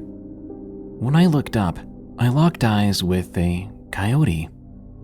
Normally, from my experience, wild animals avoid eye contact as much as possible, and making eye contact is typically a surefire way to agitate them. Quickly, I broke eye contact, still keeping an eye on the animal. But my gaze kept coming back to its eyes. They looked like a normal coyote's eyes, but there was something more than just the regular canine intelligence in them. The coyote stared at me, unmoving, for what seemed like hours, but was only a few minutes, before it turned around and loped off away from the road. I waited until I couldn't see it anymore, before I started walking again, heading home. That night, there was a thunderstorm that shook the house violently with every thunderclap, and the wind was strong enough to push the trees that sat behind our house to their breaking point. When I woke up the next morning, I found that a tree had fallen diagonally across our yard, missing the corner of the house where my bedroom was by only a few feet. To this day, I still don't know if the entity I encountered was anything strange, or if it was just a string of bizarre coincidences. Anyone who knows about coyotes knows they live pretty much everywhere in the United States, so they're not uncommon. But I know what I saw, and I don't think the storms after every encounter are just coincidences. Was this entity trying to warn me? Was it bringing the storms with it? Some part of me wants to meet this entity again, no matter what it might be, just so I can get some sort of closure, get closer to figuring out what it was. I don't think I'll ever know, but to this day, whenever I hear a coyote call, I immediately associate it with the sound and smell of rain. I stared death in the eyes. From Anonymous. This happened 13 years ago. I was 33, living alone in Montana. I am a hunter, like my father and his father, so I've had my experiences with animals. On the morning in question, I planned to go on a camping trip by myself. The spot I'd planned to go to was deep into the woods at a remote campsite. I drank a mug of coffee, packed my bags, and grabbed my belt, which had a .500 Magnum in its holster. I called my brother and asked him to come pick up my dog and take her back to his place. Then I was on my way. Nothing much happened on the drive there, although when I got to the trail, everything was silent. I assumed it was because I just pulled in, so I continued to the path. The entire hike, I never heard a bird, a bug, or even the rustling of branches. It was all just silence. After around 2 hours of this, I was officially on edge. I kept my hand on my gun because honestly, I felt as if I was being stalked by some kind of predator. After 3 hours of my hike, I came to the campsite. As I was setting up my tent, the sounds of nature resumed, and I felt relieved. To say this campsite was beautiful would be an understatement. It was on a ridge overlooking the small town I lived in. I threw my bag in the tent, and I began to unpack. Suddenly, all at once, everything went silent again. It wasn't quiet for long. The silence was soon broken by the sounds of the trees knocking against each other in the wind. I set up my sleeping bag, and when I left the tent, I took a can of beans out of my food bag, then put the rest in a tree. That's when I heard a twig snap around 20 feet into the woods. I turned around, my hand on my gun, and watched the forest. Still and unmoving, I saw nothing. I sighed and shrugged my shoulders, trying to relieve some tension. As I tried to start a fire to cook my food, I heard rustling, followed by frantic but massive footsteps. I pulled out my gun, and once again, I turned around. The iron sights were aimed at the center mass of what I can only describe was a demon. What I was looking at had the legs and horns of a goat and stood on 2 feet. It had a brown, hairy body and human-looking arms. But I swear, its face was like that of a kangaroo, and its eyes emanated pure malice. It inched closer to me from the woods, and I fired a shot into the air, trying to scare it. In response to that, the creature screamed, sounding more like a fox, a deer's mating call, and the most painful, blood-curdling human scream I'd ever heard, all mixed into one. I blinked, and the thing was soon right in front of me. Its snout was nearly touching me. Those yellow, almost lizard-like eyes were stabbing right into my soul. I felt that if I moved, it would kill me. I don't know how. It was this feeling that dominated me. I slowed my breathing, and as I did, the creature pushed me to the ground. Without breaking eye contact, I jumped back up and stood there. It came up to me again and screamed. This scream seemed to shake the entire forest. In response, I threw my hands up and screamed back. It just kept staring at me, toying with me. I put my gun directly to its throat and screamed again, "Back off!" It still stood there, so I pulled the trigger. As my ears rang, I screamed again, and I watched the creature run back into the woods. I began to quickly pack up my things, and whenever I looked up, I saw it, staring at me, now from a distance. This terrifying thing followed me down the path all the way to my motorcycle. I sped out of there, at least going 30 miles per hour over the speed limit. I heard it scream one last time as I got onto the main road that leads to the town I live in. To be truthful with you, something in me wants me to go back. I want to see if I can kill that thing, hang its head on my mantle. But I do not think it would end well. Now I've got a wife and 2 kids, and I can't afford to just throw my life away hunting some forest demon.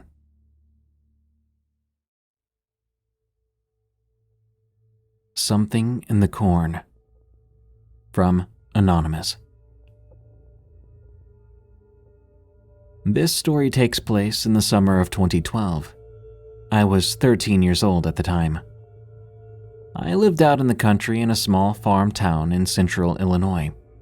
Our home was surrounded by tall cornfields all summer long, until it was time for harvest. The corn never really bothered me, considering I'd grown up around it my whole life. But this summer was different. I was the only one of my friends who lived in the country, so naturally, They would always want to come to my house because there was more for us kids to do. I'd always been the outdoorsy type, and so was my best friend Max. During that particular summer, Max was over at my house a lot. We would do things like walk down to the creek and do some fishing, go swimming in our pool, have bonfires, build shelters out in the back, and usually, when it got dark, we'd go inside into my room and play video games. This particular time I'm talking about was different though. We decided to do something we didn't normally do. That weekend, we would camp in the backyard with our little 2-person tent and a small fire pit. My parents' property was not huge, but it did have a decent-sized backyard and loads of trees. Since we were too young to do any real camping, this was our only option. This way, we could pretend the backyard was the forest, and if anything went wrong or we got scared, we could just walk up the property to the house and give up if we felt like it. Not that we planned on doing that, though. That evening, after setting up our little campsite and cooking some food over the fire, we eventually got tired and decided to go to bed early. Usually, I would be too creeped out to do this by myself. But my buddy Max was with me, and I also had my dog, who, funnily enough, was also named Max. Confusing, right? Anyway, we were in the backyard. Now, my parents' bedroom had a large sliding glass door and balcony that came off the back of the house, so I knew my parents would occasionally peer out to check on us throughout the night. This gave me a bit of comfort. Once in the tent, we lay down in our sleeping bags to get comfortable. My dog stayed outside the tent and roamed the yard as he normally did. He was an outside dog, after all. I don't remember much after that, not until the weirdness went down. Once we fell asleep, we must have stayed asleep for a good while. I don't remember really waking up much or tossing and turning. Then again, this was years ago, so small details like that are far from my mind. Now this is where the creepiness takes place. Randomly, I just woke up in the middle of the night to the sound of my dog barking hysterically. His barks sounded mean and vicious.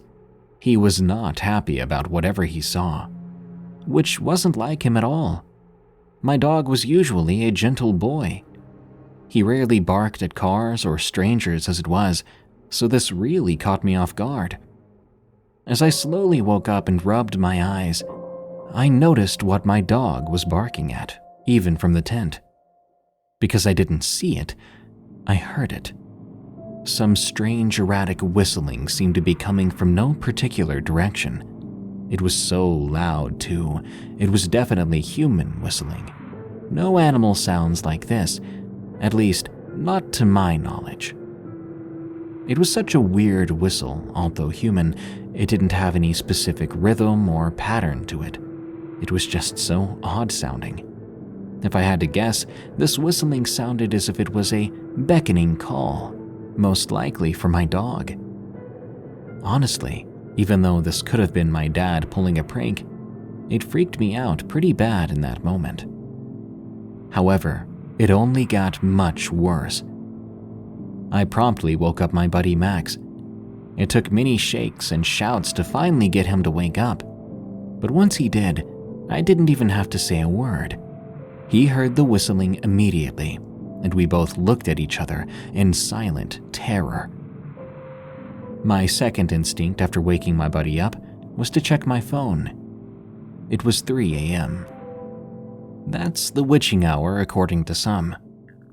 Me, being a believer in the supernatural, knew this, as did my buddy.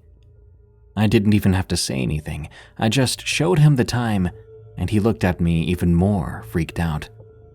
"What is that?" Max asked. "I don't know, dude," I replied. Max suggested I call my dad to see if it was him doing all that whistling. So I did. The phone rang about 3 times, and finally my dad picked up the phone, sounding groggy. He asked, "What, son? I'm trying to sleep." To my horror, even as my dad spoke through the phone, the whistling never stopped. nor did the barking. I knew then it couldn't be my dad. I asked if my mom was in bed with him. To this, he replied, Yes, why? "Dad, there's somebody on our property whistling, and the dog's barking like crazy. We're really scared." All my dad said was, It's probably a bird. I was angry that he was so quick to shut me down, not even trying to listen for himself. Come back to the house then. What do you want me to do? I hung up then. He wasn't going to help us. If we stayed out here, that meant possibly dealing with whatever that thing or person is.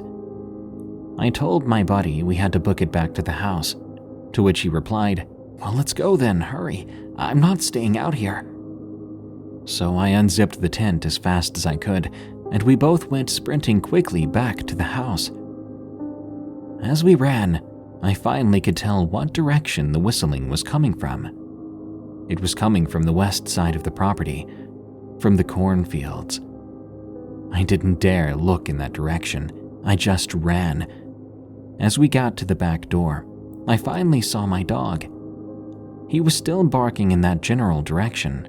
He was close against the house, keeping his distance from that thing. I swung the door open, and we got inside as fast as we could. For a few seconds, I stood at the door, calling for my dog to come back in the house with us. He wouldn't listen though. He just kept barking. After getting frustrated and fearful for his life, I ran out to grab him by his collar so I could drag him inside myself. Just as I did this, the whistling seemed to get closer. This thing was coming in closer towards us. As I reached my dog, he suddenly decided to bolt past me and towards whatever that thing was in a violent manner. Whatever it was, my dog was now full sprint after this thing, chasing it. I yelled his name once more before slamming the back door and locking it. I was afraid my dog would be attacked or possibly killed, but we had to save ourselves. As we got into the safety of the house, we made sure all the doors were locked. My dad came down then to talk to us, and we explained to him what happened. For some reason, my dad seemed to think it was ridiculous and that we had imagined the whole thing. Of course, this made us furious. "Go listen then," we encouraged him. We watched as my dad went over to a window and opened it up to listen outside. Nothing. The noises had stopped. No whistling, no barking. My dad, thinking that he proved his point, went back to bed, suggesting that we do the same. But we couldn't. We were terrified. We were worried about my dog, too. We decided to go online, looking up noises that might match what we heard. But nothing at all sounded like it. At a certain point, we finally decided to rationalize for the sake of falling asleep that night. We just told ourselves it was some coyotes. But we knew it wasn't that, deep down. The following day, my parents went off to work. Max and I were there home alone, and we decided to go out looking for my dog. Almost immediately after going outside, we found him. He was running around, happy as ever, looking totally normal. No injuries whatsoever. We decided whatever it was, he must have chased it off. Being a lot less afraid now, and it being daytime, and that thing seeming to be gone, we pulled out the dirt bikes from the garage and went riding around the property.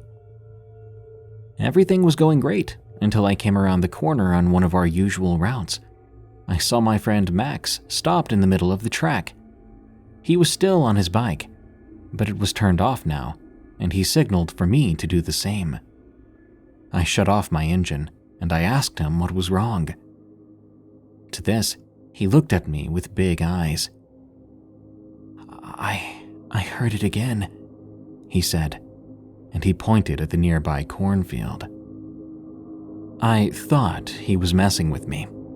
But I could tell after my second time asking him about this, he wasn't. He was truly terrified, and now so was I. Needless to say, we spent the rest of the day indoors. I never did see the thing, only heard it, but I think maybe that's for the best. I'm 23 now, I've got a wife and daughter, and I don't live there anymore. So I've never heard it again, not even the rest of the time I lived there before moving out. I hope I never do hear it again, to be honest.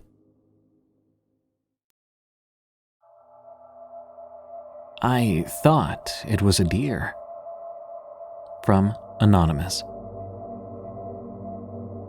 I've always been a lover of the paranormal and supernatural. It's been a special interest of mine. It's something I've poured my heart into, and I've spent hours researching to learn more about. Now, when I was in 6th grade, we had an essay to write. We could do anything we wanted, just so long as we did research, and told a lot on the topic. My classmates went with stories of fishing or making things. You know, normal 6th grade topics. I, of course, went the supernatural route. I chose to research skinwalkers. Ever since seeing an episode of a paranormal investigative show where they went to Skinwalker Canyon, I'd been amazed by the idea of these creatures. I spent hours looking into folklore, learning all I could.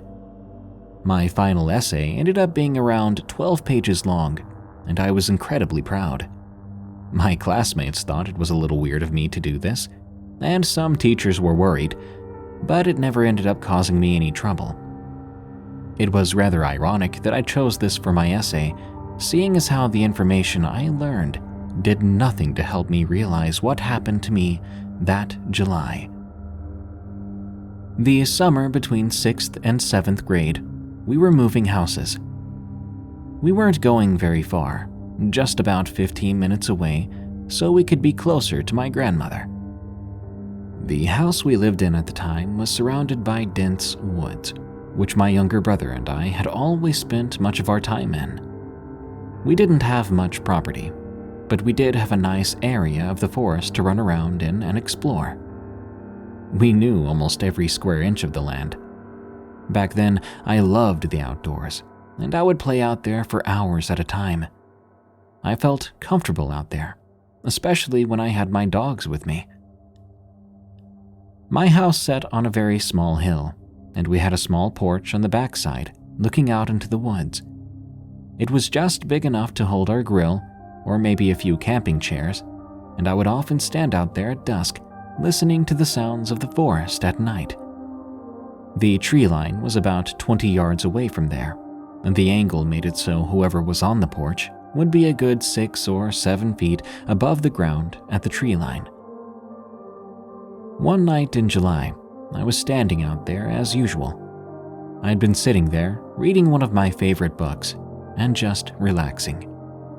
I was around 12 years old at the time, and I had a very short attention span. Once I was done reading, I got to my feet and leaned against the railing, looking out into the trees. After a few moments, I realized I could hear something walking around in the woods. Since we lived so close to the forest, we often got deer that walked through, sometimes coming right up to our house if we were silent enough. Naturally, I went quiet, waiting for a deer to come out of the bushes. Sure enough, after about 30 seconds, I saw a pale, slender shape stepping out from the brush. There was a brief moment of excitement to see such a pretty creature before my enthusiasm was replaced by confusion. This deer didn't look quite right. Its neck was just a little too long, and its limbs seemed thin and spindly. It shouldn't be able to stand on legs that thin. Surely it would have collapsed from the weight of its own body. But somehow, it was perfectly steady on its hooves as it walked towards me. I felt no fear yet, just confusion and fascination. As it got closer and closer, I realized that no deer should be this close to a human being. It looked directly at me, and I knew it was aware of my presence. With the thrill of terror, I realized maybe this deer had rabies or was sick. There was no way the deer could get on the porch with me, but I still slowly backed away from the railing, going inside and locking the door behind me. I thought about it for a moment, then shrugged it off, deciding this was just a sick deer. I told my mother about the deer, worried for our dogs or my brother. I didn't want them to get attacked by it, or possibly get whatever made that deer sick. My mother immediately went on alert and kept my brother and the dogs inside for the next few days. We moved away that week, though it wasn't related to the sighting of the sickly animal. I never saw that deer again or another one like it. It's been several years since the encounter, and I'd forgotten about it until a few nights ago. My interest in the paranormal has remained with me, and I've continued to look into these creatures. I was searching through the cryptid tags on an app, and I found videos of creatures called not deer. Immediately interested, I searched up these beings, and after looking at the information for a few moments, the memories of that night in July came back to me. It was starting to make sense to me. The deer's appearance and behavior perfectly matched the stereotypical behavior of not deer. The story that I thought I made up with my 12-year-old imagination had actually been true. I was rather embarrassed for not realizing what this creature was until all these years later, considering how much I'd looked into these folklore beings. However, I decided to ignore the embarrassment and share my story instead. If I see another creature like this, I'll be sure to share more. In the days since realizing what my encounter was, I found myself looking into the woods more, wondering if I'll see a pair of big eyes staring back.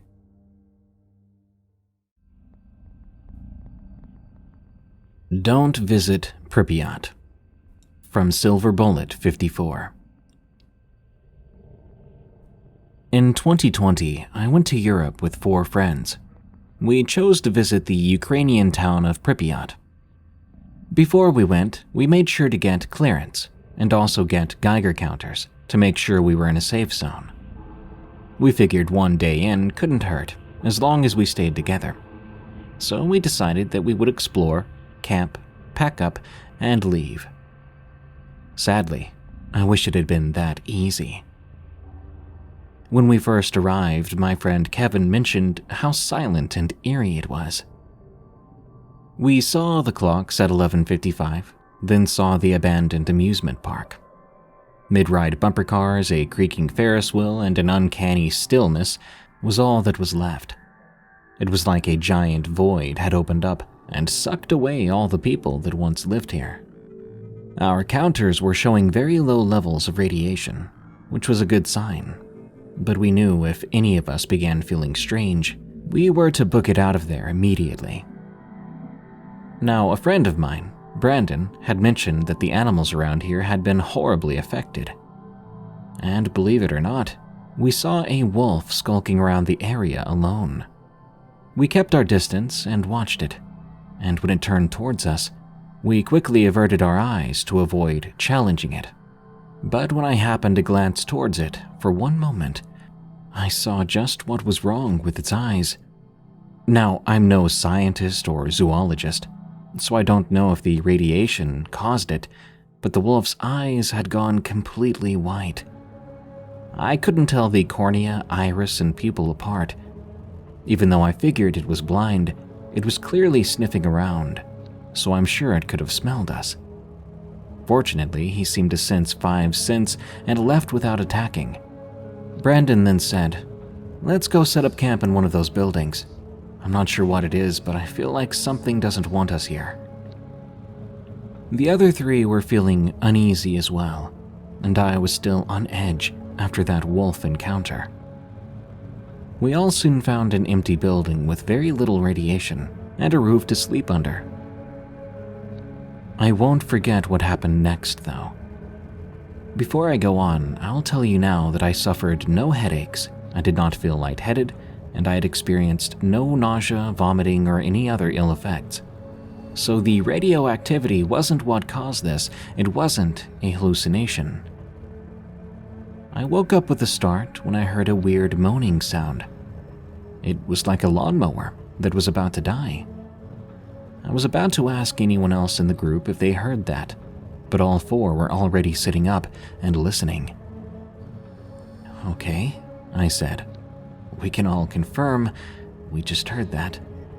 Brandon swallowed and replied, "I think I know what doesn't want us here." He then pointed behind my friend Grant. We all looked and screamed like we were trying to raise the dead. There stood a person. They were about 6.5 feet tall with beet red skin. They had 2 completely red eyes, and what appeared to be a new, vestigial, deformed limb protruding from their left arm. I then asked, "Does radiation even do that?" The other 4 just ran with their things, and I quickly followed. When I looked back, the man was just standing there, swaying and groaning as if he couldn't control his own movements and behavior. As soon as we got back home, Brandon left to see his parents, while Grant and I confirmed that what we saw was a possible victim of radiation. Kevin and Maria, the other 2, refused to talk about it, and I never brought this up again until now.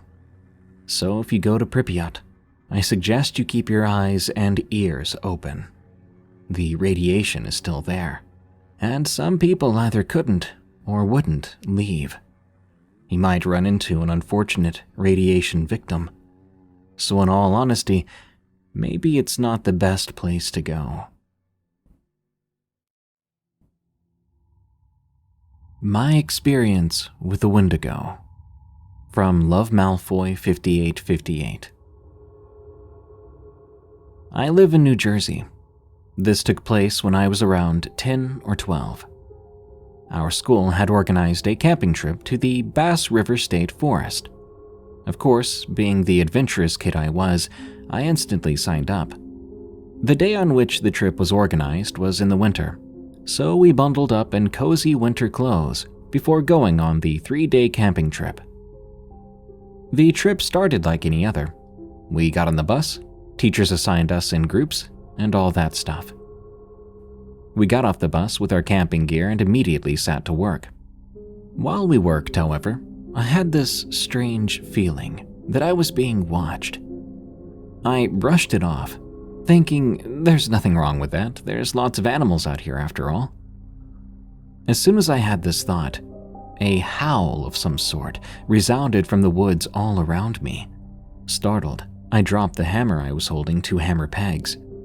The noise had startled me, as even though my friend said it was nothing, it sounded more human than animal, but with still some traces of wolf in it. It's hard to explain, it was so bizarre. I pushed the occurrence to the back of my mind, and I tried to enjoy the trip. Nothing besides that really happened on the first day. On the evening of the second day, we all lit a fire as it was cold. We were having a really good time, toasting marshmallows and singing songs. A few hours passed and the fire began to dwindle. We all went out in different directions in the woods to cover more ground, searching for more kindling. I had chosen to go through the most scary-looking part of the forest, as, like I said, I was adventurous. I had been picking up sticks for nearly 10 minutes before realizing the forest was quiet. Too quiet. This silence was deafening. I suddenly heard a twig snap near the tree line. I jumped in shock and looked around for the source of the noise. I called out to see if anyone was there, but then my voice seemed to echo. Seemed to. Anybody there? I say this because my echo sounded much more disturbing, much more inhuman. I got scared, dropping all the sticks I was carrying, and ran for my life. Behind me, I could hear twigs snapping. I never felt so terrified. I ran for a few minutes, and the twig snapping seemed to have stopped. I turned back to see. That was a big mistake. What I saw will be forever etched into my mind. A huge wolf, standing on 2 legs with what appeared to be antlers, was looking down at me, and I swear it looked as if it was smiling. I saw rows of razor-sharp teeth that could tear through bone like paper. I practically flew to the campsite and only stopped when I saw my best friend Allison. When I made it to her, I cried at her feet, breaking down. She asked what was wrong, pointing towards the woods from where I came from. Then I blacked out. When I woke up the next day in my tent, with worried faces all around me, I explained to everyone that I saw a wolf. That's all I could say. I knew no one would ever believe what I actually saw. The 3rd day, I stayed inside, terrified that I might see that awful creature again. Nowadays, I'm very wary of going into the woods, and I never stray too far anymore. If you ever encounter a creature like this, I advise you to run for your life as well. Abandoned racetrack. From Anonymous. I live in a semi-rural area in Vermont. It's quite peaceful, but the characters here can sometimes be unsettling. This story happened about 2 years ago, in 2020 as of writing this. It was June, and my friends and I were about to graduate high school. We were all set on going to graduation and hanging around after, but my buddy gave us all an idea. Let's go to the racetrack my cousin told me about. It looks cool. We can party there instead of going to graduation. We had all collectively decided that we were going to go. The day of the trip, we spent our time getting food, drinks, and whatever else we needed to have a good time. Around 2:30 p.m., we headed out to said racetrack. It was about an hour or so away from where we all lived, so we didn't mind the drive. On the way there, my friend drops the haul on us. Hey, this racetrack is abandoned. Not sure what's in it, but there's supposedly people in the basement. We all chuckled at this, brushing off the idea of people being held up in some abandoned racetrack. Upon our arrival, we noticed the place was massive. We parked around the basement entrance for easy escape if needed. We got unpacked and headed to the top floor. On our way in, we noticed a pillar with the words, "Welcome to Hell, Run," spray painted on it. We thought that was weird for sure, but we pushed forward.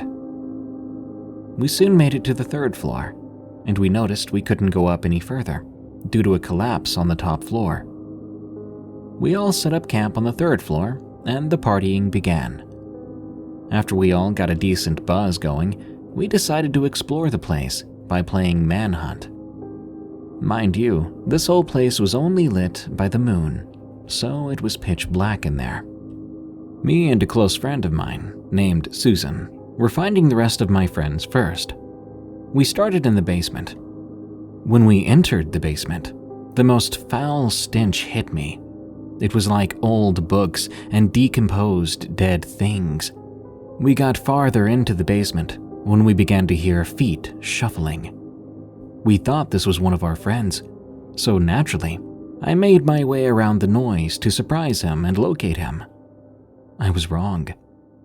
Fast forward a few minutes later, we noticed a mask sitting on a table.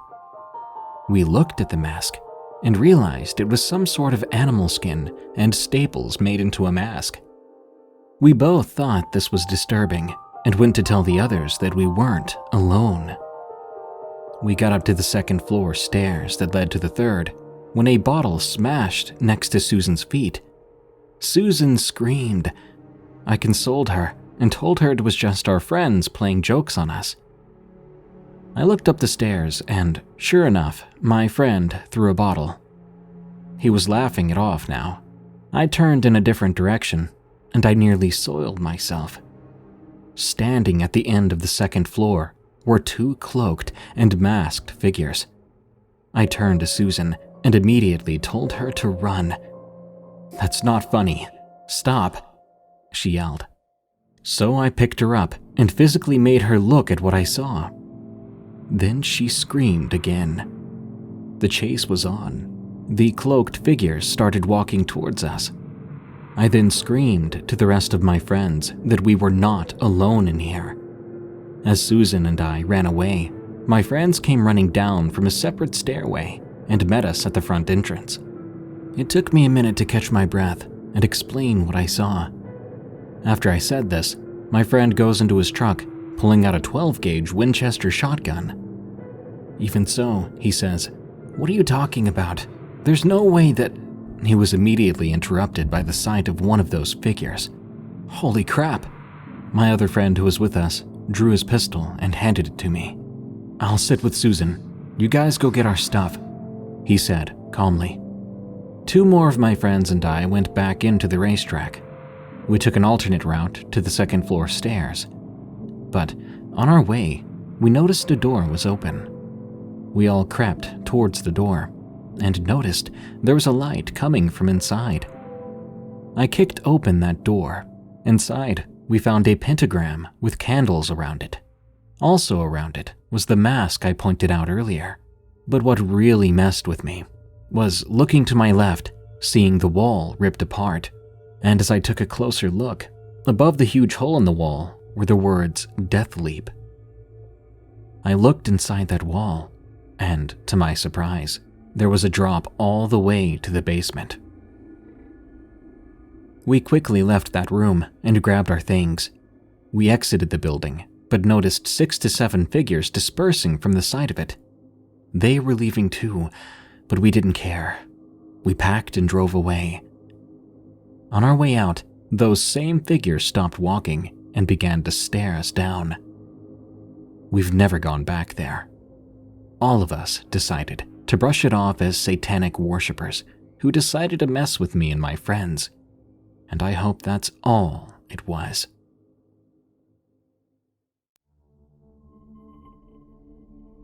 Swedish Forest, from Nicholas L. I'm from Denmark. My friend and I had planned a fishing trip deep into the Swedish forest. This was back in 2007.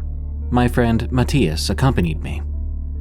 We went quite deep into those woods, and we were amazed by the beautiful nature out there, not really paying enough attention to where we were or how deep we'd gone. We soon found a really nice spot to start fishing. It was this little sandy beach. We started fishing, eventually losing track of time, when at one point we discovered some footprints in the sand. We studied them closer, and they looked like bear tracks. Now, everyone always says don't run from a predator, but do you know how hard it is not to run in that situation? Well, we began to hear rustling from the bushes a few feet away from us. Matthias and I stopped in our tracks and began to listen. It was like the entire forest went silent. There we were, still holding our fishing poles, just staring at these bushes, trying to see what was in there, when suddenly a snout pops out of them. We jumped back, and we were about to run, when a bear emerged from those bushes. Shocked by this huge animal, which we weren't used to seeing back in Denmark, we began to step back. I noticed the bear didn't seem too interested in us, so cautiously and slowly, we trekked back towards where we came from, but as I said before, we did not pay enough attention to where we were going. Basically, we were a bit lost. The panic began to set in before long. We went around and around in those woods for what seemed like hours. What we didn't know was that the bear we encountered had decided to follow us the entire time. As soon as we realized we were being tracked, we became extremely scared. It was at that point we looked at each other and nodded our heads and began to run, despite the warnings we've heard from people before. We only looked back on occasion to see if the bear was closing in. I couldn't stop thinking about how I was going to die in some godforsaken woods a long way from home. Then 2 extremely loud pops ring out through the air. It was a hunter sitting in a tree on his platform. We stopped then, catching our breaths. The hunter comes down, telling us how lucky we were that he saw us in the distance running from a bear who was right on our trail. To think we had been that close to being eaten. We explained the whole story on how we got lost. Then he led us back on the right path to our camp. I never got his name, but to dear Mr. Hunter, thank you for saving our lives.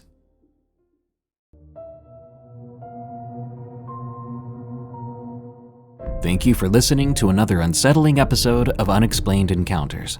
You can send us your story to have it narrated on the show at darkstories.org. Unexplained Encounters is an EerieCast original series. You can find other horror-themed podcasts at eeriecast.com, such as Redwood Bureau, a fictional anthology series, Freaky Folklore, a documentary-style series about myths and cryptids around the world, Destination Terror, a show about the most haunted places, and Tales from the Break Room, another show I host all about the scary things that happen to people at work. Again, that's eeriecast.com. By the way, if you want fewer annoying ads and you want to support what we do, consider going to eeriecast.com/plus to sign up for EerieCast Plus. That unlocks all our podcasts with all but host-read ads removed. Until next time, stay safe out there and stay creepy, because this world is a strange one.